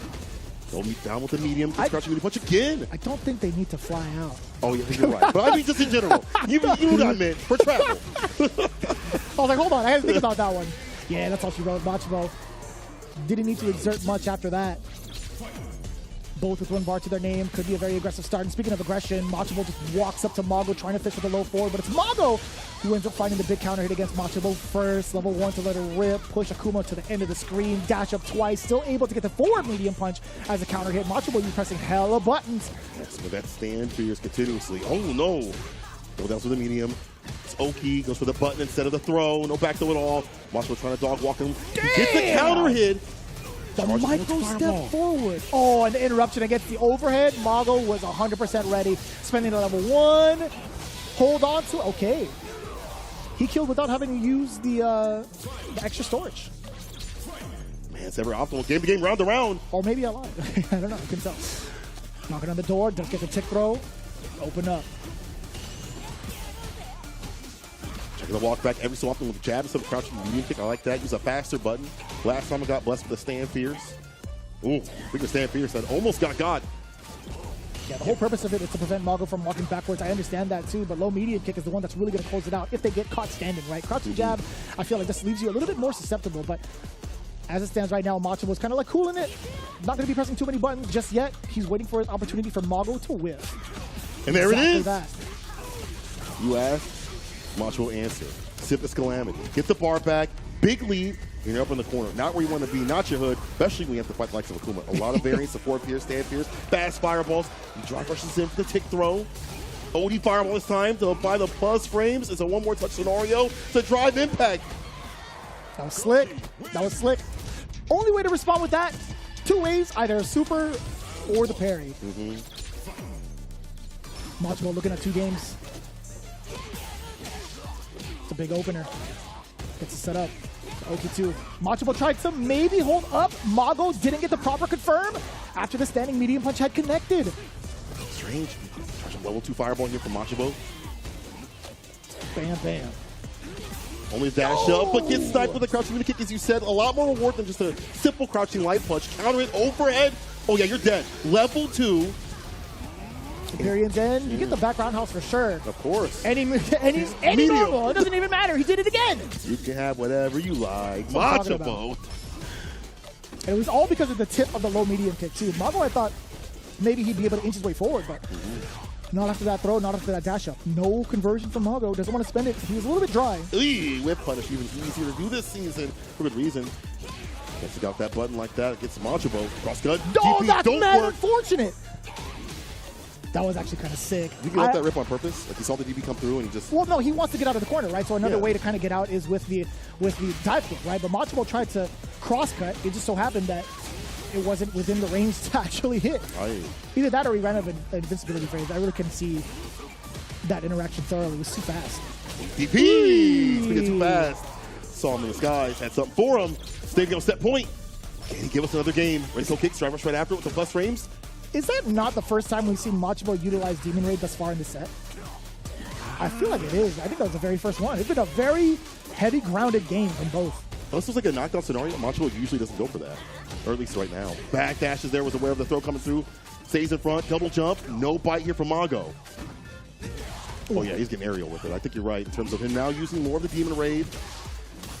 Oh, you're hella dead. As long as he doesn't drop, which he will not. Take a full sip. You're sitting down in the loser's bracket. Machabo keeping it clean. 3-1 against Mago. And you saw the... Man, hold on. This guy, Mago, is creasing the hell out of his shoes. This man didn't even put him on all the way. He's treating them like slides at this point. The whole bottom is just creased to the heel. Wow. He doesn't give a damn. I couldn't help it. I had to notice it. But there was a lot of adaptation between the two. You see Mago really trying to sense when Machabo is trying to be aggressive with the low medium kick. You saw that back and forth, and Machabo kind of like put a little bit of a damper on that. He was like, you know what? If you're gonna be just as patient as I am, I'm willing to wait it out and willing to sit it out too. And I think in that game, I think Akuma does a much better job with all of the threats he has with starting with off like a fireball if need be. If Mago tries to charge up or throws his own fireball, Demon Raid might even come into play. So I think I really enjoyed that set overall in terms of like the adaptations from both ends. Yeah, 100%. As you mentioned, the rotation toolkit here for Machabo, it's fantastic. The fireballs to be able to establish the aerial game, to be able to establish the grounded game, to have that crouching mini kick get back in progress. Because before we saw the stand fierce bless that before, and now he had the fireball to worry about, he had the lights to worry about. Now we have more games to worry about as we have immediately Momochi and Tokido up next. It's going to be kind of rough. I don't really get to see these two. What is happening? He was going, okay. He has to adjust the seat first. Of course. If he pulls the tape measure out again, that would be a classic callback. It's been years. I'm waiting for it. I feel like it's almost like it's barely under a decade since we've seen that. Word. Oh, fancy. Okay, well, Mochi. This is kind of cool. Yeah. Did they just take those pictures? I think Tokido just did that pose like on the way out. They have the editor in the back just cutting it up real quick. All right. Yes. I'm assuming, yeah, that's got to be the demon face right there. I'm going to say yes. whatever that is, hey, show your fandom. I like that. And look at that. As you mentioned, as the tournament proceeds, more of the stands fill up. And now that we're at the end, everybody is filling up those stands. All those fans out there supporting their players, as we have seen continuously, even more so. It feels like most seats are packed up right now at the premiere. Tokido. With the prayer hands, too. It's like, Tokido, please. Must win. I love seeing that out here, too, man. And what's wild about this is, like, these cats were literally grinding it out the Friday before everything had started off, right? They were playing Friday evening for Street Fighter League. At least Division F was playing for Street Fighter League. And then they had to play at 10 a.m. on Saturday. Then immediately after this, on Tuesday evening, they have to play again. Division S has to play again. This is fine because they don't have to leave, but it's still a lot of work that you have to do, practicing and prepping for not only team-based battle, but also singles like this week. You know? So it's a lot of work. That's a lot of strenuous work. But it's cool to see them still have the results, though, despite all that. You know, Tokido, Momochi. But I'm curious about this matchup, what you think, because we see a lot of Ken and a lot of Ed over in the league, and a lot of the Ed players are taking over the Ken players. Even Kosa had fell to the wayside as Momochi when we last saw them. What do you think about the matchup overall now that we've seen it progress quite a bit over in league? To put it simply, I think if Ken could find a way to score a knockdown that leads into the corner carry, which he can do, right? If any time he goes into like a normal that leads to the drive rush cancel, into enhanced Tatsu, I think that alone, oh my God, he's showing off the tech. I think that alone, it says handle me with care on the bottom left, could really lead to a little bit of a problem for Momochi so long as he doesn't have meter. I don't think OD uppercut is really going to save him. Like Ed falls into that category where he does have an invincible uppercut. He does have an invincible reversal, but it's not the same caliber as the others where it's active earlier, right? Ken can pressure pretty darn well.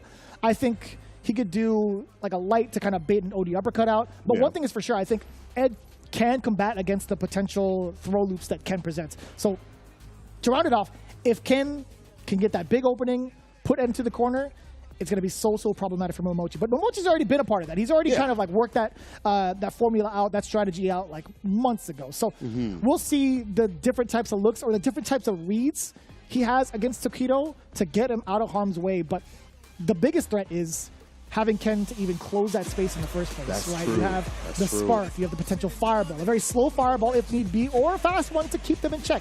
Then you have the flickers, which is doing more of the threats in neutral against this character. So you kind of see the back and forth dynamic here. Ed's going to be counterplaying a lot. He's going to be counter-poking a lot, I should say. Ken, he's just looking to rush down. Yeah, trying to find a way in. Proper way in, too, as well. Doesn't have the best neutral, I don't think, in this matchup. The stand kick is going to claim a lot of space.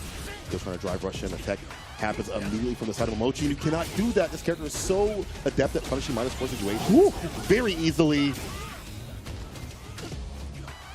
Yeah, you saw the read. Tokido tried to jump out of the air. Momochi was throwing in this jab first to test the reaction of Tokido, or at least test what he was going to do first. In the door, no back throw just yet. The patience here from Momochi. Drive rush, back throw. There we go. It's a side switch. Uppercut to end it. Drivers forward, knock on the door. Momochi, micro walks backwards. Over the counter hit, he gets thrown for it. He tried to jump out, right? We talked about Momochi's strategies against throw loops.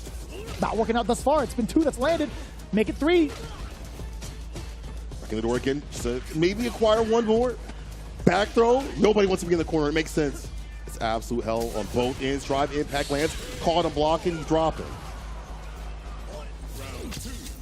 No OD uppercut. No level 1. Actually, I don't even know if OD would have been fast enough. Nice. Maybe stay fierce to like buffer until like, you know. Usually what he does, too. Fierce and super? Yeah. Yeah, Super Jin Rise. Look at Jin Rise. Double down Look with at it. the damage. Damn. Yes, sir. To the corner. That's where Ken can really work the shimmy off the crouch ears and the DP at the stimmy shimmy. That's a perfect KO. The stimmy shimmy, huh? Cashing out big. Bar at the bottom. Both sides right now. A lot in the bank.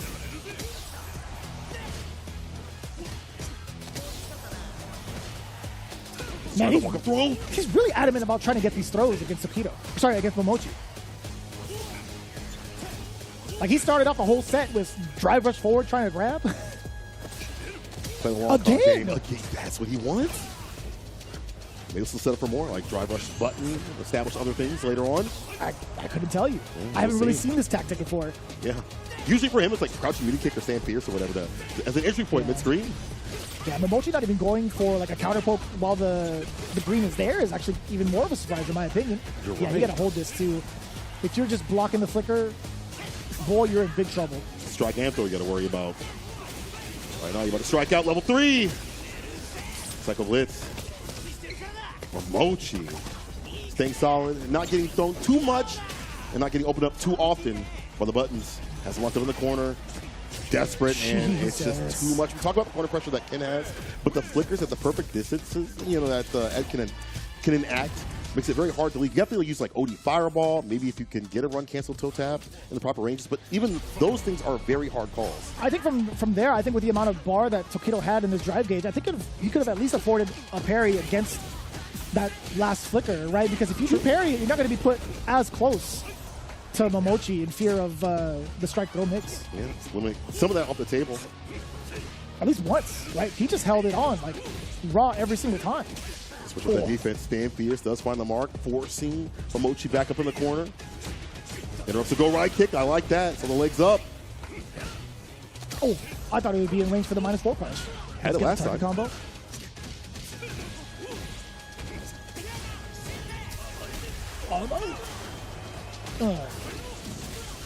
Look at the damage. Double chin right to level 1.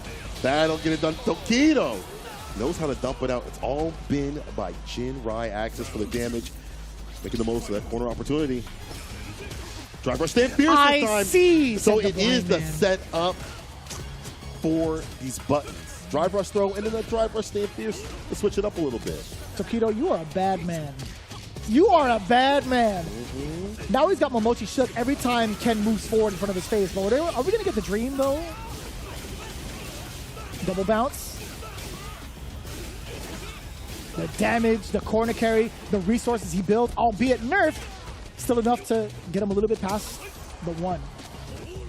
Oh, back throw. That is so big for Tokido's momentum. Crouching medium kick this time. See Momochi way more pensive, and again, as you mentioned, not checking and challenging that green. Level 3, yeah, not that distance. It would not work. Yeah, it would have definitely whiffed, right? Now checking with the tick throws. Tokido not going to be susceptible to that. The uppercut, though, Momochi still keeping his attention to the skies despite everything that's happened on the ground thus far. Very impressive. And now the fireballs for the first time from Tokido. Low forward fireball enough to drain the rest of the life. Very scary stuff. That could have been a drive impact if he wasn't ready. And man, I don't know what version of the murder phase that is, but that's what I want to see out in the darkness. I'm going to tell you that now. It's the inquisitive murder phase. It's like, how do I end you? It's not like a, I've got you now. It's more like a, how do I make it better? How do I make my strategy hurt even more? How do I improvise now? I mean, we see that strategy right here. We see a lot of drive rush like in the butt. But this time goes for the run cancel. Mochi now more adept at checking, challenging. We expect from it at least. There we go. Off the jabs too. Back though. That's back up in the corner. Stand fierce finds the mark. For you, Repa. Wake up. Tokido out of the corner again. Overhead. Walk up.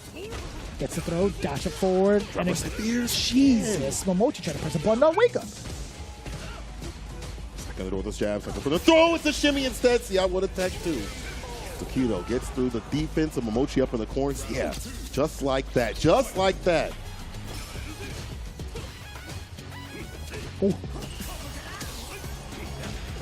Oh, the trade combo. Stand like he follow up right after. I like that. Go forward to the Jinrai, just get confirmed. Momochi opting for a button again upon wake up.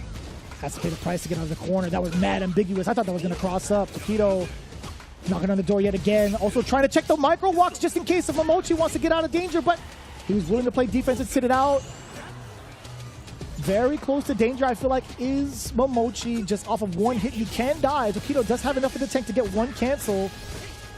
The cypher cross with the medium kick, yeah. Right in that run. Oh, that's it! Oh, that could have been it right there, too. My God. It's like a Jinrai level 3. Tokido, waiting for that opportunity. There's a throw. And all it takes is one crouching kick, one low confirm. That level 3 for the victory. Tokido will be up 2 games. We try to run DP level 3. He tried to shimmy him again, but instead rings out with that final hit that he needed into the level 3. Tokido up 1 game. 2 rounds straight, but a hard-fought one. It is, but I understand the game plan of what Tokido's trying to land here. Before it was like throw, throw, throw. Now it's try for stand fierce, run, cancel, right in front of your face, and then go for like a crouching unit kick. And even if those things don't hit, it's just the mental stack that builds up. And even if like Momochi's able to check the challenge, sometimes it won't work all the time. The reward for Tokido is corner carry, and it's doing what Ken loves to do. It's harassing up in the corner continuously with Gen Rise.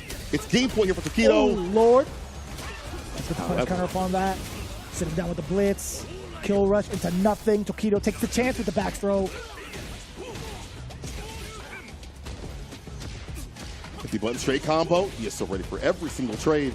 That transaction in his favor. I feel like that was a double counter hit from the side of Tokido. I think Momochi was just still trying to press buttons. He knew that trade wasn't going to happen. Or at least the trade combo wasn't going to happen, I should say.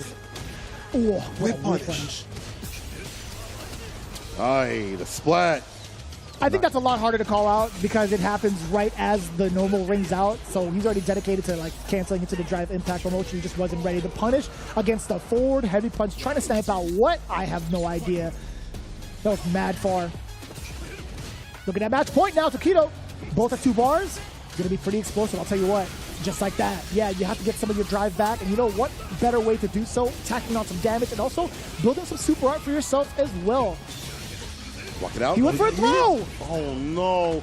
Side switch, all this room to work with, and you're caught up in the corner. Reversal jab. He's pressing buttons. Momochi doesn't give a damn. He was pressing hella buttons. Don't let him jump. Ah, man, the government bailout. That's a Logan. All the way back in the green. He immediately spends at least half of it. Will he invest in the other half? That would be financially smart of him, but we'll see if he has that intelligence. Tokido instead is looking to rob him. He doesn't want to do it the honest way. The bank's insured anyway. In the pockets. Tokido has to cut up in the corner, though. Until the back throw happens. Flicker. There is level 2. You don't even need level 2, honestly. Just simply OD, fireball, and then a follow-up right after. Maybe a punish counter throw as well. Oh. A single hit will do it for Tokido. I think it's too far for the level 3, and he does it anyway. The drive impact to sneak in on Momochi. As soon as he saw green, he has thoroughly been conditioned towards the very end. You don't know what version of Ken comes out as soon as the green is applied. That was insane. Tokido's game plan, well strategized and well executed. My bad, Tokido. I don't think you had one ready. The likes of Mochi. I mean, this matchup has been so hard fought for a lot of Ken players out in League, and whenever I see it anywhere else, but it's drive rush to establish like the throw pressure first, and then the other buttons come after that. And that disallows like the flickers to come through a little bit too quick with it, and that allows Momochi to go down to losers, unfortunately. And that's going to be Machabo and Tokido for winners finals. I cannot believe I'm saying that. Machabo in winners finals of a stat premier. Not that he is any less of a player than the other players, but his results have not been there so consistently. And Tokido in full form right now, looking to qualify. The winner of that winners finals. Brother. You already know. You already know. Let the people know at home. It's going to be at Capcom Cup. Tokido, Machabo, one of these cats will be at Capcom Cup. But we'll get there when we get there. We still have to go down to losers and clean up some of the rest of these players. And that means we're going to be having Fudo versus Lashar, more Ed action on the way. After that will be Gachikun versus Ryukichi. Now, the best part about this is not your standard CPT that we normally get to broadcast from home, right? We're so used to it from like last year. We're actually going to be running through the losers bracket right now, right? Lashar versus Fudo is going to be a banger regardless if you're an Ed fan or not, because these guys have been putting in the work as the premier Ed players on top of, you saw Momochi, right? The Dastardly 3. But this is going to be a very interesting one. I feel like Lashar has had Fudo's number these last couple of engagements. Okay. We'll see what happens now, though. You know, I don't mind mirror matches in this game, to be honest. What the Kirby? I love it. Yeah. I love it. Oh, that's so great. I love that they know so much about the players, too, as well. Like, they know how much that he loves Kirby and such. Like, that's super cool. Is that Saishun Console Komoto? It definitely is, yeah. Oh, Anytime okay. I see like the 2 red S's, I automatically assume it's got to be like Saishun Console. Okay. But it's cool that the people know what the players love. But speaking of the players and their styles, they're so stylistically different. That's why I don't mind mirror matches in this game right now. Truly, yeah. You look at Lashar, he's a little more on the clean, pristine sort of kind of gameplay. Fudo's always dashing up in that mid to close range. It feels like no matter what character he has played since 5 or 4 or even 6 now, it feels like he is always getting aggressive with it. She was surprised. She's like, wait, the camera's on me now? So one of the things that I think is rather fortuitous is the fact that Tokido doesn't have to play against his current teammate Lashar because they've had like 1.5 million matches against each other. In fact, I think Lashar has played a significant part as to why Tokido's been picking up Ed on the side. I'm just glad that match doesn't have to be played out as long as the teammates don't have to play each other. But Fudo versus Lashar, like, I've talked about this earlier. You've witnessed this. We talked about Lashar having the better hand. What is it about Lashar that you think gives him the better record thus far against Fudo? I think Lashar is able to control the chaos a lot more in this game overall. I think him being clean and being able to reposition himself consistently so he has the anti-airs. He is being able to be in positions where even in mirror matches or whatever match he's playing, to be able to properly whip punish or run the flickers, you barely ever see him get jumped in on when he's running the flicker gameplay. Compared to other Ed players where it does and doesn't happen, and it will happen eventually because that's just the way fighting games go. But he's really good about positioning himself at all points. And I think Ridge has really like hit the nail on the head on this one. He's truly like generational talent. I don't think there's anybody more prepared for like every single situation as much as Lashar. Yeah. I think no matter what the scramble, no matter what the player, no matter what the character, he's always ready with an answer. Whether or not it's within the same game, he'll definitely figure it out within the same set. And I think that's the most dangerous attribution about him. And it's so impressive to see like both the execution side of things. Like Ed is no easy character to kind of like navigate. I feel like, in my opinion. No, I agree. At all. Even outside of just level 2, like understanding how the counter poke ranges are, like how to get these big conversions off too, and also making the correct reads to get some of the big damages too is no easy feat with someone like Ed. You mentioned the adaptability of Lashar. One of the things I like from him is he'll go for like a side switch conversion, things like that. He develops these moments where he'll put himself at like a positional advantage more than other Ed players. However, Fudo is no slouch. When we talk about like the aggression session, this guy gets it going real quick and easy. And he's also the type to use that OD gauge for like a lot more for like OD fireball and such to establish that neutral first. We'll see who wins in the mirror match. Fudo, Lashar, somebody going home quick. I still can't believe this is a loser's match. Ain't it? Like, this could be grand finals. Literally anywhere else in the world. But as it stands right now, right here, right now, excuse me. Ooh, they're going to make it firm to bring Fudo into the corner. Pretty significant. Or at least so I thought. Fudo immediately taken to the skies to avoid that. But Lashar, although getting this hit, although having the momentum, he is low on drive gauge. What a way to stop the drive rush altogether. He is so ready. He stands on 10 toes. He does not back up too much unless he has to. Look at that. Again, repositioning himself, holding parry so he's not in throw range. Jumps back again. Fudo's on the back foot. Yeah, I think he was mostly waiting for his drive gauge to kind of come back up. Lashar going to be in big trouble. That is a punish counter. Bring him back down to earth with the OD Snatcher Fool. That is a flicker. I love that name too. Or I missed the old name. Snatcher Fool. Like a blitz is after. It's going to be level 2. He wants to kill. ASAP for Fierce to finish it off, add more in the tank. If need be, Fudo is able to chase down Lashar. I do like this, though. Let's switch up here for Fudo. Once he gets in, he's ever aggressive. Makes the damage happen. The charge up is there. You saw him charging up. The flicker was out and about. Great response from Lashar. Pops to level 2. Hella damage. Double bounce, gets the uppercut, twice over, kill rush forward, triple dash. I don't think he gets a turn after that. If he dashes up 3 times. We'll check them. Slight walk back. The medium is there off the low. Like a blitz. This time the flicker cancel, goes for the throat. But you see, that's the thing that Rich talked about. Go for the drive rush right after, so it's not punish counter. Could have been worse. Oh, the punish counter, Fudo held it on. Oh my God. This is really laying it on Lashar pretty quick. I don't think Lashar has had any real moments to lock down Fudo and exemplify why he's such a threat in the corner. Yeah, really, it's been the opposite. You know, Fudo's been doing a good job of being able to get the punish counters at the proper distances. Like we talked about Lashar, can't do that when your back's up against the wall. Does get the blitz, kill rush forward, trying to bait out something, but Lashar, 2 steps ahead, does catch the walk back against Fudo, knocking on the door. Fudo responding in kind, checking the legs against Lashar. Never seen boxers go below the belt this many times. Doing the damn time. Drive rush. The walk up the shimmy with the stand fierce. He said, I want more. I thought Halloween was over. The jump skin. That was terrifying. Are you kidding me? My heart. I'm too old for this. Oh, I am. DP. Somebody get a heart rate monitor. Jesus, that is truly the definition of spooky season. I like that switch up though. OD Fireball, do a little bit of a slower one and go behind it. Lashar actually taking a page from Fudo's book in terms of meter usage.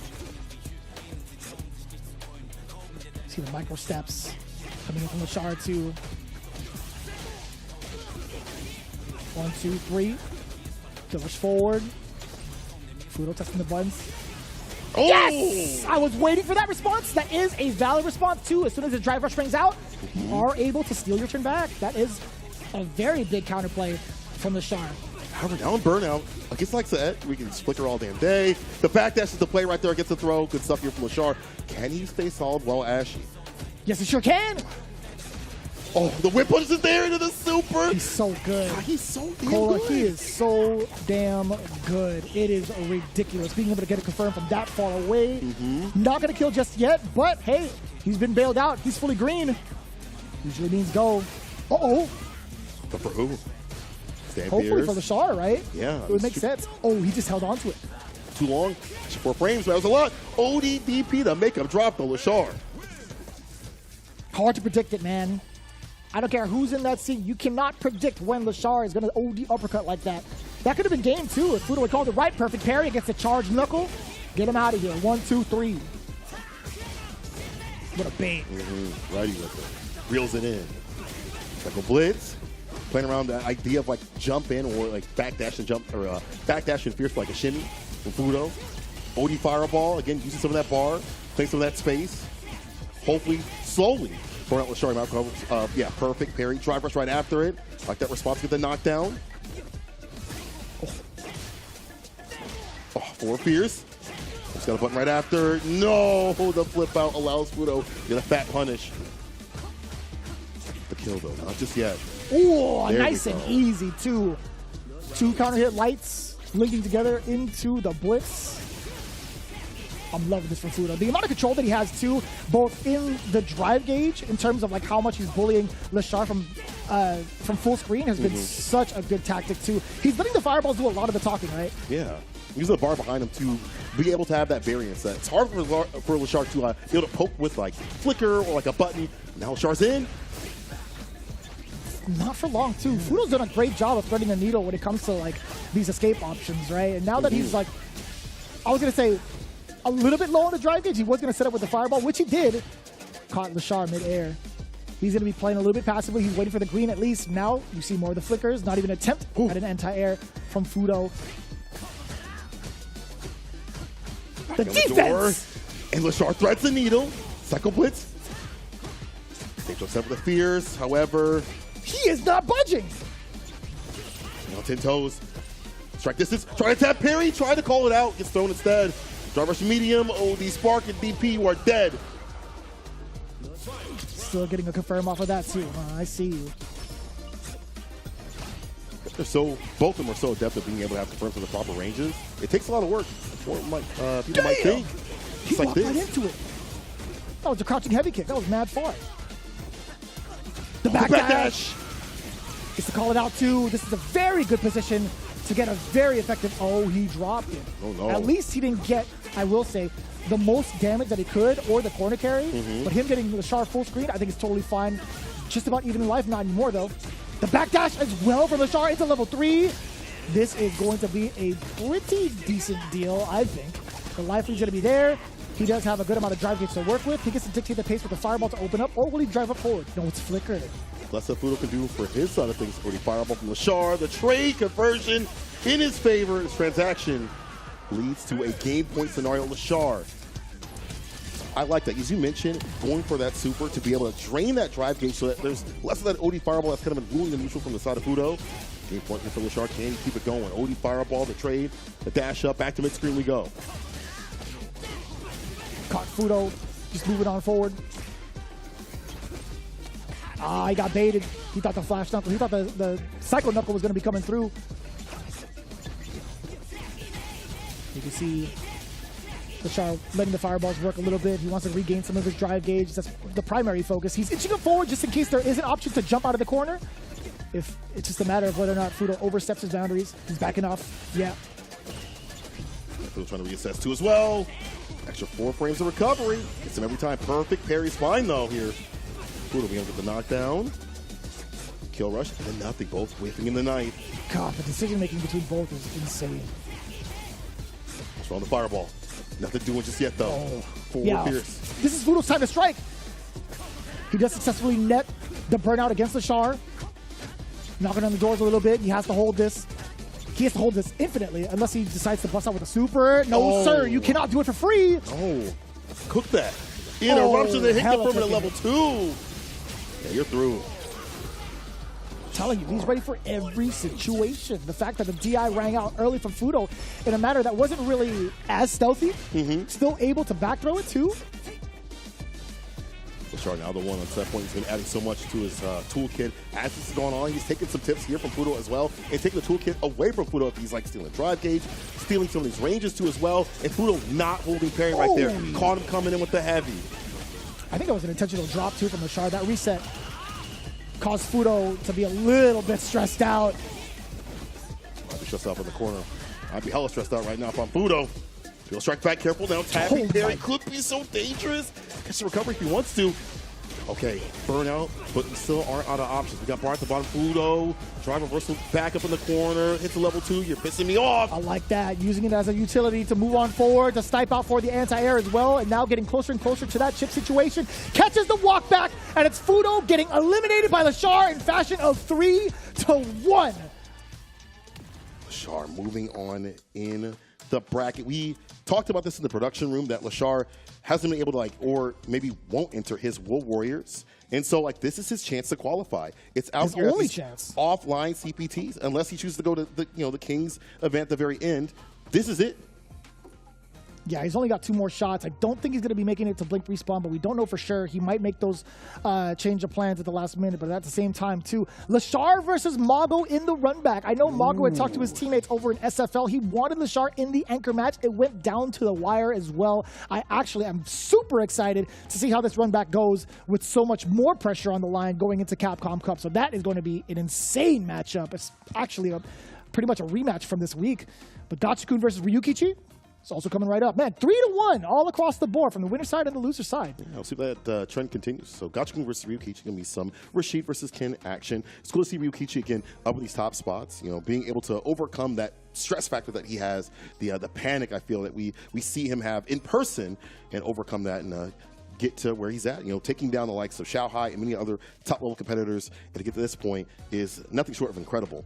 Yeah. But you're fighting a Capcom Cup champion. But he was stressing out. Like, if you guys have been tuning in, which I'm sure you guys have, Saturday as well, dude, Gachikun almost got smoked by Hexia, by the sim player. The sim player. Yeah, yeah. And he was definitely stressing all the way through pools. But as soon as that was over, I felt like it was almost smooth sailing. I didn't get to check entirely his route because, let's be honest, there's so many people to keep track of. That's true. But Gachikun being up on the stage, I'm glad he made it out. Same with Ryukichi. Had a little bit of a rough start, in my opinion.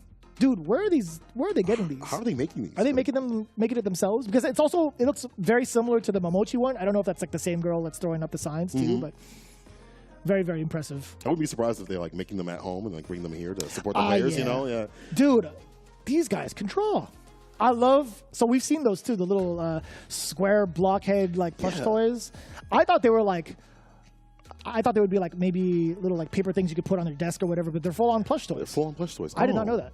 When we see them, I think over in League, the advertisements. Yeah, that was the first look half. They're a little bit more I guess paper, or cardboard or something like that. Yeah, but that looks like it's a full-on one. So that is super sick to see the support and, again, the immersion, all the great things that are happening over in LAN Japan. They really love their Street Fighter, and they love their players, too, as well. And I like to see them give that love to the reverence of what's going on. As there's a lot of reverence out here, 2 spots will be taken today as we start eliminating some of these players. Fudo's already out. We'll see what happens between Gachikun and Ryukichi. They'll set us up for even more action later on. That's insane, man. Fudo being out, too. Mans cannot catch a break, but I think he's still going to be active in World Warrior no matter what. All right, Gachikun, Ryukichi, how you feel about this match? Gachikun, he's been on fire. In regards to the matchups between all the other Ken players in Street Fighter League, he's been decimating all of them. But Ryukichi's always been like the diamond in the rough, in my opinion, and for a lot of the commentators here too. I think Ryukichi gives a lot of different looks in regards to how he moves into like baiting people, into throwing out normals, and is also very, very strong with the whiff punish game. I'm so glad these guys are singing to the song too, and I'm glad they're letting the intros rock. But yeah, I think Ryukichi does a really great job of applying more pressure than damage. One of those big instances is off of the Dragon Lash, he'll opt for the double dash forward instead of going for any sort of damage in there a lot of the time. And that's also been taken akin to a lot of the players in the US. They've sort of taken to that strategy as of late, and for good reason, right? You just get so much out of that. Definitely makes sense. Ryukichi also the type to really make a combo video out of everybody that he fights. Like if you whip a bad DP, he'll make something look real nasty. That's the way he moves. Yes, sir. Exactly what we prefaced with, right? Ryukichi just has a different type of standard in regards to what his game plan is for netting this damage, and then these very, very opportunistic moments. Oh, counter combo. He's able to with the crouching medium kick, gets a knockdown. Go for the throw. Ryukichi techs and snipes out with the crouching medium kick. Yeah, easy kill. Had more to take if need be off that crouch fierce. Ryukichi, 1 round so far. Very dominant round. He did the perfect pair against the fireball, which is like the establishment tool for Gachikun, but right there, Gachikun switches it up. I love the fact that he reacted to the whirlwind shot with crouching medium punch. I love seeing those trades against the fireball. Also, damn, that was actually pretty expensive for Gachikun to get stuffed out. Yeah. Gets a level 2 Isara, though. I think the primary objective, obviously, to apply pressure, but it also allows Gachikun to regain some of his gauge. Damn, that was actually kind of rough. So get the pickup. Wasn't able to do so, but unfortunately, Ryukichi autopilots. So he had to confirm. OD. Frame kill. Backs away for a little bit. Yeah, I like that. Block low. That could have been a lot more. That could have been a side switch, but Gachikun will take it off of this, I do believe. Got that level 1 for the follow-up. Yes, sir. Rashid kick. I'll show you what a real SRK looks like. Ooh. I'm so glad they call it Super Rashid kick. I see you, Capcom. Yeah. You guys are real smart. Kamen Rider vibes. I like that. Stand medium kick now as the adjustment tool against the crouching medium punch from Ryukichi. Looking like dual Kevin. You said Ryukichi was looking like dual Kevin? Oh, no, Gachikun. Okay, I was like, stand wait. medium kick. Oh, okay. Yeah. I was like, wait, huh? Threw me for a loop. I was like, is Kevin playing Ken now? I was like, no way. Oh, no. There's no, yeah, I mean, either. Oh, Burnout City. That mixer, go for level 1. Oh, yeah, he knew that for days. Held parry. Gains a little bit more bar than usual. The Super Rashid kick, is that even necessary? Oh, 100% is necessary. Oh. Did it matter? Okay, I was going to say, like, I think there was a moment for him to actually get the level 1 and kill off, but seeing Ryukichi and Burnout, I don't think there was much for Gachikun to really worry about. 2 bars left? Yeah. Isara could be coming through. Yeah. You could even do like the Cyclone if you do. Gachikun with the first victory. Early knockdown off the Oki. This time goes for nothing. Calls out the ODP.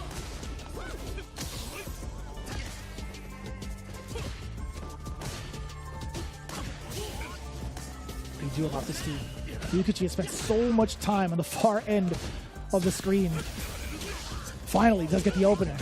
Off of the low medium kick he's been searching for the whole time. Yeah, take it to the other Only side. get rewarded with the back throw upon wake up from Gachikun. All that work for nothing. Gachikun is operating on some different levels right now. Enhanced whirlwind. Dashes up instead of trying to do the mixer on the way through. The switch up. I do like that, yeah. And I like him using more like the OD gauge just in general, like the OD fireball too as well, to like just establish more of the neutral. They get harder for Ryukichi to go for these perfect parries. Level 2. My win condition coming through. Help. No, he tried to go for the back throw. And look at your reward. Half your health gone. Interrupts the driver with the stand. Fierce the stop sign. Oh, this hurts. Get the sky high. Gets the mix. The safe jump trade. That could have been so much worse. Ryukichi fighting for his life too. Just one more instance. He gets a fierce, but nothing backed behind it other than a fireball. That's kind of rough. Oh, man, ran into the tornado head first.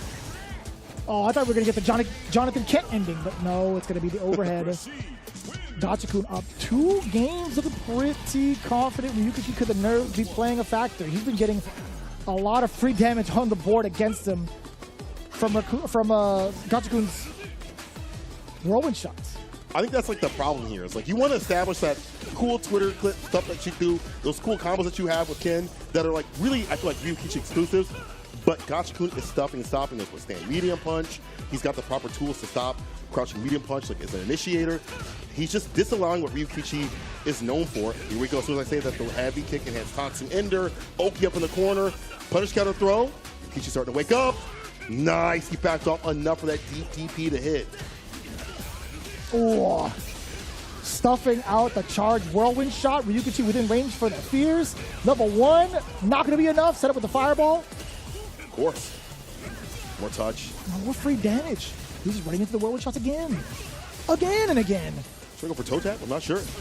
Cannot jump in unlike the Gachikun, especially at that distance. The ODPP being able to claim the space, but on the ground, he's down. The stand light kick. Very safe and solid option right there. Ryukichi getting that lead and keeping that lead. Okay. I like that. Finally taking note of the spacing between him and Gachikun when he wants to use those medium kicks. Finally paying off. Yep, stay in that pocket. Jump back medium punch to keep Gachikun contained in the corner. Usually hailed as having the best defense in the game. Gachikun is getting exposed right now. Up until this point, taking a big risk, and boy, does it pay off. It doesn't allow him to get his level 2 set up because he did have to spend level 1, right? That's true. Back the fireball game this time. The OD gets the Eagle Spike right after. Mix up. You better guess right. You guessed wrong. Hold extra damage on the punch counter. Perfect parry is there. Should be able to get a side switch here. No, he's going to go for what? I don't know what that was. Maybe he thought, I can't go for the light kick, follow for the level 3. He miscalculated too. Oh my God. Sorry, you kidding me? This guy, Ryukichi. He got Sit down and shut up. Oh my God. He told you, bro. He's like, hey, man, you said I couldn't get any Twitter clips going? Bet. That was it. He's like, you thought that I couldn't get any Twitter clips going? He's telling all of us to sit down and shut up, I feel like. Got it, Ryukichi. So put that on TikTok. Now we understand like the intent behind some of these runs, right? But like Gachikun, I feel like it's just been too far away for some of the run DPs to even connect from the side of Ryukichi. But I guess like him having the threat of it is, like, I guess enough. Gachikun might have been stumped. See how that operates though. Ryukichi, I feel like has to have like a significant lead for these things to work out though. Does get the sweet knockdown. That's Street Fighter 4 style, right? Cross the down too? I swear if that hit, I got once on a World Warrior recap. I'm not getting got again. Not again. The range was there for it, actually. Okay, we're going to get the pre-combo going into it. But it's going to be kind of tough. The back dash to bait out the throw. And, you know, I understand the risk behind it. Ryukichi really wanted that back throw. It does lead to a lot. It does lead to a lot of momentum for specifically Ken being able to get that pocket against Gachikun. Medium kick, counter hit. Hold up. OD on the drive rush up. Not gonna do it. Sneaks in the crouching light kick. Ends it with the medium mixer. The drive impact, a little bit too risky. Too medium greedy for that corner carry or corner lead. What that was. I don't know either. I know this is bad. You're in burnout. No, the option's got level 1, but it's weighted and baited. You're decimated. Gachikun with the OD expenditure to be able to kill. Perfect KO to send Ryukichi out of the tournament. However, there are some great moments of Ryukichi. For him to get this far was fantastic, but this guy's a whirlwind. He puts the win in whirlwind? Is that what you're trying to tell me? I think so. Gachikun. He has the defense at the end of it, too? This guy's good. This guy's really good. Bars. I'm just kidding. I'm actually kind of surprised that it went down in this fashion. I don't think it was like that far apart the last time they played, but seeing it kind of shine different. Damn, 3-1 all across. Again. 3-1, 3-1, 3-1, 3-1. For the last 4 and first 4 matches, I should say. But that sets up, we have winners finals, Machabo, Tokido, Mago, Lashar, and losers, Momochi, and Gachikun to round things out in the losers quarterfinals.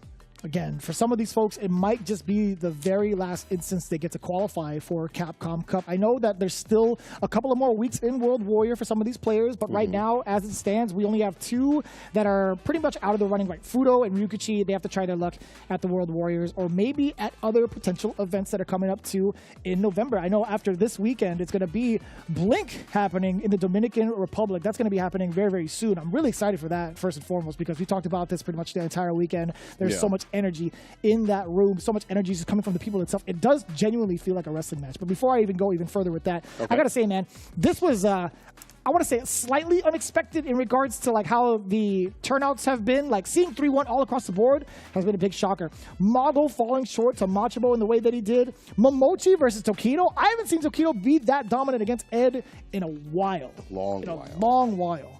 And most Ken players, just in general, too. So I have to give him big props to having a real game plan established by drive, rush, throw into other things right after. And then, of course, we had saw the Fudo-Lashar mirror match where Lashar started taking things from Fudo's book, starting acquiring things, almost like Mega Man copying, bro. And I do like that he is adding the things that he fight. Like when he fights somebody, I feel like he adds more to his toolkit to make him even more dangerous, as you just saw Gachikun versus Ryukichi. Some good moments from Ryukichi, but just not enough against the defense that we had and the establishment tools to stand medium, kick, and many other tools beside of Gachikun.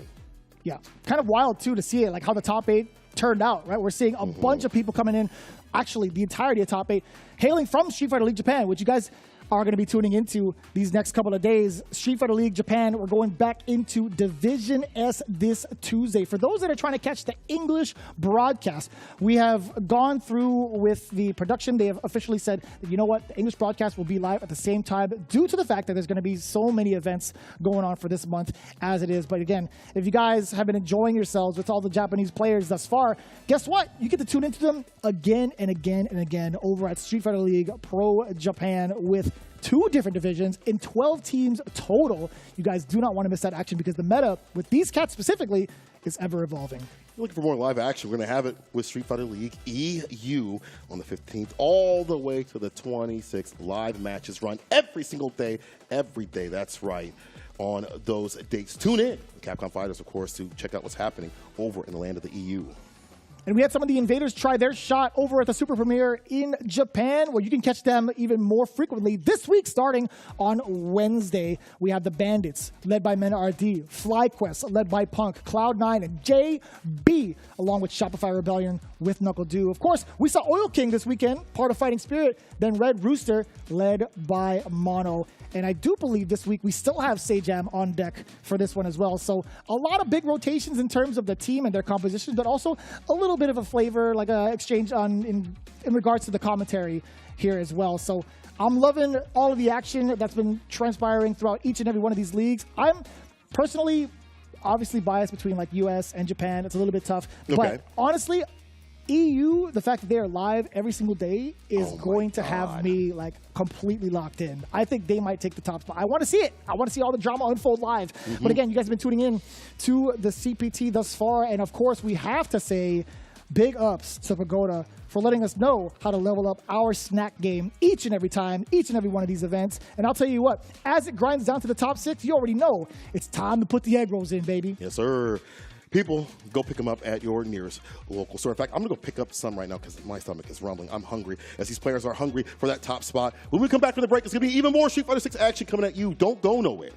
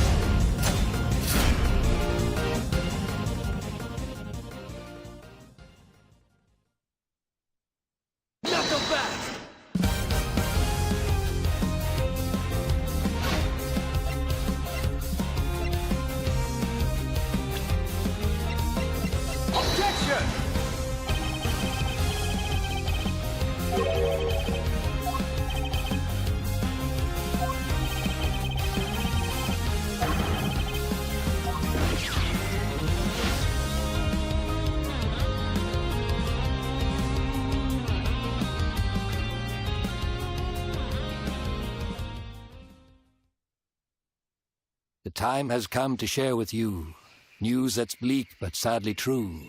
I'm talking of the fell Black Blight, a spreading darkness, endless night. The environment's changing and the monster population's taken a nosedive. Blackgrass, rampaging monsters. What do you know of this corruption? This so-called black mist is actually the Black Blight. Then, there'll most likely be a blighted monster nearby too. Looks like this whole village has been blighted! Do we know what the blight is or why it's eating away at the world? No. But we know that it attacked our home, and that it must be destroyed. The kinship stone commands the might to purify this foul Black Blight. And we're gonna stop the Black Blight!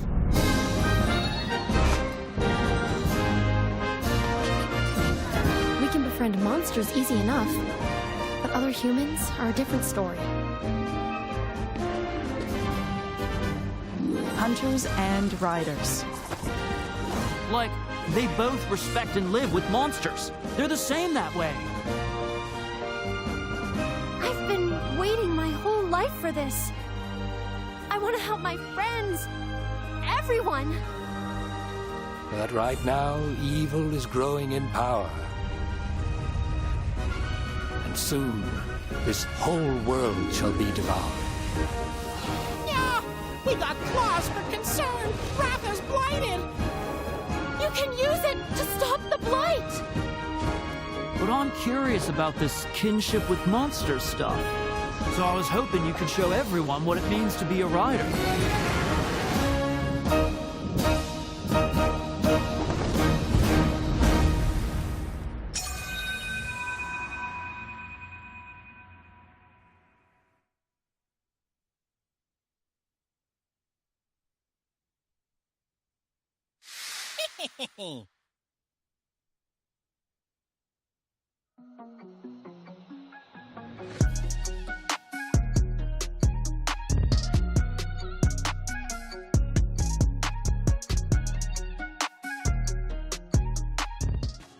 And we're back with more CPT action here on the official stream. My name is Nicole. I'm joined with Vicious. My dog, how have you been feeling about this action? Hold on. Let's do it real, baby. Hold on.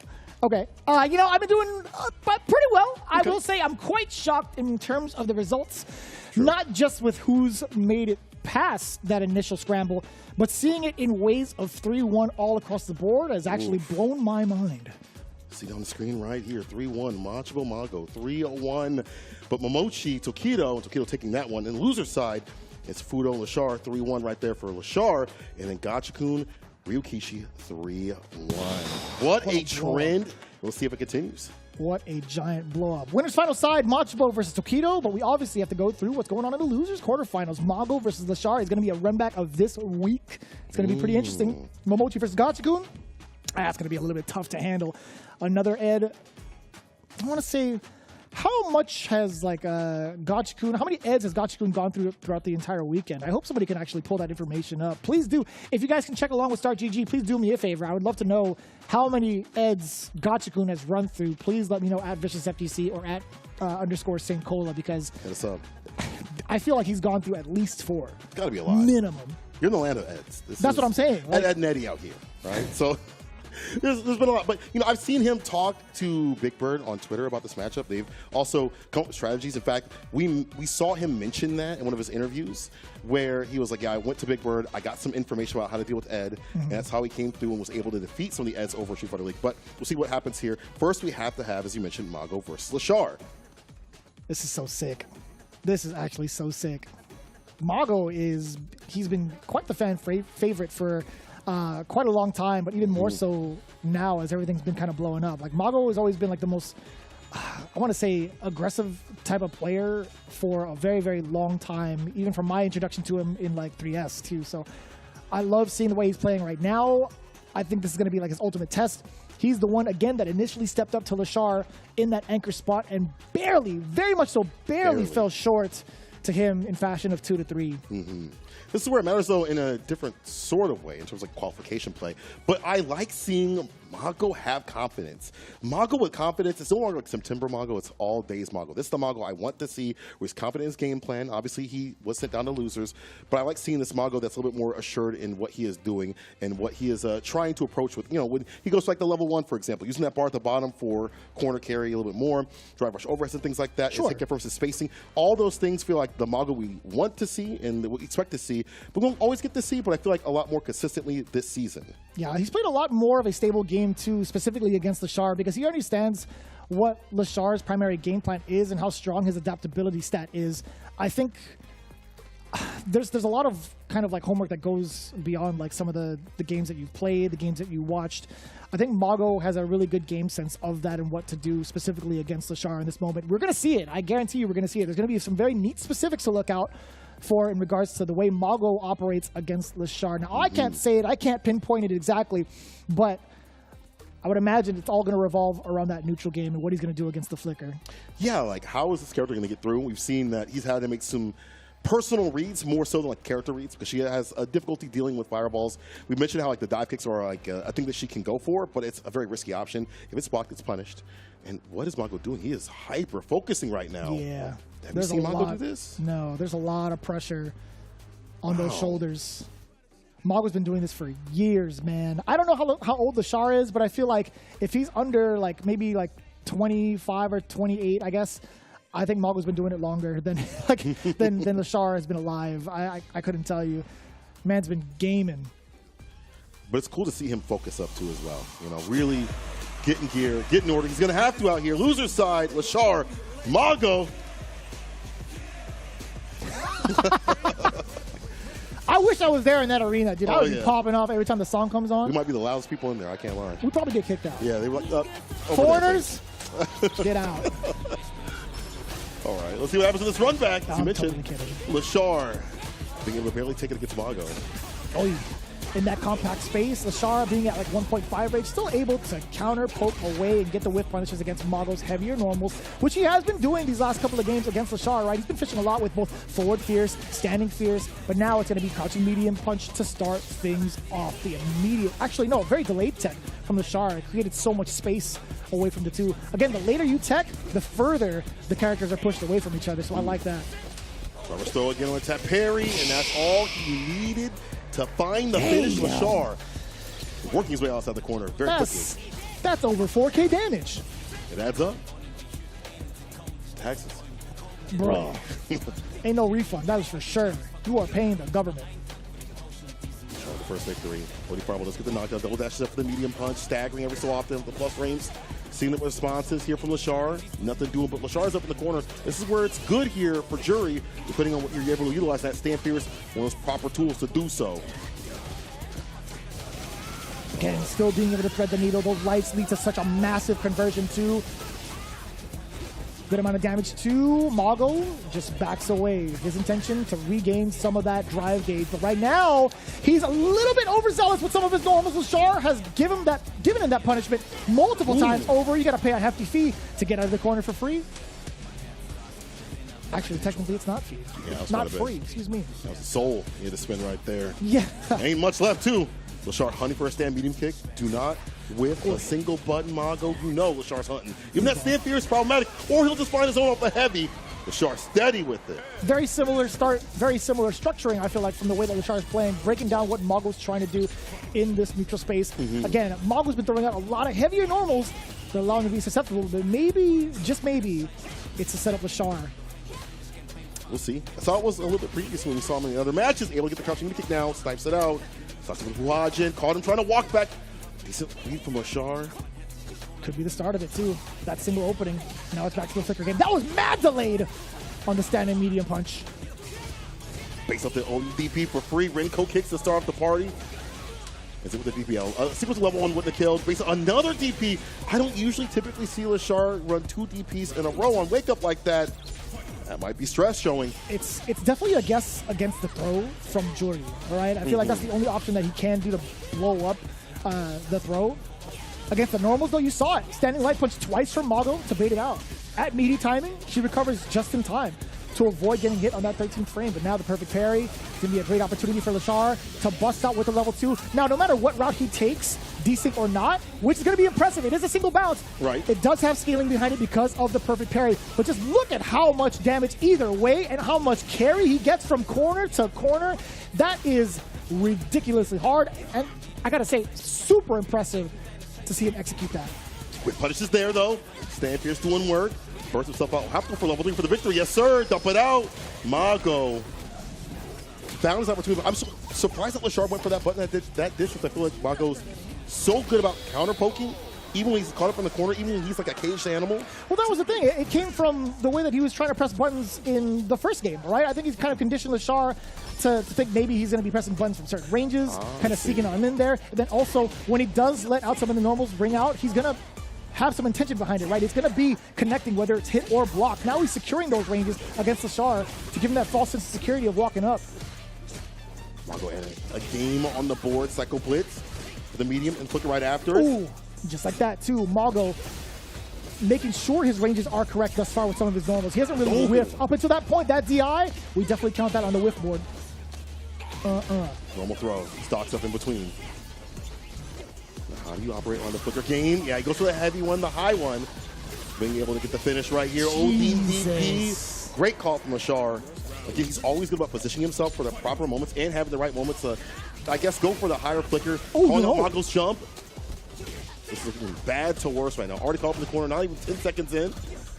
See, now that Lashar is not really playing the counter poke game with normals, he's settled with the flicker, which is exactly what we were talking about. Like, how do you combat against this as Mago in junction with the fireballs that Lashar can throw out? Now that he's closed the gap, at least score the knockdown. Mago with the momentum currently. Does he continue to pursue and push Lashar towards the corner? He does actually sneak in to throw. Stampierce down the OD, the trade. Able to stock up in between. Walks back, thought you get a throw. The Stampierce is there. The foot to face up in this corner space. Doesn't have to overextend. I like this here from Mago. Don't give him a single button to be able to get himself outside the corner. Lashar wasn't ready for the anti-air. Luckily enough, didn't really have to pay anything for it. Mago, he's sitting back, he's chilling. Up until this point, he tried to drive rush in rebuttal to Lashar's drive rush and pays it in full. A slight miscalculation on the timing. Mago, as soon as he saw green from Lashar, he thought maybe, just maybe, he could drive rush forward. I wonder if he could do, since he saw the flash, he could rebuttal with his own flash, pause the timing, and also like buffer his level 3. Oh, in response, yeah. You see the hand rear back and just hit level 3 as like a rebuttal. Yeah, maybe. Sure. I've seen Tinchi kind of like put that out on Twitter as well, like being able to combat against a drive rush instead of just using normals traditionally. If you see that that flash, you can use your critical art or your level 3 if close enough, and it will catch like the earliest like timing of drive rush. So. That would make sense. Not have that bar wasted. Right now he's doing a good job outside the stand meter kick range, like at the perfect tip. Able to have that Stampierce hit. Using that blood continuously. Yeah, drive rushing in. Oh, that was the medium. Oh, I've seen him do that. He breaks a little bit, then goes for the stand medium right after. The perfect range. Just like a micro step in there with that stand medium punch. It's the momentum that carries him, right? Like he drive rushes forward. He throws out the medium punch early to fake you out. It's kind of similar thought of doing like drive rush forward, throwing right in front of someone's face to bait them into doing a whiff, or like a tech throw, and they get punished for it. Almost a similar idea, but that one's actually much, much sneakier. Very clean and very intentional. However, Mago's in burnout. Let's see if Lashar can make something out of this, especially with the flicker being so problematic. When you're in burnout, playing a lot of plus range scenarios, the anti-air is there. Kill rush up, bait it out. Yes, we did. We're holding parry for even more drive gauge absorption. Oh, hands like NyQuil. And he's got it purple. It matches the theme. Hey, Drive impact. And now it's going to be at the charge up Stampierce. Yeah, no bar at the bottom necessary for this one. Lashar gets it done. He's already on the verge of building another level 2. And it's like a little smirk right there, I think, from Lashar. My man shook his head. He's like, damn, I'm that guy. I'm him. I'm him, Shar. He Shar? He Shar. Oh, actually. Have that one for free, Lashar. If you win this game, though. We'll see. Mago not done yet. He's got bar at the bottom utilized. Oh, did you see? That was a counter hit, too, at the timing. I can't believe that jab hit whatever it was that Mago threw out. This is insane. Double forward fierce. Man's playing basketball. He's dribbling up and down the court. So low to the ground. I don't think I've ever seen that. No special for level 3 just yet. Tick throw. Right, some distance. He already has a lot to stock up with. Let's see how he unleashes it. Trade. Nobody wants to swing a single button. It makes sense. Don't want to die right now. Jesus, man. It could still be Mago's game. He is locked and loaded with 3 bars. By the way, Lashar working on at least a second bar. If things keep going his way, especially with his block string, a big interruption from Mago. He knew it too. Lashar cannot afford to let go of his offense at the moment. But that's a big jump in. It could be enough to seal it, to go into the next one. What am I saying? Of course, he's got the extension on deck. Level 3. Going for the dome. Mago. What a timing on these jumps. What a timing to play in that space where you could get clipped and hit, and it would have been it. Like, that would have been over, bro. Man, the confidence. All days, all months, Mago. The double barrel shotgun is what it is, man. Double barrel shot. That's this guy bars. is shooting. No blanks here. 2-2. Spark starter right there. Not even a tick though. Gets open up. Tries to walk back. And you see a lot more activity here from Lashar. More flickers, more buttons, a lot more too as well. And also backdashing to reassess. Maybe try to find him with punish. The crush mini kick is there though for Mago. Able to stock up in between. Yikes. As soon as I say that, Lashar has his answer with a stand medium kick. Yeah, Mago anticipated maybe a heavier normal from Lashar, maybe trying to throw out the heavy punch in anticipation of that for the counter poke, but Lashar not giving him any sort of room to work with. He's like, you know what, you got me earlier. Let me repay it in full.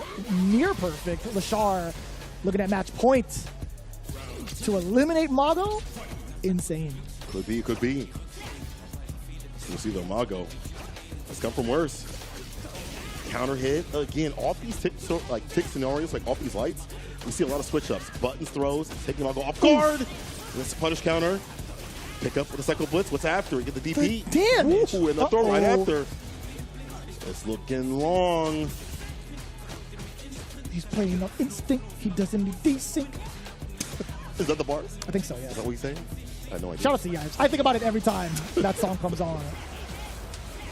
Drop reversal, but that allows the splat to happen. Not super terrible. You still have a lot of life to give right now, but you don't want too much to be up in this corner. Oh, now I say that, but the level 2 is coming through. Punctuate engine is activated. God, that's deep. Oh, the double overhead. What a block. Defense, now offense. And Lashar is going to take down Mago. Hands like NyQuil again to get the win. The purple stuff coming through Lashar. He's too good, man. He's too good. He's clean. He's pristine. He's him, Shar. He's definitely him. He is Shar for sure. This is man of the universe for sure. This guy is called the Korean Golden Finger for a reason. Oh, you cut him out? Come on, my guy. I wanted to say hi to him, but either way, that was rough. Yeah, it was really rough. I mean, I like Mago's idea. Man, someone in the control room is a big, either like a big fan of Lashar, he's really excited, or like a big fan of Mago and he's really disappointed. He's like, man, I'm just going to cut through the next scene. Yeah, let's keep going, bro. Keep going. We're going to keep going, too, as well. But 3-2 is the closest game we had thus far. It is the closest game that we have had thus far. Yes. And it went down to the wire. But again, Lashar getting active and setting up after the jabs, what he's doing either a throw or maybe going for a throw or jabs right after, through the pressure. The switch up after like the single hit jab was what caught Mago off guard and led Mago to the corner, which also I think led him to success at the very end right there. So Lashar, losers semi-finals. We're going to be seeing who he fights after. That's going to be Momochi going up against Gachikun next. It's going to be kind of nuts, man. Yeesh. Another Ed up on deck as we had expected, you know. Ed and Nettie, you had mentioned it earlier. This is going to be pretty much how the top 8 goes down. But I actually haven't had a chance to check my phone to see how many Eds Gachikun have played off against. I didn't get to see anybody kind of mention it, but yeah, this is I feel like I don't necessarily have the record between these two off the rip. It's been very difficult to tell how to navigate against Momochi's playstyle. I think it's almost similar in regards to Lashar. I think he has a firm understanding of what needs to be done in like the counter-poking space as well. I feel like the drawing of Gachikun, it just reminds me of Yun, just because I see like the cap. I don't know, man. Every time I see like a forward-facing cap with another like Street Fighter character, I'm thinking, oh, it's Yun, but it's definitely a really nice Gachikun. Yeah. Looked like a stand. It was pretty cool. But, you know, I'm sorry, go on with your point. Like I've got it already. It's just, I think my overall sentiment was you're facing off against somebody, from Gachikun's perspective, who's very similar in regards to like the way Lashar wants to play. You know, Gachikun, again, had mentioned a lot online that he's had a little bit of difficulty with the character and fighting Ed, and again, had to hit up Big Bird. I don't know what the advice was, but we saw Gachikun go to the lab, figure out what to do against Ed, and have at least a strategy to beat that character. Now, he still believes that it's slightly in favor of Ed, but again, Gachikun is a man of the lab. After winning or losing, after any sort of Street Fighter League sort of thing that happens, he goes right to his stream. Another 4 hours are put in just to lab out how he won, so for further success, or how he lost, so he can just not do the things that led him to losing.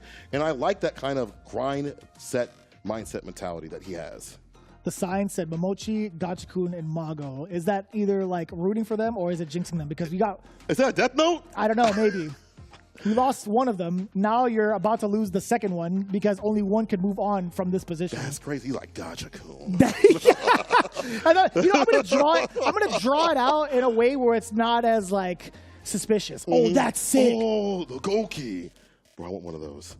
Those are godlike. I have the Bison one. I got it over at ECT when they were handing those out. So super sick. Yeah, the Bison one's godlike. But I definitely want the Akuma one. You know, I'm gonna write down player that I want to win real quick here. What?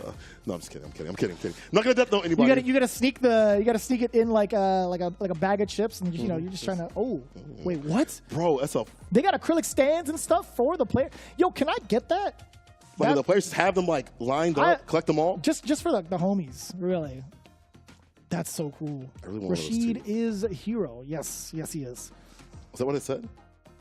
Just on the left. Oh, okay. I was looking at the lettering. I can't read Japanese. I'm not going to lie to you. I'm not going to be like, yeah, I translated that. Yeah, people always ask us about Street Fighter League Japan, and we're like, no, we have people in the back. Yeah, man. Every single time.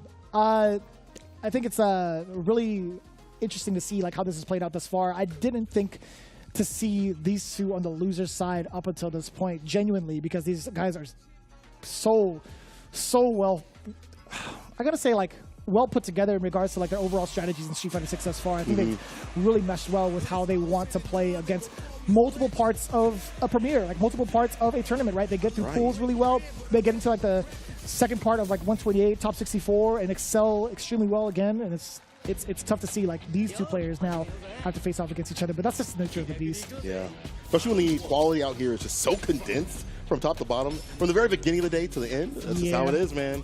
But here we go. Same color and everything. Hey. Matching. Wake up TK dive kick from the side of Gachikun. I've been seeing him do that a lot more now. Is that like a thing for JB or start that trend? Too short. I don't know. Couldn't tell you. Like that close range fireball also deal with the normals here. Might see some OD from the side on Momochi to combat that. One of the big things you had just seen Gachikun implement was him being full screen, right? He's not going to fear too much of the flickers from full screen. It's really up to Momochi kind of to press the issue against the whirlwind shots, right? If Gachikun gets the opportunity from full screen to send out an enhanced whirlwind shot, he gets to close the gap almost for free. That's true. I think the OD will switch up here for Gachikun as well.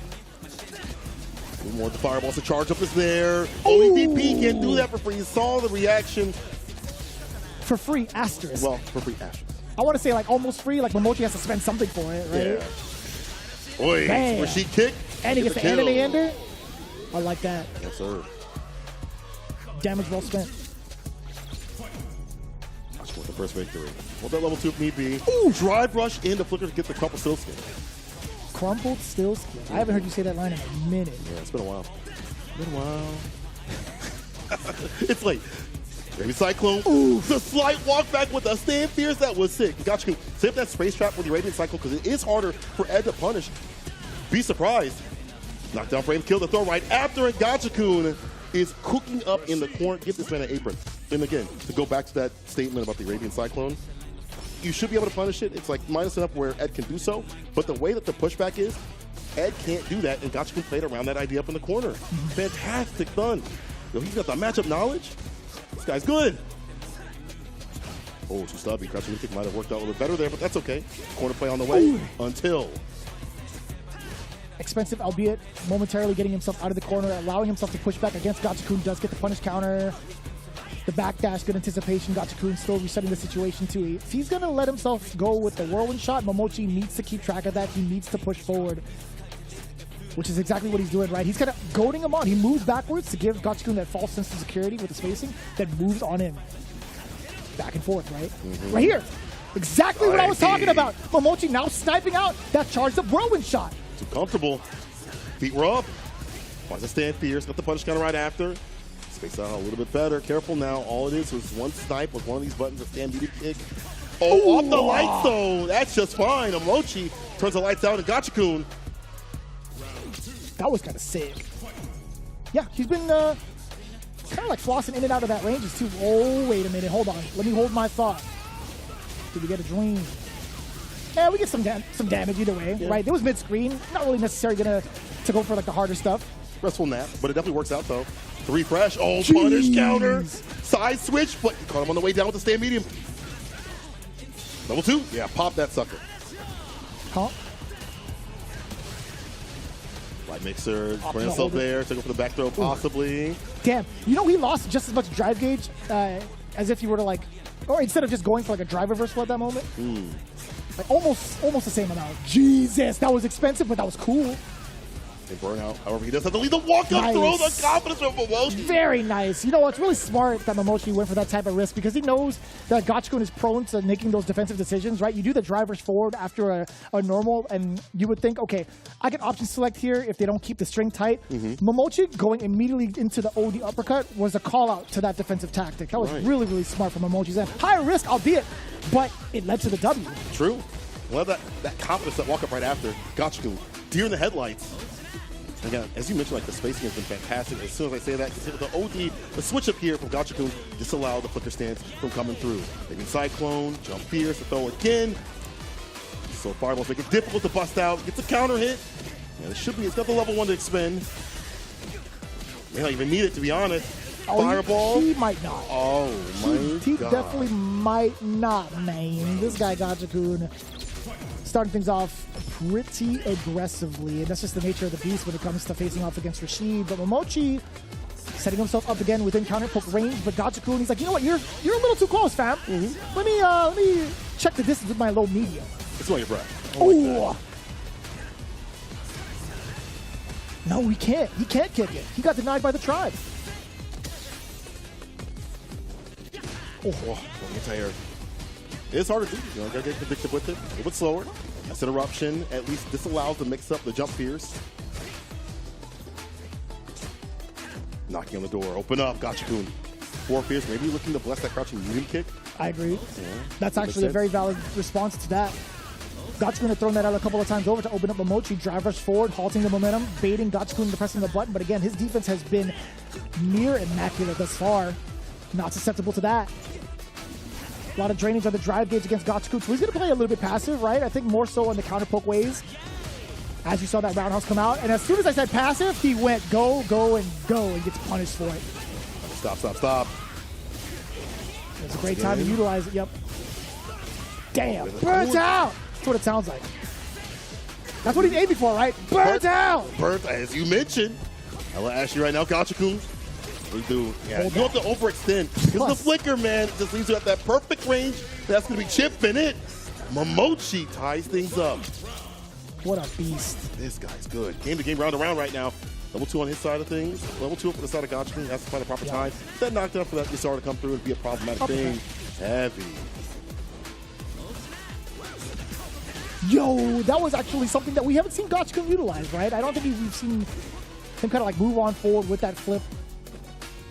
Momochi's still ready for it was also another thing, man. That was mad impressive. Fireball. Yeah, that's plus. Momochi trying to take back his turn when he couldn't. Level 2. Light mixer. And he gets punched again! You know, we had literally just talked about this before.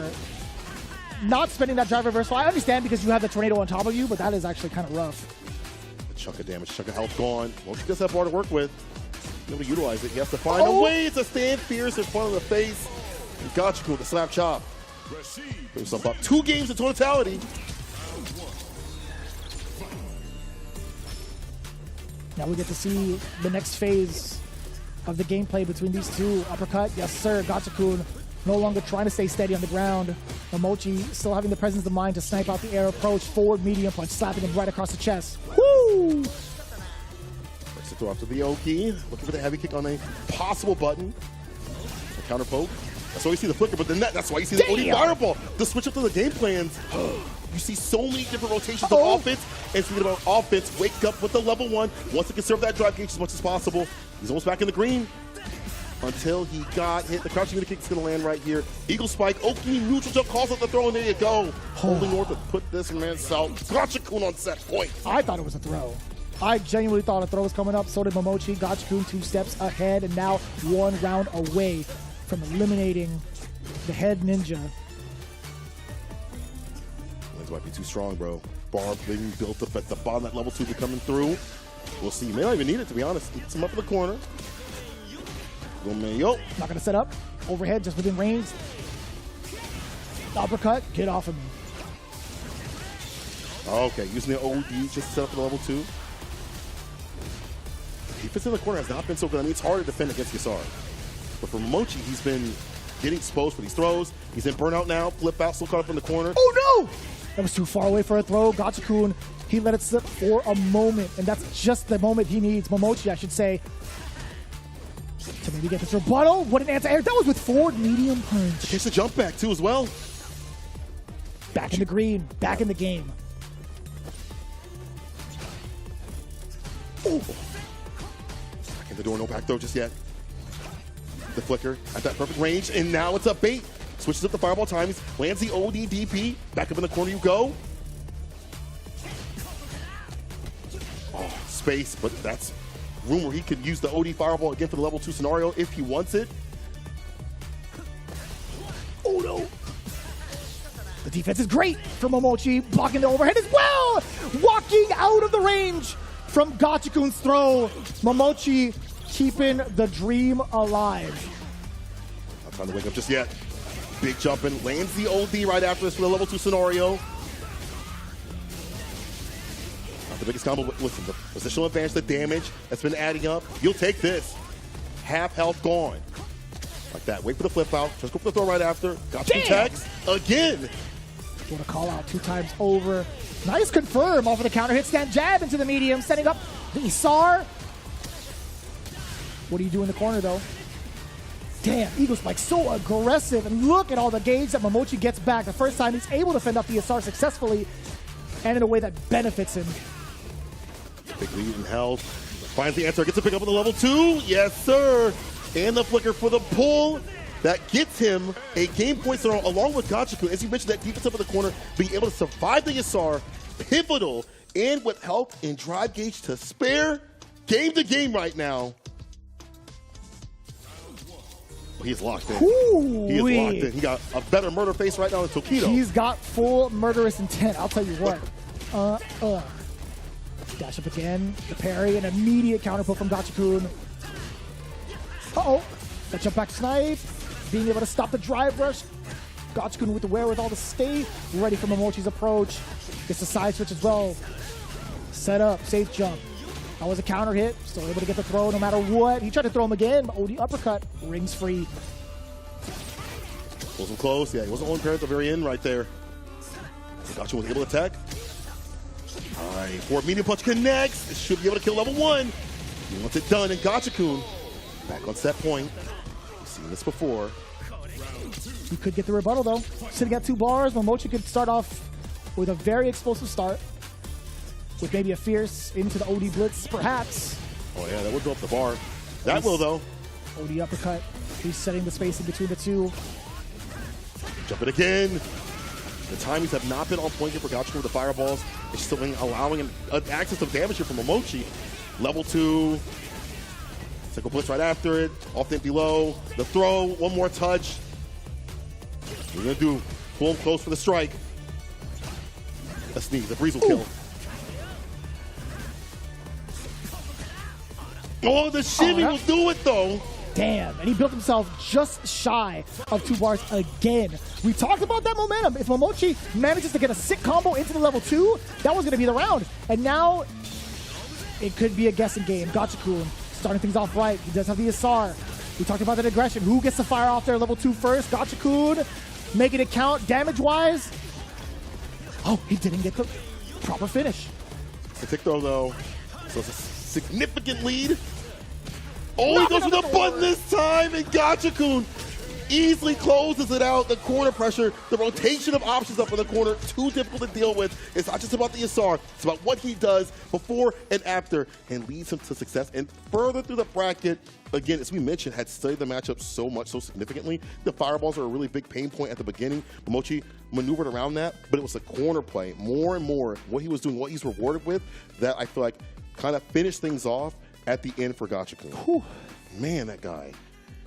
Man, that was it truly was who could land their level 2 first. I mean, that's like the most basic layman's way of putting it, but it really felt that way, at least for the finality of that matchup. In between, though, man, there were a lot of micro decisions being made between Momochi and Gachikun just based off of the strategies being implemented. We've seen what had happened with the fireballs being thrown up from Gachikun, right? We've seen that ease of access with the way he gets to go through a lot of the neutral with that enhanced whirlwind, or at least with the enhanced cyclone or tornado, I guess, that's installed, right? Yeah. Momochi immediately stopping to that, and then we see what happens when Momochi decides to throw in some of the flickers as well. One of the components that I actually didn't see as much was the fireball aspect of Ed. Like, we didn't get to see as many sparks into fireball. Yeah, we'll probably see it more, I think, Lashar when he fights Gachikun. I think more OD fireball definitely would have helped the ground game a little bit more. But what would help my stomach right now would be the egg rolls pagoda.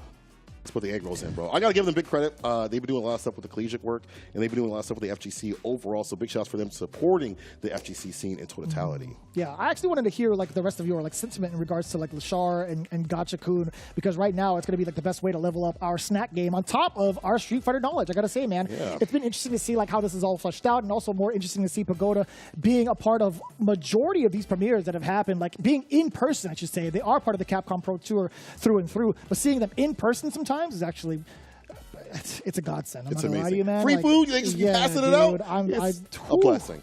Thank you. I love them for that. But yeah, your sentiment in regards to Lashar and Gachikun. I think, again, after Lashar had played Fudo, he's using more of the OD Fireball sort of gameplay, and I want that to be how he approaches, right? It's not just like flicker and the jump when there's a fireball that's afforded on the other side of things. I want him to do like the OD Fireball, use the flicker game and the jump ins in conjunction to really establish a solid ground game that allows him to approach. I think that will be the way to play against Gachikun and kind of put him off his game. And then we'll see what happens with like the defense against the level 2. At the very end, drive reversal, as you mentioned, might have been better in some of these situations, scenarios. But we'll see what happens. We'll see if he even needs to go for that. We'll see if the neutral is pristine and clean. But in the winner's side, Machabo, Tokido. Talk to me about that. Well, I don't necessarily think that Machabo has had enough like experience against Tokido in general, despite them both being in Street Fighter League. I don't know, I don't recall how often they've actually had to face off against each other, but going into Akuma versus Ken, I've talked about this. This is a little bit of a sidebar. I feel like Tokido, it's about time for him to switch over to Akuma. I mean, like, he's doing great right now. Obviously, he's in Winners Finals. He's doing it right. But I would just love to see him play that character again. 100%. But before digressing that, there's a lot to really consider. Lashar versus Gachikun up first. Yeah. All right. Hey, cool. I guess not. We'll get to that point. We'll cross that bridge when we get there. But my general gist of it is, I think both do a good job of getting their corner carry and getting their damage output. Both have very similar toolkits in regards to landing multiple sequences over and over and over again, forcing the opponents to guess. I think it's going to be like a very like obvious thing that happens. I think with Akuma in comparison to Ken, I feel like he does that I think he has more avenues to do so because of the fact that he has things like pressure off of normals, whereas Ken doesn't necessarily have that as consistently as Akuma does in the corner, right? We all talk about his throw loops being such a prevalent thing in this game, but you compare it to Akuma, he has throw loops already, plus standing medium punch being plus. He could do target combo pressure into fireball where it sets up a spacing trap really well for himself, and it's safe. He could delay even like a crouching medium punch too that links into itself to lead into fat damage too. So I think in that regard, Akuma having more avenues to damage is going to be a little bit more of a threat in comparison to Ken, whereas Ken, he could bring Akuma to the corner pretty quickly. Yeah, and then kind of eliminate him from there. But well, I guess see that a little bit later on. We're going to see Lashar, as you see, with all the cool fan work that he has around him with the Kirby's and things like that, going up against Gachikun. Yeah, back to the point of Gachikun and Lashar. I like Lashar, again, acquiring things as he goes along, as he fights the mirror matches and gets into other matches too as well, and adds more things to his toolkit. And then again, once he feels like he's clean and pristine, he gets a little dirty. Every so often you see him kind of backdash a little bit and wait for things to whiff, and we've seen resets happen in Street Fighter League from him once he's, I feel like, has the momentum in his hands significantly. We'll see, though, if Gachikun will even let that happen. what we're doing here. I almost waved again. My hand was up and I was like, I'm going to wave every time. You know what? Let's go. Let's go. Appreciate everybody that's been joining us, whether on this restream or over there in the land of Japan. We have more action. Loser side, Lashar, Gachikun. Let's get it. So again, we talked about what happens if Lashar or any of the Ed players decide to kind of throw that fireball game a little bit more out into the wind against Gachikun, right? We've seen the flicker a couple of times over thus far from Lashar. But Gachikun right now is keeping it pretty close-knit, and Lashar, he's willing to play that game out, actually. I think he's been doing a great job of finding his footing against some of the normals that some of these players have presented against him and finding the right counterpokes just like that, right? Gachikun throwing no remorse with that roundhouse a bunch over to catch Lashar, possibly pressing a button preemptively. But look at this, level 1 already into a near perfect. Lashar keeping pace with Gachikun as he backdashes, as he's trying to go for like pretty the buttons like the heavy kick you saw right there. Easy with punch. And the fireball game, I was thinking a lot more OD fireballs, but he's been going for normal. Forced out, but the perfect parry punish right after. It don't matter what Gachikun's doing right now. Lashar is too clean. As I say that, too far out for the cycle blitz to hit. Gets fought right after it. No big deal. Throw. Fly a little bit for the frame kill. Almost Not out too of bad. distance. I like the idea, just execution a little bit off. Close to burnout, yeah. Does manage to get it, but that was on Lashar's code. I think he tried to parry. Careful now. Oh boy. Oh my god, the backdash at level 2. Sick. Burnt out. Politics like a level 1. If he needs it, or fireball to get done. Yo, Lashar, again, the See what I'm saying, fireball man? game. He's picking it apart, right? Even if Gachikun throws out the whirlwind to kind of keep Ed away, the fact is he can't spark to nullify the first one, then he can throw a real fastball afterwards. You saw him also prepare the OD fireball when Gachikun had to resort to using that bar. Was ready to have a punish right after. Oh yeah. Perfect parry and the punish right after. My favorite book gets the knockdown, the fake out with the spark. And it's not always a fireball, it's a spark to kind of switch it up a little bit. A little doubt in Gachikun's mind. Ooh. I like that. Forcing a critical error from Lashar, but man, Lashar, big reads against the throw from Gachikun, allowing himself to get out of the corner. Uppercut, pretty deep. Micro walking forward just a little bit. He's still trying to manage this situation to get the burnout, and he does. Bar's gone, health's almost gone too as well. Proper distance to anti-air, and again, he could have went for a DP, could have backed up, went for something nice and clean, but he goes for something that has more access to damage, calls out the jump. Lashar is so on point what Gachikun wants to do. Caught him coming through with a punish counter. So scary. Bro, I thought Halloween was over. Oh, he managed to sneak in the throw. Oh, and the perfect parry. Breaking the ribs and breaking the chin. Walking thought it was a throw, it's a stand medium instead. Get the counter hit, medium, mixer, into level 2, the Asar. Oh boy. The Windy City Kid. Oh! I wonder if he could have gone to level 3 earlier. Yeah, in the cutscene and then cut through the level 2. I regret this. I don't think it's too bad of a situation for Lashar. I think Gachikun just needs a couple more touches though. Maybe he'll live. Maybe he won't live to regret it. I don't know. I can't tell. Touch it. Box it out. Oh, overextending. The throw's Not not dead. enough. Oh, Level no 2. way. Time for the mix. He breaks. Odie Fireboy come into the wrong option. That's so hard though. There's so many things you have to worry about when that wind is on top of you. He's gonna go for a throw, he's gonna go for a neutral jump, walk back crouch, medium kick, shimmy, anything at all. Really tough spot to be in. He was banking on Gachikun just like waiting back. He took to the skies immediately. Was blocking the overhead. Still managing to get that limp against the counter hit. Yeah, blocking the air, the Arabian Cyclone, excuse me, the Sky High Cyclone. That was a good read on Gachikun's defensive options too. We talked about what you can do against throws, one of them being like the instant Cyclone, instant Sky High. Ready to deal with it. Have a nice little punch that leads to burnout like this. Gachikun looking in a bad sort of way. Maybe Cyclone in. Damn! It wasn't true. Drive rush medium in the OD. You're Strike in big throw. trouble. You're in big trouble. You're taking so much chip damage right now, too. You're going to build a level 1 real soon, but no, the green bails him out. He does refresh his drive gauge. Gachikun, it's such a tough hill to climb, though. Look at the disparity in the gauge. Yeah, he was ready for it, right? 100% ready for him to skip neutral that way. He's been a failure. He's been a success. Shine under pressure. Man, Lashar, though, this dude is a absolute demon. His game sense is through the roof, It is man. wild. Just his spatial awareness, how he adjusts immediately when things aren't going his way after the next round, or even within the same seconds that we have been seeing. He is so good about just making you do things that you don't want to do. I feel like I've never seen Gachikun do some of these options or force go for some of these options. It's just incredible to watch him and how he's been able to pilot. And he's on game point right now. The Capcom Cup champion. Yeah, we usually hail Gachikun as having some of the best defense in the world, right? But Lashar has been stuffing out a lot of the even extra options that Gachikun's been exercising thus far, right? Not a lot of people have success reading the instant sky high. Yes. Having a proper punish for that too as well. At least in a close to burnout. It's true. This guy's good.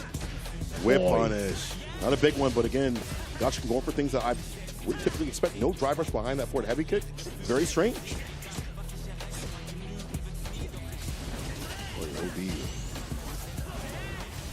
Oh. Yeah, Lashar really picking and choosing his spots when to flicker has been a pretty difficult thing for Gachikun to catch up on. Not going to die just yet, but it's the snipe from above. My man pulled on the rifle and just jumped back. Boom. She's on the roof with the scope. Pulls him close. No help parry right there. The trade. Lashar on set point. Bar building up too as well. And it's been devious and dastardly and diabolical. Could be coming through with that level 2. As you push him in the corner, could be a setup the entire time. Just like this, the OD. Lots of room to put this man to bed. Oh, he got it. Single bounce. He shot the micro step forward. Four Pierce. Jesus H. What is happening? Christmas. I think trying to catch a possible throw tech. Nothing at all. Lashar just want to block everything out right now. It's fine. Take these throws. Uh-oh. Oh, no. That's to take the throws. A big punish, too. And the counter hit. Okay. Empty jump into the barrage of jabs. That was very, very well played after a, I think, rather discouraging round against Gachikun. More flickers. Back to the flicker game right there. Yeah, you see him covering, or trying to cover many bases. Maybe too many at once right here. Gachikun being able to get the meaty crouching light punch. The mixer frame kill. Backdash avoids the throw, but still caught up in the corner. Delay. No big deal. Gachikun going to continue that pressure crouching meaty kick. And then nothing, though. OD fireball. Yeah, he's trying to maybe try to bait out like a heavier normal at that distance. He is not letting go of Lashar in this corner. This amount of control is impressive. But man, yeah, a little bit overzealous with the fireball too. Lashar, he had that read. He went for the flicker. Out of the corner temporarily. He had to pay a fee for that. Forward throw, you set up his SAR. You sure do. Gachikun, what do you do to get the W right here? I don't think burnout's going to be an option. Tries to hit it from into level 3 if he wants to survive. Now it's off the table, at least in terms of like that level 2 scenario. With the shimmy, the finesse and blast, and that'll pull him to rest as Gachikun is getting better and better about looping his offense and then also hiding in little gaps, allowing for shimmy situations to happen when the throw's going to whiff. Doing a real good job of like caging in Lashar. It did get a little dicey too. The moment that he lost that control in the corner was based off of the overhead, which Lashar had been blocking pretty consistently. True. But now, what happens when he's on the defensive end, as Lashar has already put him into the corner, does get the anti-air, but there is an air reset, so Gachikun, he still has to face off against this barrage. This flicker is going to set up very much so a nasty mix, whether it's a strike or a throw, but OD spinning mixer from Gachikun. What a call out too. All the answers. Too far for the heavy to hit Lashar. Ready to whip punish and hit him with that speed bag. That's like the speed bag to seal the deal. Lashar on set point. Again. 2 set points on a Capcom Cup champion. However, that may be better here, beneficial here for Gachikun. Nice. Is able to link that because it's a punish counter too. Full sequence into the Eagle Spike. Gets set up a, man, that was a nasty cross-up. Lashar was ready on both ends for the throw and the cross-up at the same time. This man is always ready. And he jumped nothing. He blocks it out. Yeah, caught the back dash with the OD fireball. The killer's back. Perfect parry. Then knocked down with the Psycho Blitz. Deep with the jump. Safe jump setup. Oh no! Medium is interrupted. Oh no. One more sequence. Super. Did he bait it out? He blocked. He about to drop. Lashar with the punish to drop Gachikun out of the tournament 3-1. Another 3-1 in Lashar, getting it done against the Capcom Cup champion, moving through the bracket. What a risky decision to be made. I don't think I've ever seen Gachikun really throw it out into the wind, no pun intended, in that fashion of a level 3. That it's definitely like the hero's moment. Right, yeah. It's like, this is it right here. He's like, I have such confidence that this is going to work because Lashar's been bullying me the entire time. I don't think he's ever seen me throw out a level 3 like this. Let's test the waters. But man, what a time to gamble it. When your tournament life is on the line, I feel like nobody would count that against him. I think that was a fair call. I think that was a fair call from Gachikun. That's true. But God willing, Lashar's a villain. He moves on in the losers finals. We'll get that squared away because we are going up to winners finals. Machabo, Tokido, this solidifies a Capcom Cup spot. Between these two, Machabo, who we have not seen at Capcom Cup, Tokido, who we have, but it's been a bit. So what do you think about this matchup? I actually had told you a little bit about like my perspective of it. I know you have like a similar thought, but in terms of like the player to player, what do you think is going to transpire between the two? So it's like two things here. Like Machabo, you know him as Mr. Optimal. That's what he calls himself. That's what they call him on Street Fighter League. If he hits you, it's going to hurt, even more so. And Akuma loves optimal players. That's where we're going to get the most out of that character. Now, for Tokido, he maybe isn't the most optimal in terms of like his combos and things like that. You're not going to see like fancy combos and things like that. What you're going to see is him taking to the corner on any interaction, try to set up for that sort of situation or scenario. So I think that it's a matter of who gets their game plan off even more so, based on their characters even more so, as per usual. Obviously, Ken wants that corner carry. Akuma wants the damage. I think, though, when it comes to the characters, the walk speed definitely helps out Akuma. The fireball game also dissuades a lot of like what Ken wants to do in like the mid-range. You can't swing out heavy kick, stand fierce like you'd like to. The fireball's kind of lock him down a little bit. You walk in with forward medium kick and crouching medium kick and all those other better buttons and stuff like that, too. That's why I see some of the Akuma players say that they like this matchup and the Ken players not so much. But I don't think it's super bad. I do think that Akuma has a slight edge overall. But as a player-to-player, though, I think it's dead even. I think this could be dead even just based on this week. Historically, I would say Tokido, but based on this week, Machabo's turning up like volume. Tokido has found something in terms of his rhythm. He may not be the most optimal Ken player in every scenario, but his game plan against the player-to-player works out so well that I can't fault him. Yo, shout out to the KO line. That's what I'm talking about. What is that? You don't need to take the Yamanote line. You got to find the shortcuts, baby. It's just one of the transits. Okay, one of the transit lines. I'll have to learn. All right. Sharing the tech. Subway-chan. I don't even know like what the letters it said above or below it, but hey, man, shout out to those like taking the KO line. They know what's good. Anyways, I do agree with that. I think there have been a couple of different looks where Tokido would kind of let go of certain set play situations just to kind of see how the other person would react to it, right? I think if he does layer on any sort of meaty, it'll be like via lights, and then he'll just kind of like back off and play in the pocket that we're so used to, right? That pocket specifically being where characters would normally want to jump out of. I think Tokido's done a great job of like taking the time to assess what the player is going to be doing upon wake up, what the player is going to be doing in the counter hit space, or at least the counter poking space, and punishing them accordingly. Now, in terms of the hits, you talked about being optimal from the side of Machabo. This man Tokido is willing to spend hella bar for Jinrai extensions in the corner. My man is not afraid to go get that damage while drying himself out. The honored one.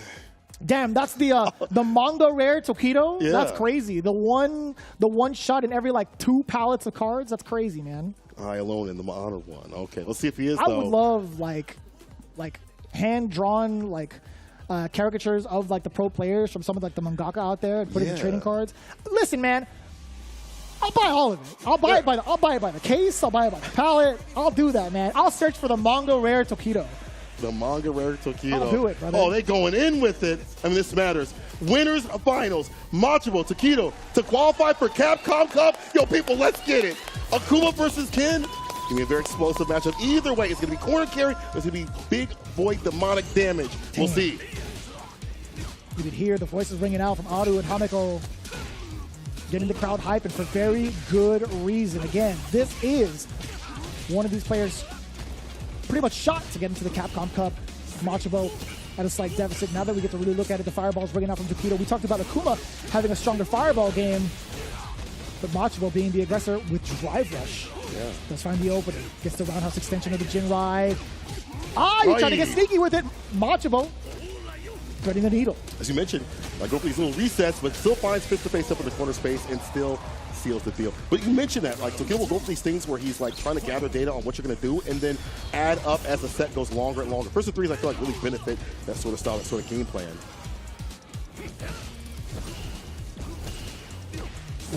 First there just yet. Drive rush jab to enter before the OD fireball even came through. Oh. Jill still? Double sweep. Back throw. Oh, that's optimal. Nothing off that medium though. The drive rush cancel it in a little bit more. Michael stepping out of the way of the Jinrai. It's a tick throw. That's one.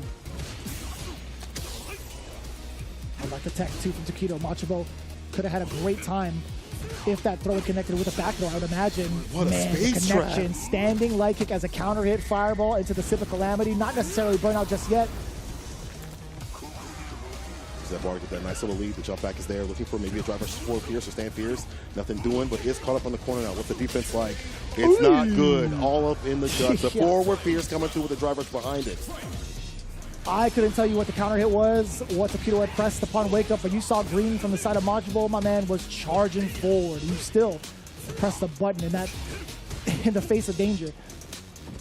The big opener, standing back up. Like Tatsu, uppercut, Oki's there. Tried to bait out a throw perhaps. Machabo ready for the anti-air, sneaks in the throw. Drive rush forward, the overhead! Pressing that cranium, busting that dome. Lays the crouching medium punch. No throw, Tokido. Medium, no conversion, and the drive impact is perfect there. He was wearing. It had Tatsu. Oki coming through. One hit in the level 3 with the victory here. Tokido, can he land it? OETP, risky, but it works out. Tokido was like, there's no way. He did it anyway. Machabo still going to get got by the Jinrai. Let that level 3 fly. You know what time it is? Rip-pa! Sit down and shut up. Okay, now it's the Japanese version, but we're just going to give you the English right here. As Tokido takes the first game, we talked about his game plan. It's all about taking to the corner and dismantling you continuously. I gotta focus up more on how Machabo is conducting himself within the neutral space, right? We haven't really seen as much of a threat thus far, and now I think he's throwing out some of the forward medium kicks. He's still content with throwing out some of the crouching medium punches, but now he tried to go in and initiate. You saw the startup of forward. Here's Tokido is just ready and with the activity of certain buttons too. That medium kick is so far-reaching and such a great tool to counter those types of actions. Tokido's defense has been fantastic. You know, you look at the dive kick, bro. He's been able to thread the needle so well, so continuously. Drive rush jab, enters in with the stand pierce right after. Extension, run cancel throw. Look at how he picks his shots, but however, crouching medium kick saves the day. The anti-shimmy tool in full effect. The light connects, counter hit. Way more off the buttons mid-screen. I think that's better here for Machabo. His counter. OD fireball, no drive rush. Try to go for the throw, and that just allows the DP to ring out.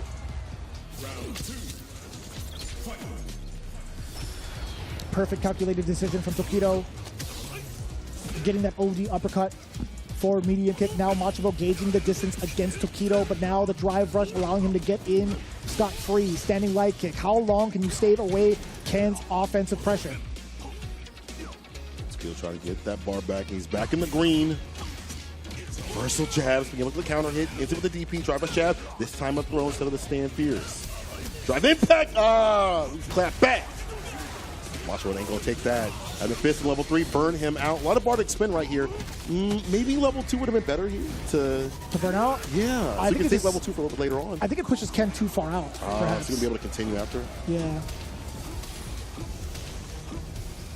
Yeah, that's fine. Yeah, netting as much damage as you can via chip. I would say that was the better decision from Machabo. Yeah, makes sense. You're building up that bar anyway with the way that you're playing too. Yeah, Tokido now in the green. What's so scary is though, Tokido just needs a solid hit that leads into CA, and he's dead. What's the entry point? Man's made out of paper. Wet paper, actually. Crumbles. It's even worse. Yeah. Can you find that hit? Seconds winding down. Machabo willing to run that fireball game for that lane game. Oh my God, that overhead would have hit. OD fireball for the switch at Machabo with the fast stuff, the fast ball. Yeah, and that was Tokido being a little bit slightly overzealous, trying to sneak it in, trying to get a dash up against Machabo, who's been pretty active with throwing out these fireballs. So I mean, having that hint of like having the idea of even dashing up forward, it's a pretty wild one at that. Not catching the landing frames, totally fine. Landing the level 3 though. Not going to be too great of a time for Machabo. Already in the yellow. Tokido not going to have to worry about any big supers coming out from the side of Machabo. I don't think he'll have enough time unless he gets started just like this. Off with a punish counter. We do get significant carry off the medium. Tatu checking down below with the low. And this is going to be pretty significant. Already at 2 bars. Empty medium. Striking back to the light though.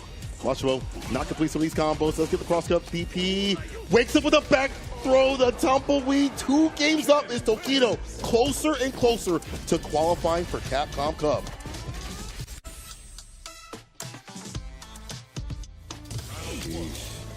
The captain of Yogibo Reject doing as much as he can to stop Machabo's run, at least from the winner's side, right here and right now. 2 games.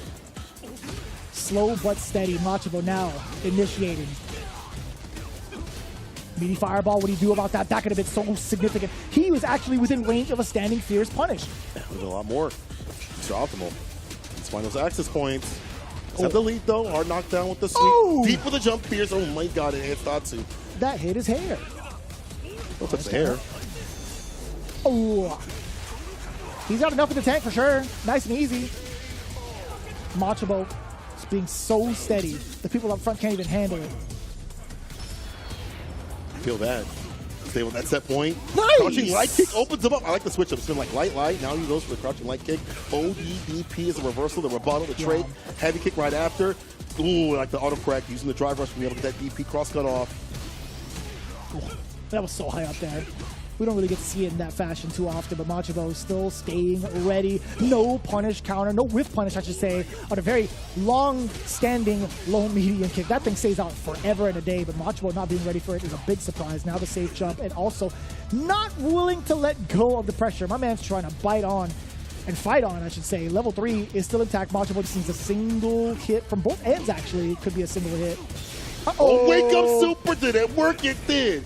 If we're going to do it, dump as much damage as possible.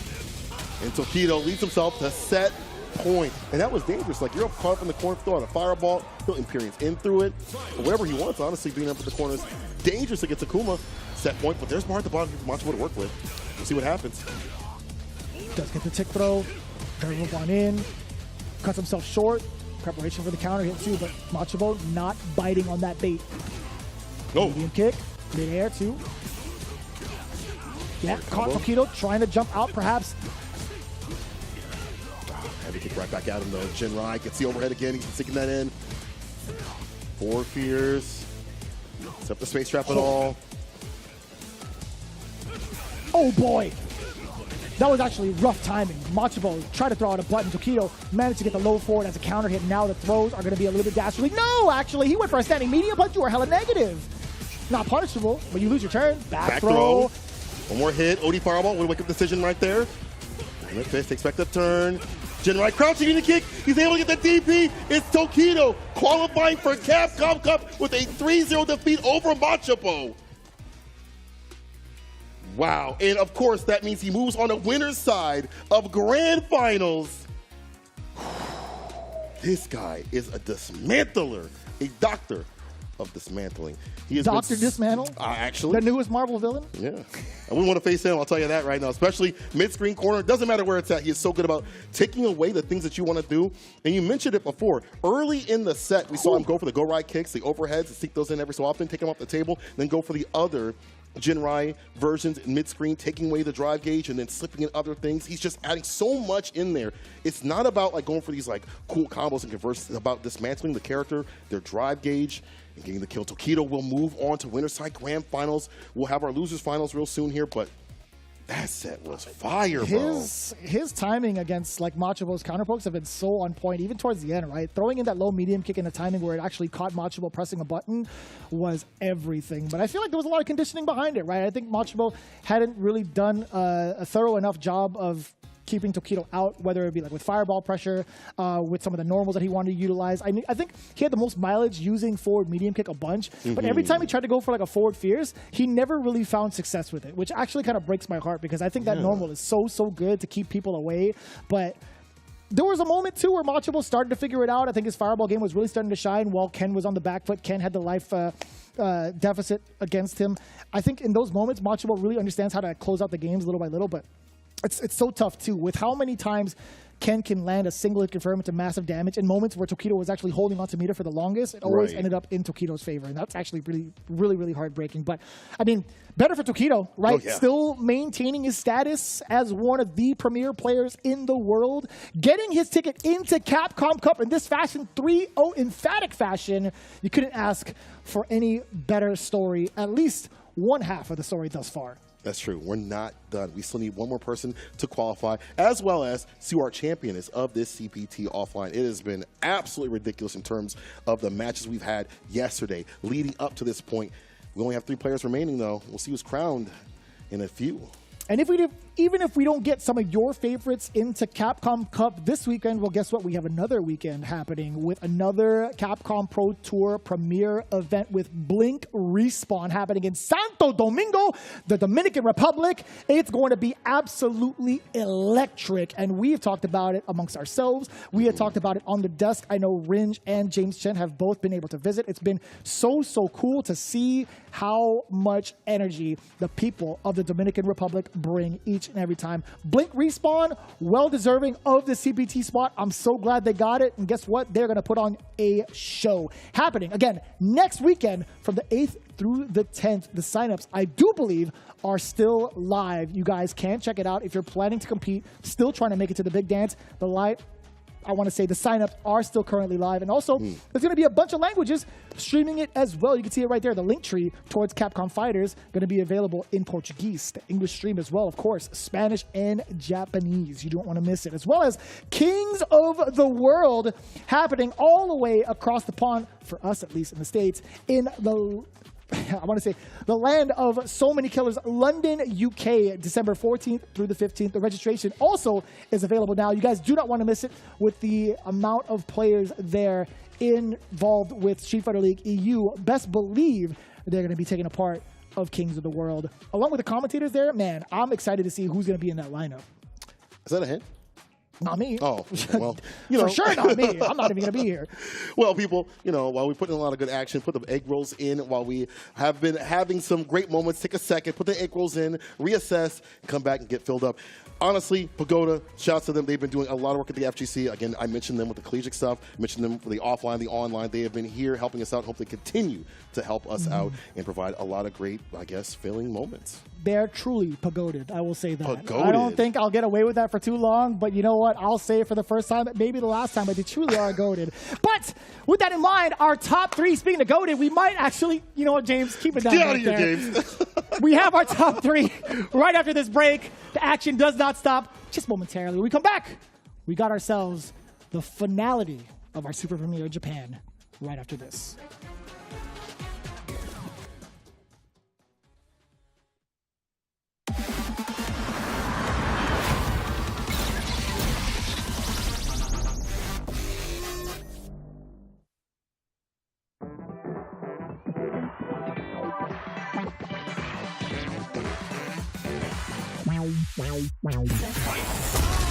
Yeah, come on. Everybody come alive real quick. Battle of the strong, survival of the fit. Take your best shot, hope you don't miss.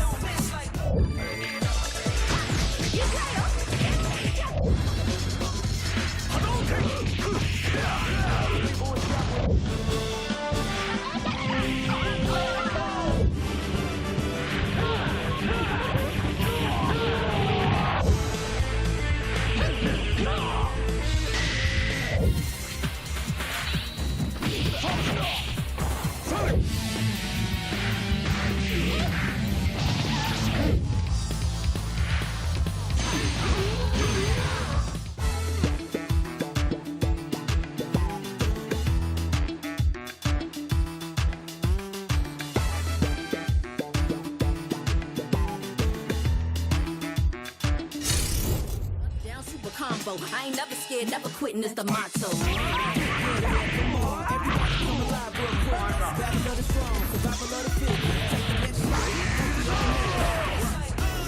Yeah, come on. Everybody come alive real quick. Battle of the strong, survival of the fit. Take your best shot, hope you don't miss. A new challenger is among us. They can take it high, you can take take it much farther. Fast with the hands, E Honda. Defend my legacy with strength and honor. I'm the greatest ever. Come down, see, no one can't reach this. Showdown, this is my arena.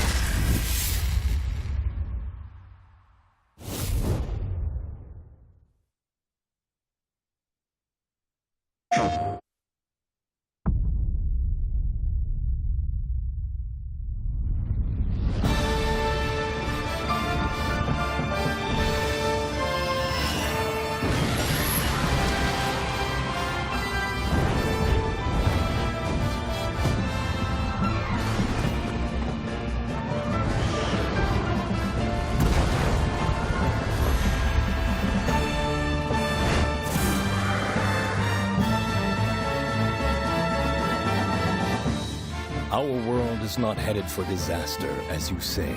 The Exalted One's awakening is simply the first step towards the birth of a brand new world. Everything will be destroyed to be born anew. We're going to finish the work that Red started. We won't let you awaken it. I get it that you want to protect Ratha. But all you're doing is making him suffer. Ratha here is the one paying the price for your selfish obsession with the Nergigante. Let's go, Rathi! Fire! It may be impossible to save the world without Ratha's help. Bonds of friendship between riders and hunters. Looks like the children really are our future. Tokido! Understood! I won't miss!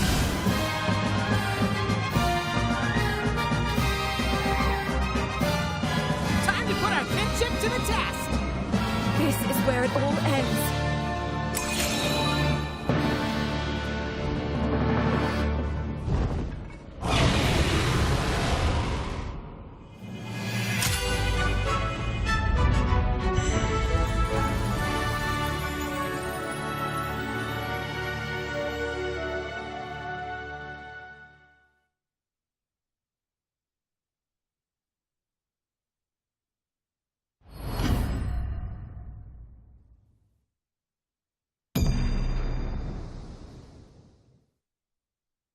PlayStation.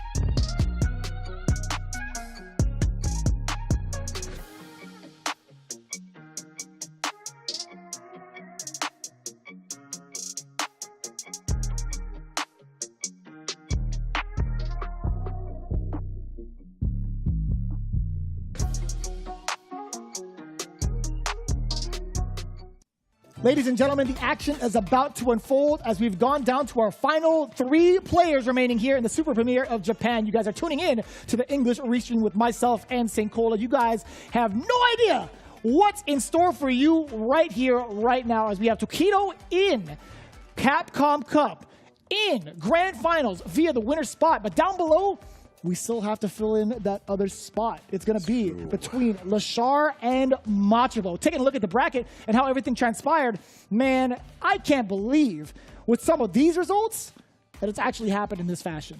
Yeah, Lashar has been absolutely insane, making a beautiful losers run. Took down Fudo, took down Mago.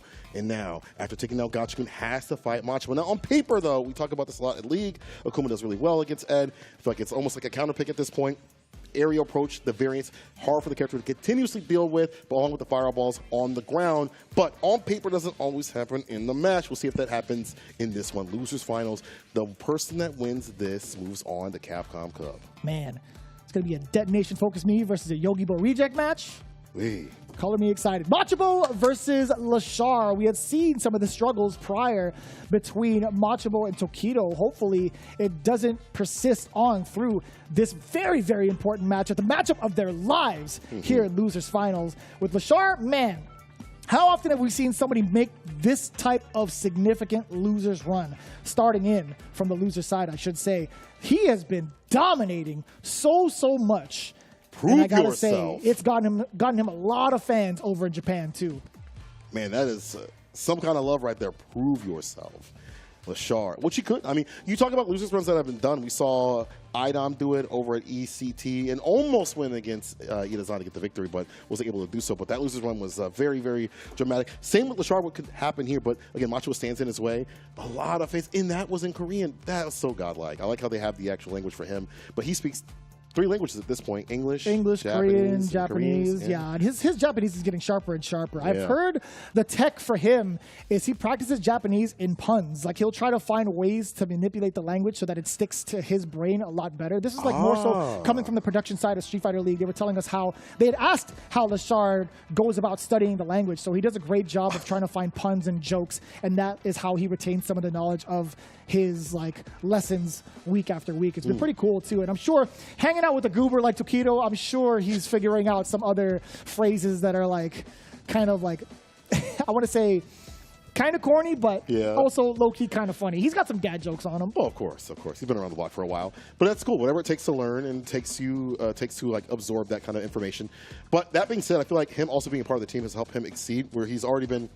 And seeing a lot in Street Fighter. We've seen him exceed over Street Fighter League Japan. We've seen him exceed before that in terms of like switching over characters. There was a time where he played Chun-Li and then went to Luke and then went to Ed with the quickness. I feel like there's not many players that can do that and be at such a high level and be such a threat to as well. And it fits his play style very well. I feel like Ed, when you're playing clean and pristine, you're well rewarded. We talk about how difficult it is to always be in the proper place to anti-air, to space things out with the flicker and the other normals that the character has too as well.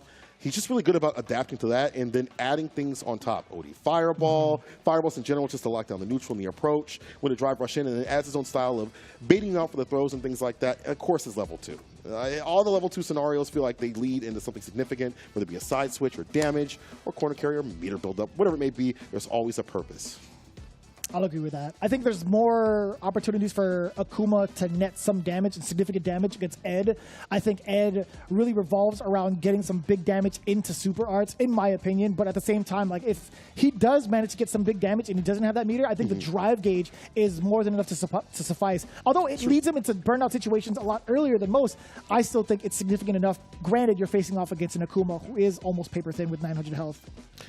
You know, we watched in the previous match a lot of the fireball play that was coming through from Machabo. I feel like that's a really important factor that he is locked into in terms of like his game plan that he should be using right here. We talk about how important that is to claim some of the space where your normals can't, to allow you to walk in and then apply with the forward fears, the stand fears, crouching kick, those buttons you'd like to typically see. But you have to earn your way in and also earn the aerial approach, because we have seen Lashar, if you don't come through the air in the correct way, he's got that stand light punch and play if you do the Demon Raid the wrong way. That guy is so good about checking and challenging that. So again, you have to establish those moments. And we've seen how good he is against many Akuma players.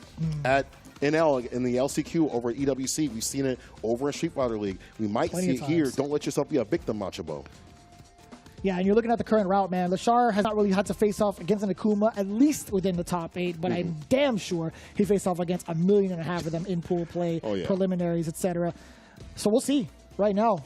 He'll add on to the belt. He's got an Ed under him. He's got Jury Duty done, really. He's got Rashid also defeated. The win beneath him. I'm telling you, man, this guy Lashar, he is so well poised and calculated for every situation imaginable. Is he ready for Mr. Optimal? Is he ready for Machabo? Losers finals to qualify for Capcom Cup, happening only a few months. This is it. Obviously, you want to be able to win the tournament too as well, but this is ever so important. Here we go. Losers finals. Qualification for Capcom Cup sits on the line. Lashar, Machabo. Yeah. I love how everybody's getting behind it too. Yeah. Love that energy. That offline energy is fantastic. Here we go. So sick. It is so sick. So ready for this. The fact that we are here right now, who is going to move on into Capcom Cup? We're about to find out. Already starting off with the flicker was Lashar, but Machabo, he's like, you know, I wanted you to bring me closer. Oh, of course, Hikaru. Lands a fireball there. Forward fierce, looking to find it smart. We talked about the aerial approach, but Lashar's ready. You have to earn that. On the ground, slips in the crouching medium punch. Driver's right after it. But trying to get the DP bait. Nothing doing from the side of Lashar just yet.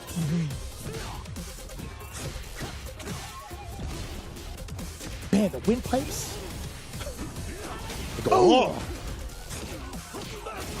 perhaps caught. I think maybe like a backdash, perhaps. But. Definitely was. No Tatsu with that same light kick. Still will be able to cash out the Imperium's in up in the corner. Tatsu level 2. You know what to do. You're dead. A follow-up if you wanted it, but it's not necessary. No Pepto-Bismol will save you from that. Damn, he's got the full thing. Nausea, heartburn, indigestion, and upset stomach. That's crazy. Can't say the other one, though. Machabo with the first round. Bam, bam. Fireball to set things up, too. Playing from full screen, as Machabo should, really. Yeah. It shows at level 2 as well to switch it up for the variants. Lashar has been spending a lot of time up in this corner. Trying to pick up residency somewhere else. Oh. Machabo tried to do something out of that. He still got clipped by the medium. Couldn't imagine. Machabo maybe tried to take towards the skies, perhaps. Does net the burnout against Lashar, but burnout is not going to be like a pretty significant factor against Lashar as he's over 3-2. Now towards the corner. Could be a little bit hard to tell if he has it. He sure does. Flicker into the level 3. The burnout's there, but I think he's going to be hella damage. If not dead. No, he's got to be dead. He's got to be dead. Excuse me. Put a fork in it. He is cooked. That is well done. Yeah, Chef. Lashar being able to bust out against that DI. As you mentioned, a reversal is a rebuttal. Still on the table. No, it's the DP, the demon. That is a Machabo being able to get that punish counter. Walking the walk back. Might have been a medium DP also. Set the blitz down. Forward throw after the kill rush. Can walk behind the fireball if need be, but you know what? He was trying to press the issue. He saw Machabo a little bit low on the drive gauge, lower on the drive gauge, now closer to half. No way this hits. It sure does. Lashar actually went for the throw. Why did I say it that way? For sure. But yeah, he definitely got caught trying to throw. About even right now. Walk up throw. No back throw though, but this is fine. You have so much gauge to utilize to use OD, or you could drive rush in. And it should be just yet. You get the hit. Oh my God, Lashar, you almost sold it. You almost sold it, but was able to reroute the ship and get the hit that you needed to finish the job. First game to him. My man Machabo was trying to do that on him. He's like, how come you didn't press the throw button? I was trying to do the exact same thing, but Lashar, he backed off immediately. He's like, you know what? My defense is too good. Look at that Mike Tyson. Sweet double dash up the Oki, knocking it over with the jabs. Ooh, slight little walk back. The micro walk back into the crouching medium punch opens up Lashar, the dive kick, and the throw right after it. He's back up in the corner. Nice work, being able to confirm off the standing medium. Roundhouse Tatsu, the frame kill off of the lights.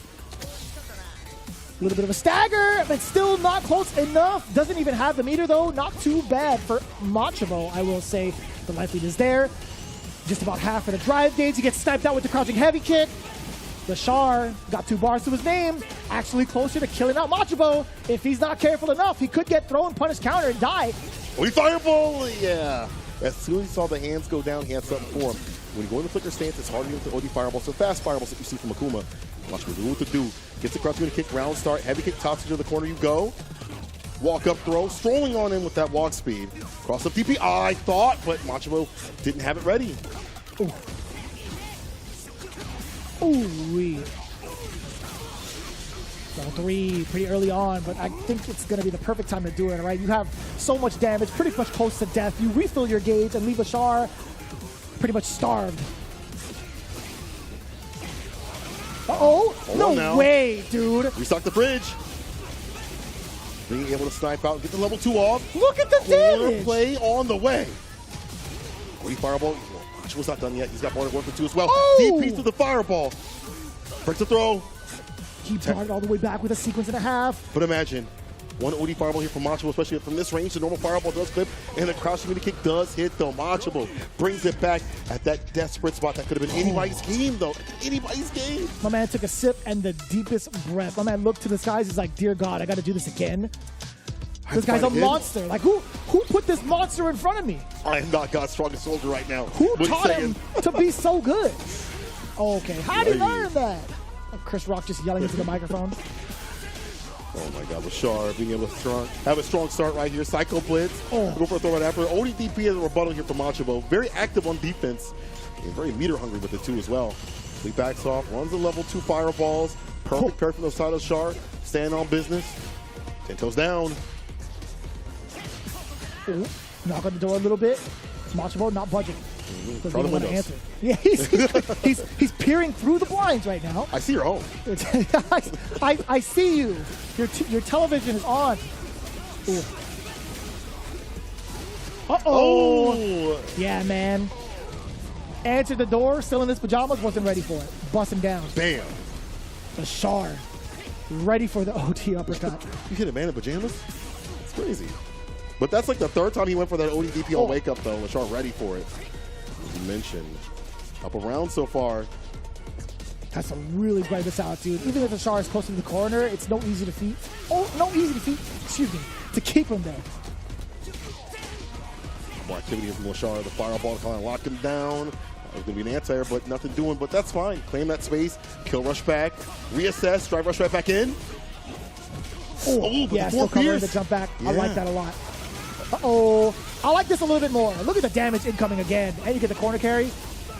Oh. So it's level 1. Oh, he dropped.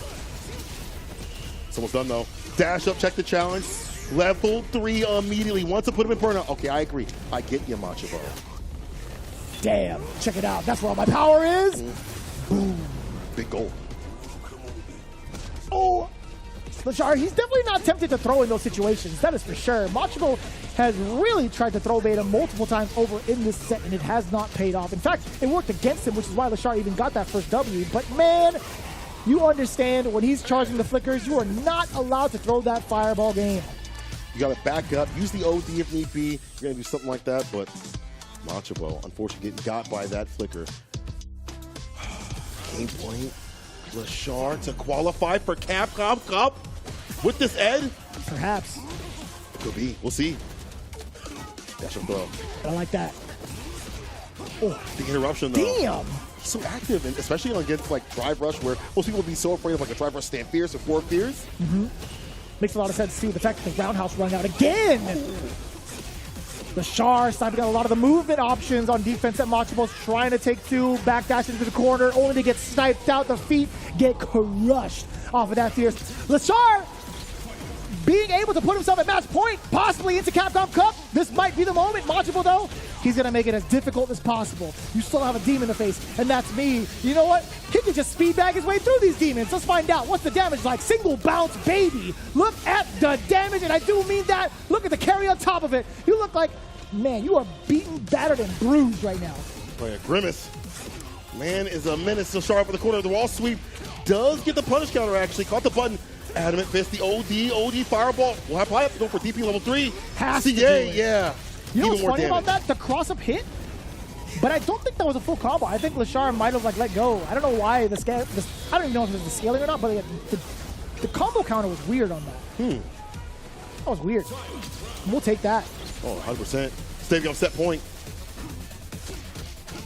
Yeah, you have to afford yourself that option. Lashar's so ready with those jabs. It's a Demon Raid.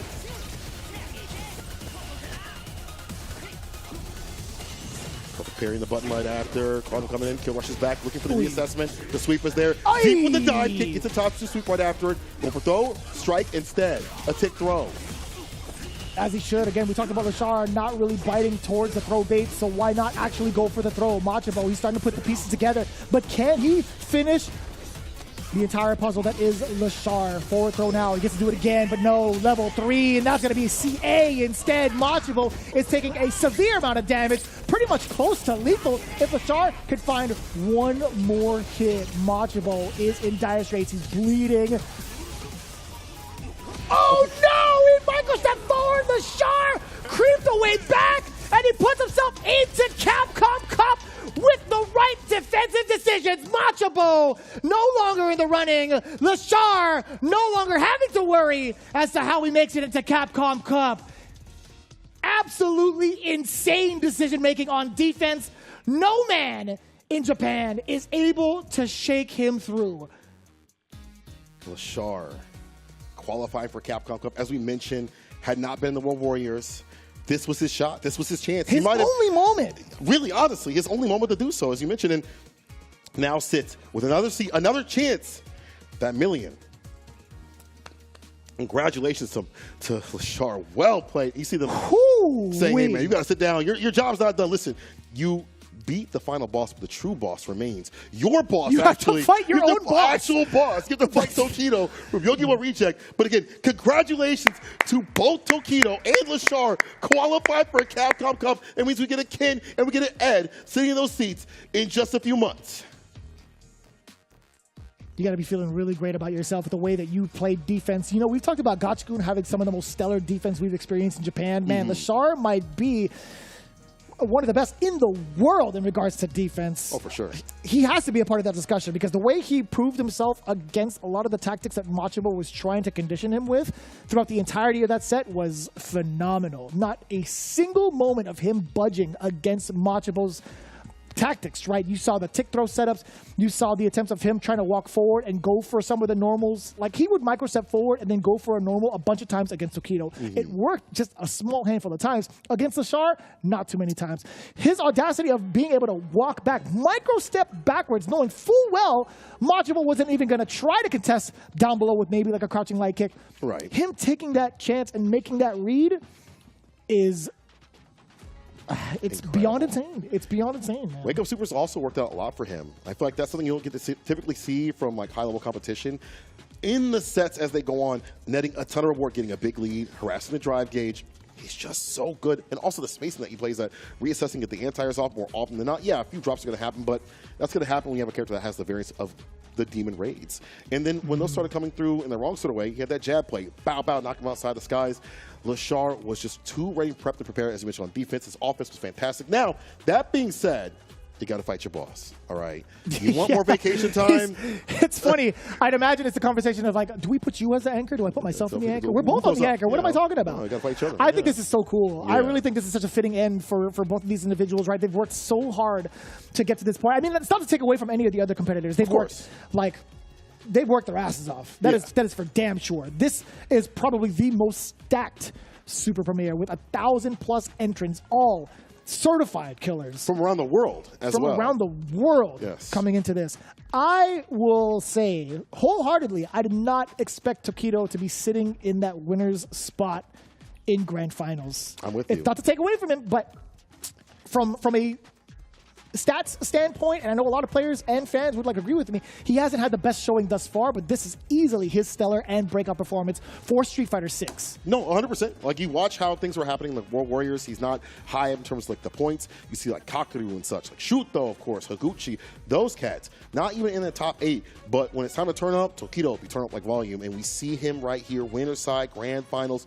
The game plan he's done, again, it's player-based. It's like player to player. If he knows a player, he's able to set up for success. We saw that with the drive rush jabs and the throws and the things that you wouldn't expect, that you wouldn't prepare for. And it's like, damn, it's too much momentum, too many things to have to manage, and it just kind of I just decimates the opponent. He's the dissector. This guy is the dissector. Tokido, the dissector. But again, I feel like Lashar is pretty much of the same camp, right? They're actually, like twin dissector. Twin dissectors. I don't know. I don't know either. It's like, listen, but it comes down to this. This is the grand finals. You'll give a reject. They've been doing well at Street Fighter League. They're the top team out there in their division, I do believe currently, and they have been nothing but stellar, especially in the second half of the season. They have such a good game plan in terms of their strategy, how they talk to each other. So this is going to be one of those things where these players play each other so much, they know each other so much. That's right. They're going to have to exceed beyond the usual typical, oh, I'm playing somebody. I see Tokido win. With the Roto Z next to it too, like the drawn ones and also like the actual physical ones. Yeah. These guys are all in. I think I 100% agree with that. I think it's going to be very tough to decipher who's going to be striking first, what kind of strategies are going to be implemented because of the fact that they are thorough training partners in both regards of like playing Ken and this guy, man, showing off the hitbox again. In regards to like how often they practice against each other for the matchup. And Tokido, again, there was big rumors going around that Tokido might be an Ed main at this point, right? Because of the CFN logs. I will say there are moments where Lashar has to take over the account. Yeah, so maybe that was going on. That's what I assume. I genuinely assume that. I would have to ask, I would personally have to DM Tokido and be like, yo, man, let me know. Yeah. Let me know. Are you actually planning to play Ed? Is it mostly just for the understanding of the character to like face off against the matchups? Or is there something about the character that actually makes you want to switch off of Ken? You know what? I hope he don't. look at where Ken has gotten you. Qualification at Capcom Cup. Go with what you know. What I know right now is it's grand finals time at CPT Japan. It's Lashar. It's Tokido. Let's get it. God, it's so sick. Yo, come on. Let the intros rock. I love that. Tokido. Ring the bell. Lashar, man. Tatsu, round start, enhanced Tatsu as well. Very risky read.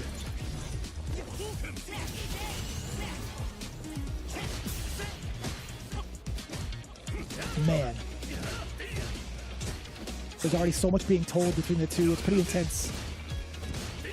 Tokido right now has the upper hand slightly, just because Lashar is in the corner. The punish counter is there, though. Instead of Lashar, what do you do about the Gen Ride mix? Man, the amount of pressure that Tokido is putting on Lashar. The first time he's actually budged in regards to countering against the throw game. But I get it, man. Ken's throw game is much more potent, in my opinion. Bam! Number one. You know what? That's fine, though. Take the bar back. He's going to get his drive gauge back, I should say. Gen Ride reversal button. Lashar almost back with bar. Didn't kill before that happens. Drive impact too far off of that. Was he able to get a punish and land with the right button? Or honestly, didn't land and get a stand medium kick off. OD pays off. One more touch. Damn, making a huge statement. Tokido. The murder face is there. Lashar discontent with what just happened. A little bit of a side eye. Tokido said, yes, sir. How much time on? He's like, man, I have never seen you do that. OD uppercut in this part of the round? Come on, bro. Come on, man. You don't disrespect me like that in front of all your friends? I like the run cancel right there. Again, it's either like drive rush or run cancel to switch things up in terms of how he approaches. Jab, jab, DP in the dash up, stand fierce. No fault though, but I don't mind him having Lashar up in the corner like this. Until he puts himself in the corner. Punish counter, level 2, you know what to do. Pick up, DP, cycle blitz right after, safe to set up. Trying to go for the throw, but Tokido calls out in the level 1, gets the side switch out. And that gets was the bad overhead. form. My man was running a mile a minute. $1 Million Man Steve Austin. We have the technology. We can rebuild him. My man was on the way through. That was crazy. He ran across the screen and still landed the overhead. Still got the overhead. And the crouch fierce shimmy right after to seal it. Shikujin Ryan let it fly. He puts himself a game up right now. Only needs to win one to get it done in terms of like the sets. Lashar has to win twice to make it nice. Oh, yeah, still able to punish. No, it's too far out to get the full punish counter lane. Together with that same fierce. Now the Gen Ride. Holds parry. Yeah, you see the tap parries ever so often because they know that the other person wants to go for a button. So that these reads happen. Button? No, it's another throw. You know what? Keep doing it. Why not? Ooh. Ribs to the chin. Damn! Slick. That was actually kind of insane. Perfect parry against the flicker response with the medium kick Tatsu immediately for the punish counter.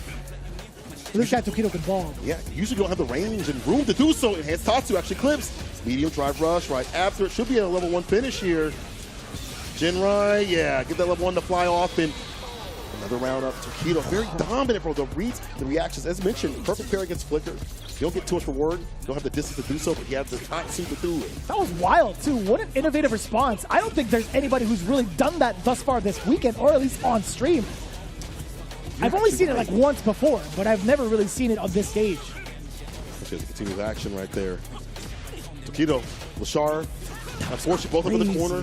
Tokido with a big jump in. OD Jinrai. Shippu Jinrai. Shippu Jinrai. Yo, clip it and ship it on top of that. Tokido is playing out of his mind. His eyebrows are easily 15 degrees lowered for the murder face. He's executed. He said the mantra. He's like, I'm here to win. Lashar is like, huh, this guy's pretty good. Yeah, what do I do? What do I do against my boss? Your boss, your teacher, your leader of Street Fighter League, someone that has been helping you in so many different ways. Lashar's got to turn up. It's over the corner. It's Lashar's turn. As soon as I say that, the wake up OD DP here from Tokido. Forcing some space, and Lashar not looking so healthy in the drive gauge department. Fireball's there for the toe tap. Jeez. I like that. Avoid that entry point. Get a fat punish off. As soon as I say that again with the back throw, the repositioning has been so immediate from Tokido. I still can't believe he's already up 2-0 against Lashar, but now taking a pounding. There's so many fists just flying right now. Lashar has caught Tokido numerous times over. Uh-oh. Jump like it hits. Very sharp button. It's Tatsu, the Oki, the jabs, hella meaty, gets the follow-up right after. Shipujin right? No. No, not quite. Save the bar. You're smart. Wouldn't kill. He's waiting. Deliberating. One more throw. He baits him successfully, ladies and gentlemen. Tokido looking at tournament point. From winner's side.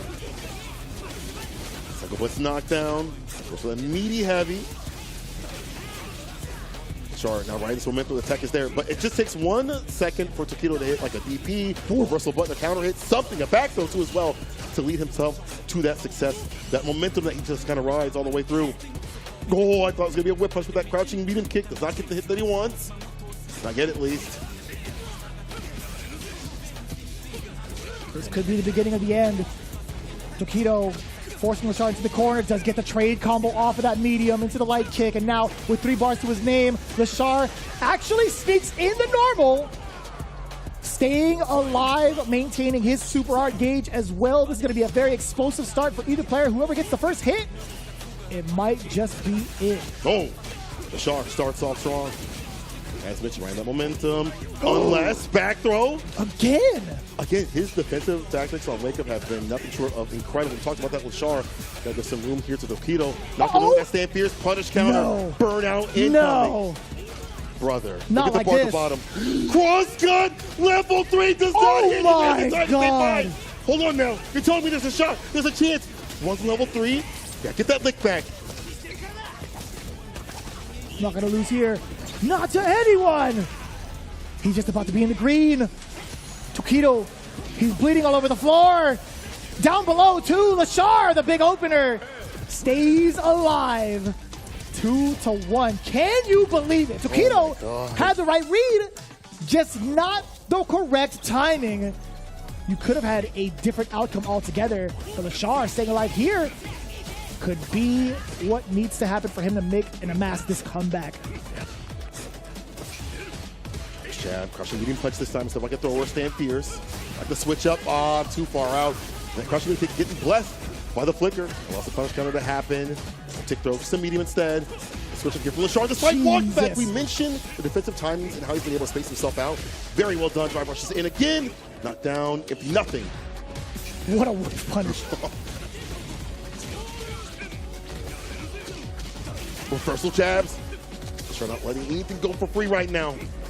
Overhead. The bumper gets overheaded. Well, if he wasn't counter hit though, it could have been worse. It's a punish and a half. Or not. Too far out. Wasn't able to maintain it. Wasn't able to get that link. It's important tech for Tokido. That could have been death. Enhanced Tatsu. There's the counter hit as well. Oh my God, Tokido's too slick with it, too quick with it. Dragon Lash into the level 1 to get it done. Set point again for Tokido. Now, can he kill here? Can he finish the job? The drama continues. Tokido taking a big breath, big sigh of relief perhaps, or preparation for the next one. He needs as much as he can. Yes, sir. I like that. The defense against the Jinrai, the perfect parry. The first one ringing out from Lashar. What do you do now as Tokido? You're held. You're pretty much stuck here with the amount of normals Lashar is throwing out. Oh my God, what did he just bait out? You're in burnout too. Level 3, he's been so clutch with these decisions. Lashar wicked up with level 3 yet again. Tokido falling victim to it. What do you do now? Lashar now played perfectly. The drive impact actually is able to clip at that distance. Isn't able to get the neutral jump. Another drive impact, a splat, and that's going to be a wrap. Tokido is going to hit him with a level 3 for the victory. He is your champion of CPT Japan.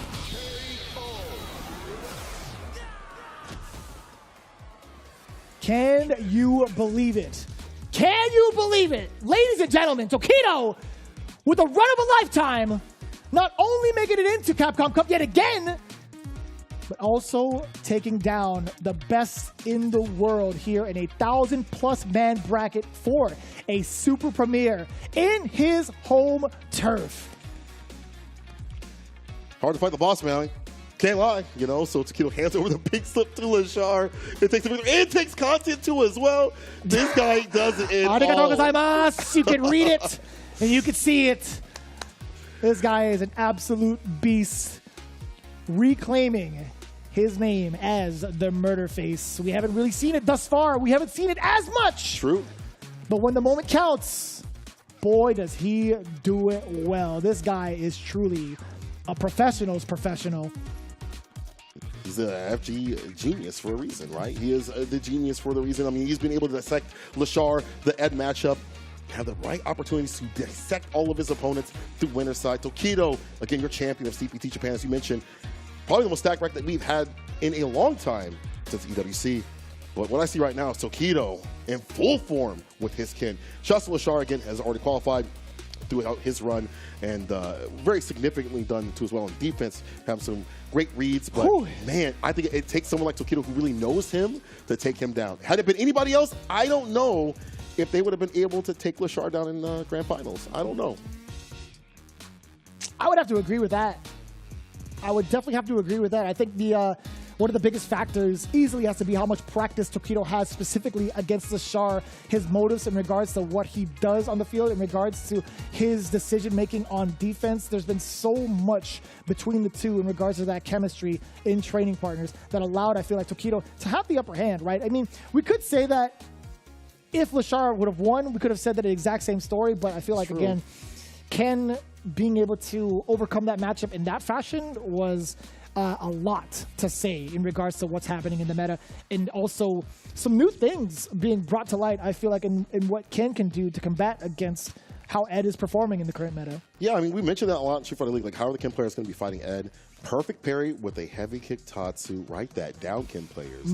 That was could have been heavy, sick. actually. Yeah, you're right. Yeah, because it wasn't enhanced, but I do like that he had a proper punish for those moments, and that disallowed Lashar to have that comfortability with the flickers continuously at the ranges that he wanted to play at. So great stuff. I mean, that guy's a lab rat for a reason. We see it in execution right now, and also shows that Ken is still a viable pick. You know, a lot of attention is on Akuma. It makes sense that that character is running rough out here and kind of claiming a lot of heads, but you still see the viability of Ken. Not that it ever left, but it's just reminding you that that character is still very strong. Man, that is a story to have to tell. We talked about Lashar really having to vie for his spot in the Capcom Cup. I feel like Tokido, he's also still in the running within World Warrior. Lashar not necessarily going to have that same opportunities. He's not really allowed to kind of like play in World Warrior Japan. I know he's living out there temporarily, but the fact of the matter is, we didn't even know if Lashar was going to be able to enter all the other CPTs. Maybe Kings of the World, but like there was talks of maybe him not being able to make it to Blink Respawn. So this was actually a scary shot for Lashar. A little insider information, like of whether or not Lashar could join up in any of the other events too. So this was everything for him, man. I felt like it would have been mad criminal if we didn't see Lashar with how stellar he's been performing this year.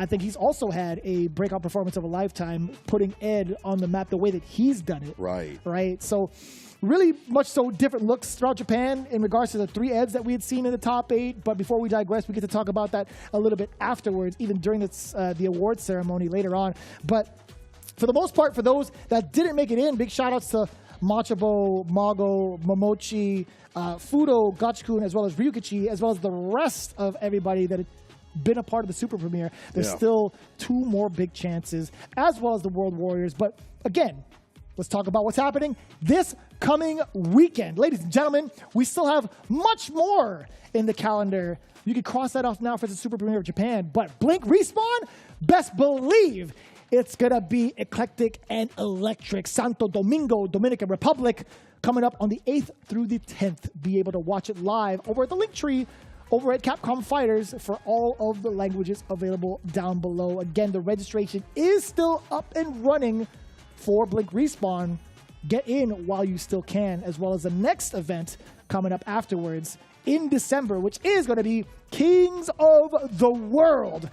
Still open right now, happening in London in the UK, December 14th through the 15th. Ladies and gentlemen, you do not want to miss your opportunity to be in a scenario, be in the environment of offline premiere events, because it is truly a once-in-a-lifetime type of vibe, and it really gets you hooked in for life. 100% offline action is undefeated. You know, also is undefeated Pagoda, putting the egg rolls in and giving us that beautiful hunger killer Time to level up, people. You've already leveled up the gameplay we saw with the Ken and Ed matchup. Level up your hunger crushers out here. What we have with Pagoda. And again, shout out to them. I got to keep giving them love because they do so much for the scene. Not just giving us free food, which we do appreciate at these events, but also being involved in so many facets of the FGC with the collegiate stuff over here at the CPTs that we have too as well, the World Warriors and all that good stuff. So shout out to them for being an ever graceful partner of the Capcom Pro Tour. And of course, we couldn't have done it without you guys. You guys have been mad patient throughout the entirety of the weekend. We understand your comments and concerns. We've talked about it. We've seen it over in chat. I mean, we've been talking about it in the production room. We've been waiting and understandingly so.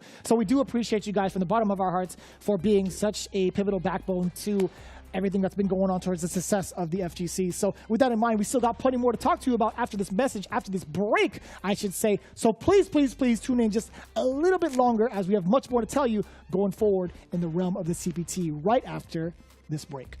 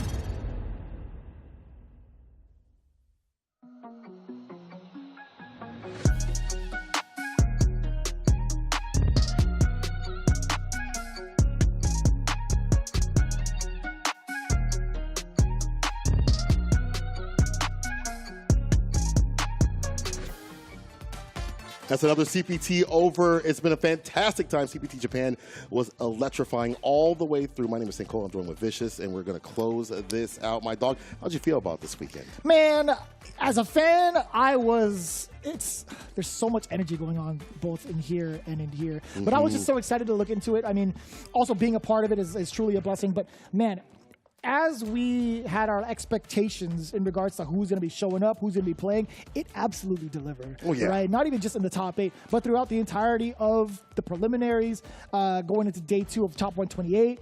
I didn't even know how that was going to play out, but I will say this, there were so many hidden killers that happened to stop by on the stream that gave a lot of the pro players the most anxiety, right? I think this was like the most stacked in regards to the preliminary matches that I personally have ever seen and witnessed. And I think it was it really is a gift to see how much influence some of these pro players have on some of the others that are picking up the game and slowly starting to develop that talent for fighting games. I think that type of energy is only going to spread throughout not only Japan, but everybody else that's been watching as well. There's so much information to pick up on from some of these matches, and also a lot of positivity in regards to how everybody's been conducting themselves so far at these super premieres. That's a really big point to bring up, is that positivity, the love, the adoration that they have for the players. For the game, too. Just overall for everything. Like, really appreciate just the hard work the players have, the development team, too, as well. You can really tell there's a genuine love for Street Fighter out here in Land Japan. And I just love seeing the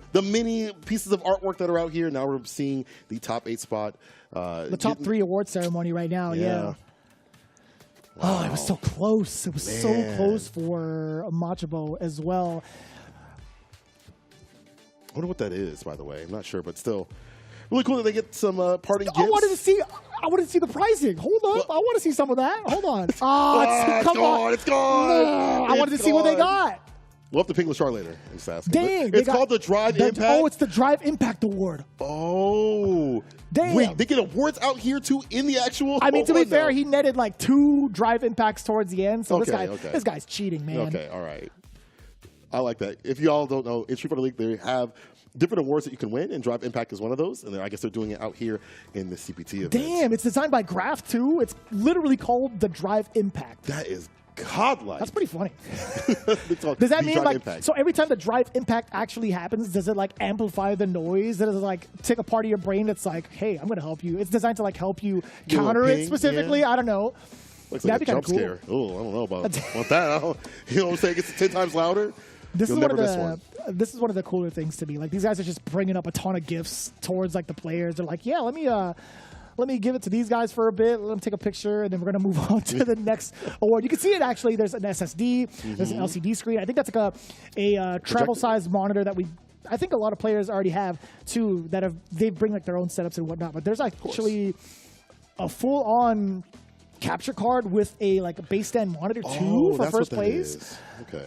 Yo, Haitani, please don't drop that. There's a handle on the top, brother. See, look, Tokido's got it. Also, is that Azuka, by the way? Also handing off the prizing just to Haitani as well? Not too sure, but man, Haitani was like limping over his own. But you see how Tokido just holds it with one hand? You ain't got to do all that, bro. He's buff. Just like, yo, let me get that angle of the triceps. Hold on. Yeah, really. And he's doing it. Okay. What else does he have? But this is pretty much like the award ceremony, right? I mean, as much as we get to talk about what's happening in the realm of CPTs, we've already talked about some of the events, etc. We've already hinted at what's happening in the calendars, right? Right. There's a lot of incentives for you to go and check out some of these events for sure. Like, if you're around the area, I highly encourage it. I mean, like, always try to plan responsibly, financially responsibly, I should say. Yeah, to avoid a debt. I mean, if there's a way to get you guys to go to Capcom Cup, that would be phenomenal, right? I mean, it's led to so much. There's been so much of a development with the meta and the way the characters are played, and also some of the storylines of some of these players, right? We've had some really big breakout performances from not only the players in Japan, but also some of the international players, right? We had talked about this in the back ourselves. We talked about individuals like Noah the Prodigy having some of the biggest and most impactful performances of his lifetime in this season of Street Fighter. Actually, he started out with Season 1 making a big splash, big wave aggressively with his Luke on ranked, and also had a pretty much target on his back throughout the entirety of Season 2, right? He's made so many players scared and redefined the meta, I feel like, from a different perspective of Burnout, right? There's like so many storylines that have been developing thus far, and it's been such a fun thing to experience and be a part of. And speaking of being a part of, I feel like going to Japan is going to be an amazing time for you all out there. The Japanese scene is incredibly kind. All of the players, whether it be like a top-level player or a low-ranked player, it doesn't matter who it is, are very respectful. They're very kind. There are people that have helped me out in terms of help learning the game. In terms of like Street Fighter 5 and Street Fighter 6, very kind of answering so many questions. When they see you, they treat you like family. Nothing but kindness out there. There's so many places to play. There's Paradise out there. There are multiple locals. There are just so many things to do in terms of like the scene, and will be somebody to take care of you out there. So as long as you're respectful, of course, don't be doing no TikToks and things like that in Please the wrong areas. Don't Please do not. That man, that triggered my brain in such a way where I had to say it a little bit louder than I usually am. But man, please don't do that. What is this? Is this a? That's sick. What is that? That is the medal for first place, or maybe the crystal. That thing is hella. Wait a minute. That is godlike. It's small, but it's beautiful. Phrasing? Wait, what? I got nothing. All right, so it's too late. It's too late. Okay. Anyway, Tokido's doing a phenomenal job. Like this was truly his breakout performance thus far. I don't think there's any sort of doubt towards Tokido now that he's qualified into Capcom Cup. 100%. I feel like he's finally figured out what needs to be done. Damn, that is sick. Is that like the actual ticket into Capcom Cup? So they all look like, if you buy them, they look like that. No, I'm just kidding. But I guess that's his ticket in the Capcom Cup. Oh, boy. A seat back in the cup again. Lashar, different character, different energy in a good way, though. Yeah. I'm looking forward to seeing how the meta even like further shapes as we get like the rest of the DLC. I do believe, what is Mai coming up next, I think? Is it Mai then Elena? I don't recall what the date is specifically for the next DLC character, but I would love to see like how much of an impact that character makes. And oh man, I see these two with like the ticket, and you see Machabo at the end. That feels so close. He just puts his hand behind his back. It's like, that feels so bad. He might be able to get in through, well, if he plays perfect for League and his team does well and some other things kind of fiddle around, there's a possibility he makes it to the playoffs. We'll see. There's a possibility. Or if he goes to the other two remaining premieres that are around that are offline, or makes it through World Warrior, it's a hard call. There's still opportunities for him to make it in. I think this is good for him in terms of the possibility of him being able to do it, right? Getting a top 8 spot, getting third in a very stacked premiere with thousands of players that are amazing. That shows to me that he has the capability. It's just to shore up a few simple things as he goes along in the bracket. So it's doable for him. I think it's still a good sign, even though it's not the result that he wants. It's still a result, or a possible result that he can get later on, if that makes sense. So. I'm kind of curious. Also, I never really got to ask any of the other commentators that were here earlier. Who are your top 2 predictions to get into like Capcom Cup? Like me personally, I thought it was going to be Hikaru, and I thought it was going to be like Gachikun.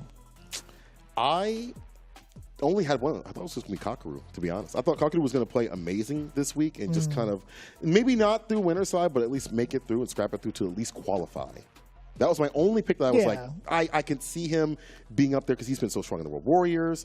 You know, the Japanese players still regard him as one of the best out there, despite Shuto, I feel like, kind of cresting over that area. But it's so hard to call, man. There are so many great players out here. You mentioned players in Japan, players in Asia Pacific. You know the players of the EU, aka UK, and then of course some of the US players out here ruining the day. We had France. We had some big French representation. Yes, Mago out here for Mr. Crimson and Kills You, and a few other players I believe as well. Yeah, there's a lot of competition. I think this is the most stacked CPT offline thus far. Yeah, I would worldwide representation thus far. I think hands down. Yeah, it's got to be. But I feel like that being like the final super premiere is a pretty significant deal, right? The only other premiere events are only going to allow one person to make it into the big dance. But it's going to be pretty interesting to see, only because I don't necessarily know how many of the other players are going to be traveling internationally because of the fact that they had to do this and they had to plan for travel and take days off work to go into like the next one. It is a pretty significant deal. I feel like a lot of the players currently that have participated are going to be waiting out to play maybe at Kings of the World, so it even like it puts a lot more pressure in regards to like how they're going to qualify too, outside of like the World Warriors too. Everyone's hungry for that spot. all those spots, I should say. Even with the World Warriors that are possibilities, it just makes things even more dire as we get closer and closer to the finale, man. Yeah. It means more good action, though. I can't lie. Like that, for me, as a viewer and commentator, that's great. You know, more storylines. I'm not against it. That's for sure. But again, we appreciate you guys like tuning in for every single match. I understand like how few and far between it has been, but I again want to say you guys are truly the World Warriors out here tuning into every single event. And guess what? We got more for you. Blink Respawn happening this coming weekend, November 8th through the 10th. And then afterwards, following suit the week afterwards, is going to be the World Warrior Spotlight. And you can expect that every single weekend up until the beginning of December, where we have to get ready again for another premiere with Kings of the World following suit. So again, be sure to mark your calendars. And we appreciate you guys all the way through. Again, without you, we wouldn't even have this. We wouldn't even be able to like function to the capacity that we do right now. Everybody that's been restreaming, Sayjam, I see you. I know you guys have been tuning in as well. I appreciate you, big bro. Everybody that's been following along on an official scale or even just chilling out with us on stream, it's deeply and truly appreciated. It's been all love. Honestly, this is the best birthday gift I could ever ask for. Oh, it's true. Yo. It's still your birthday. It still is. And honestly, I want to thank everybody for joining us. And again, I'm blessed to just be able to do this and be able to watch the game that I love with the people I love too as well. And I hope to keep doing this forever. But that's it, I think, for us. That's all we got, man. I'll tell you what. Tune in for next weekend. It's going to be a banger. We guarantee you. Blink Respawn happening in the land of the most electrifying Street Fighter you can imagine. Best believe we're going to come back with all that action next weekend. In the meantime, stay safe out there in the streets, and we'll see you right back at it for more Street Fighter 6. Take care.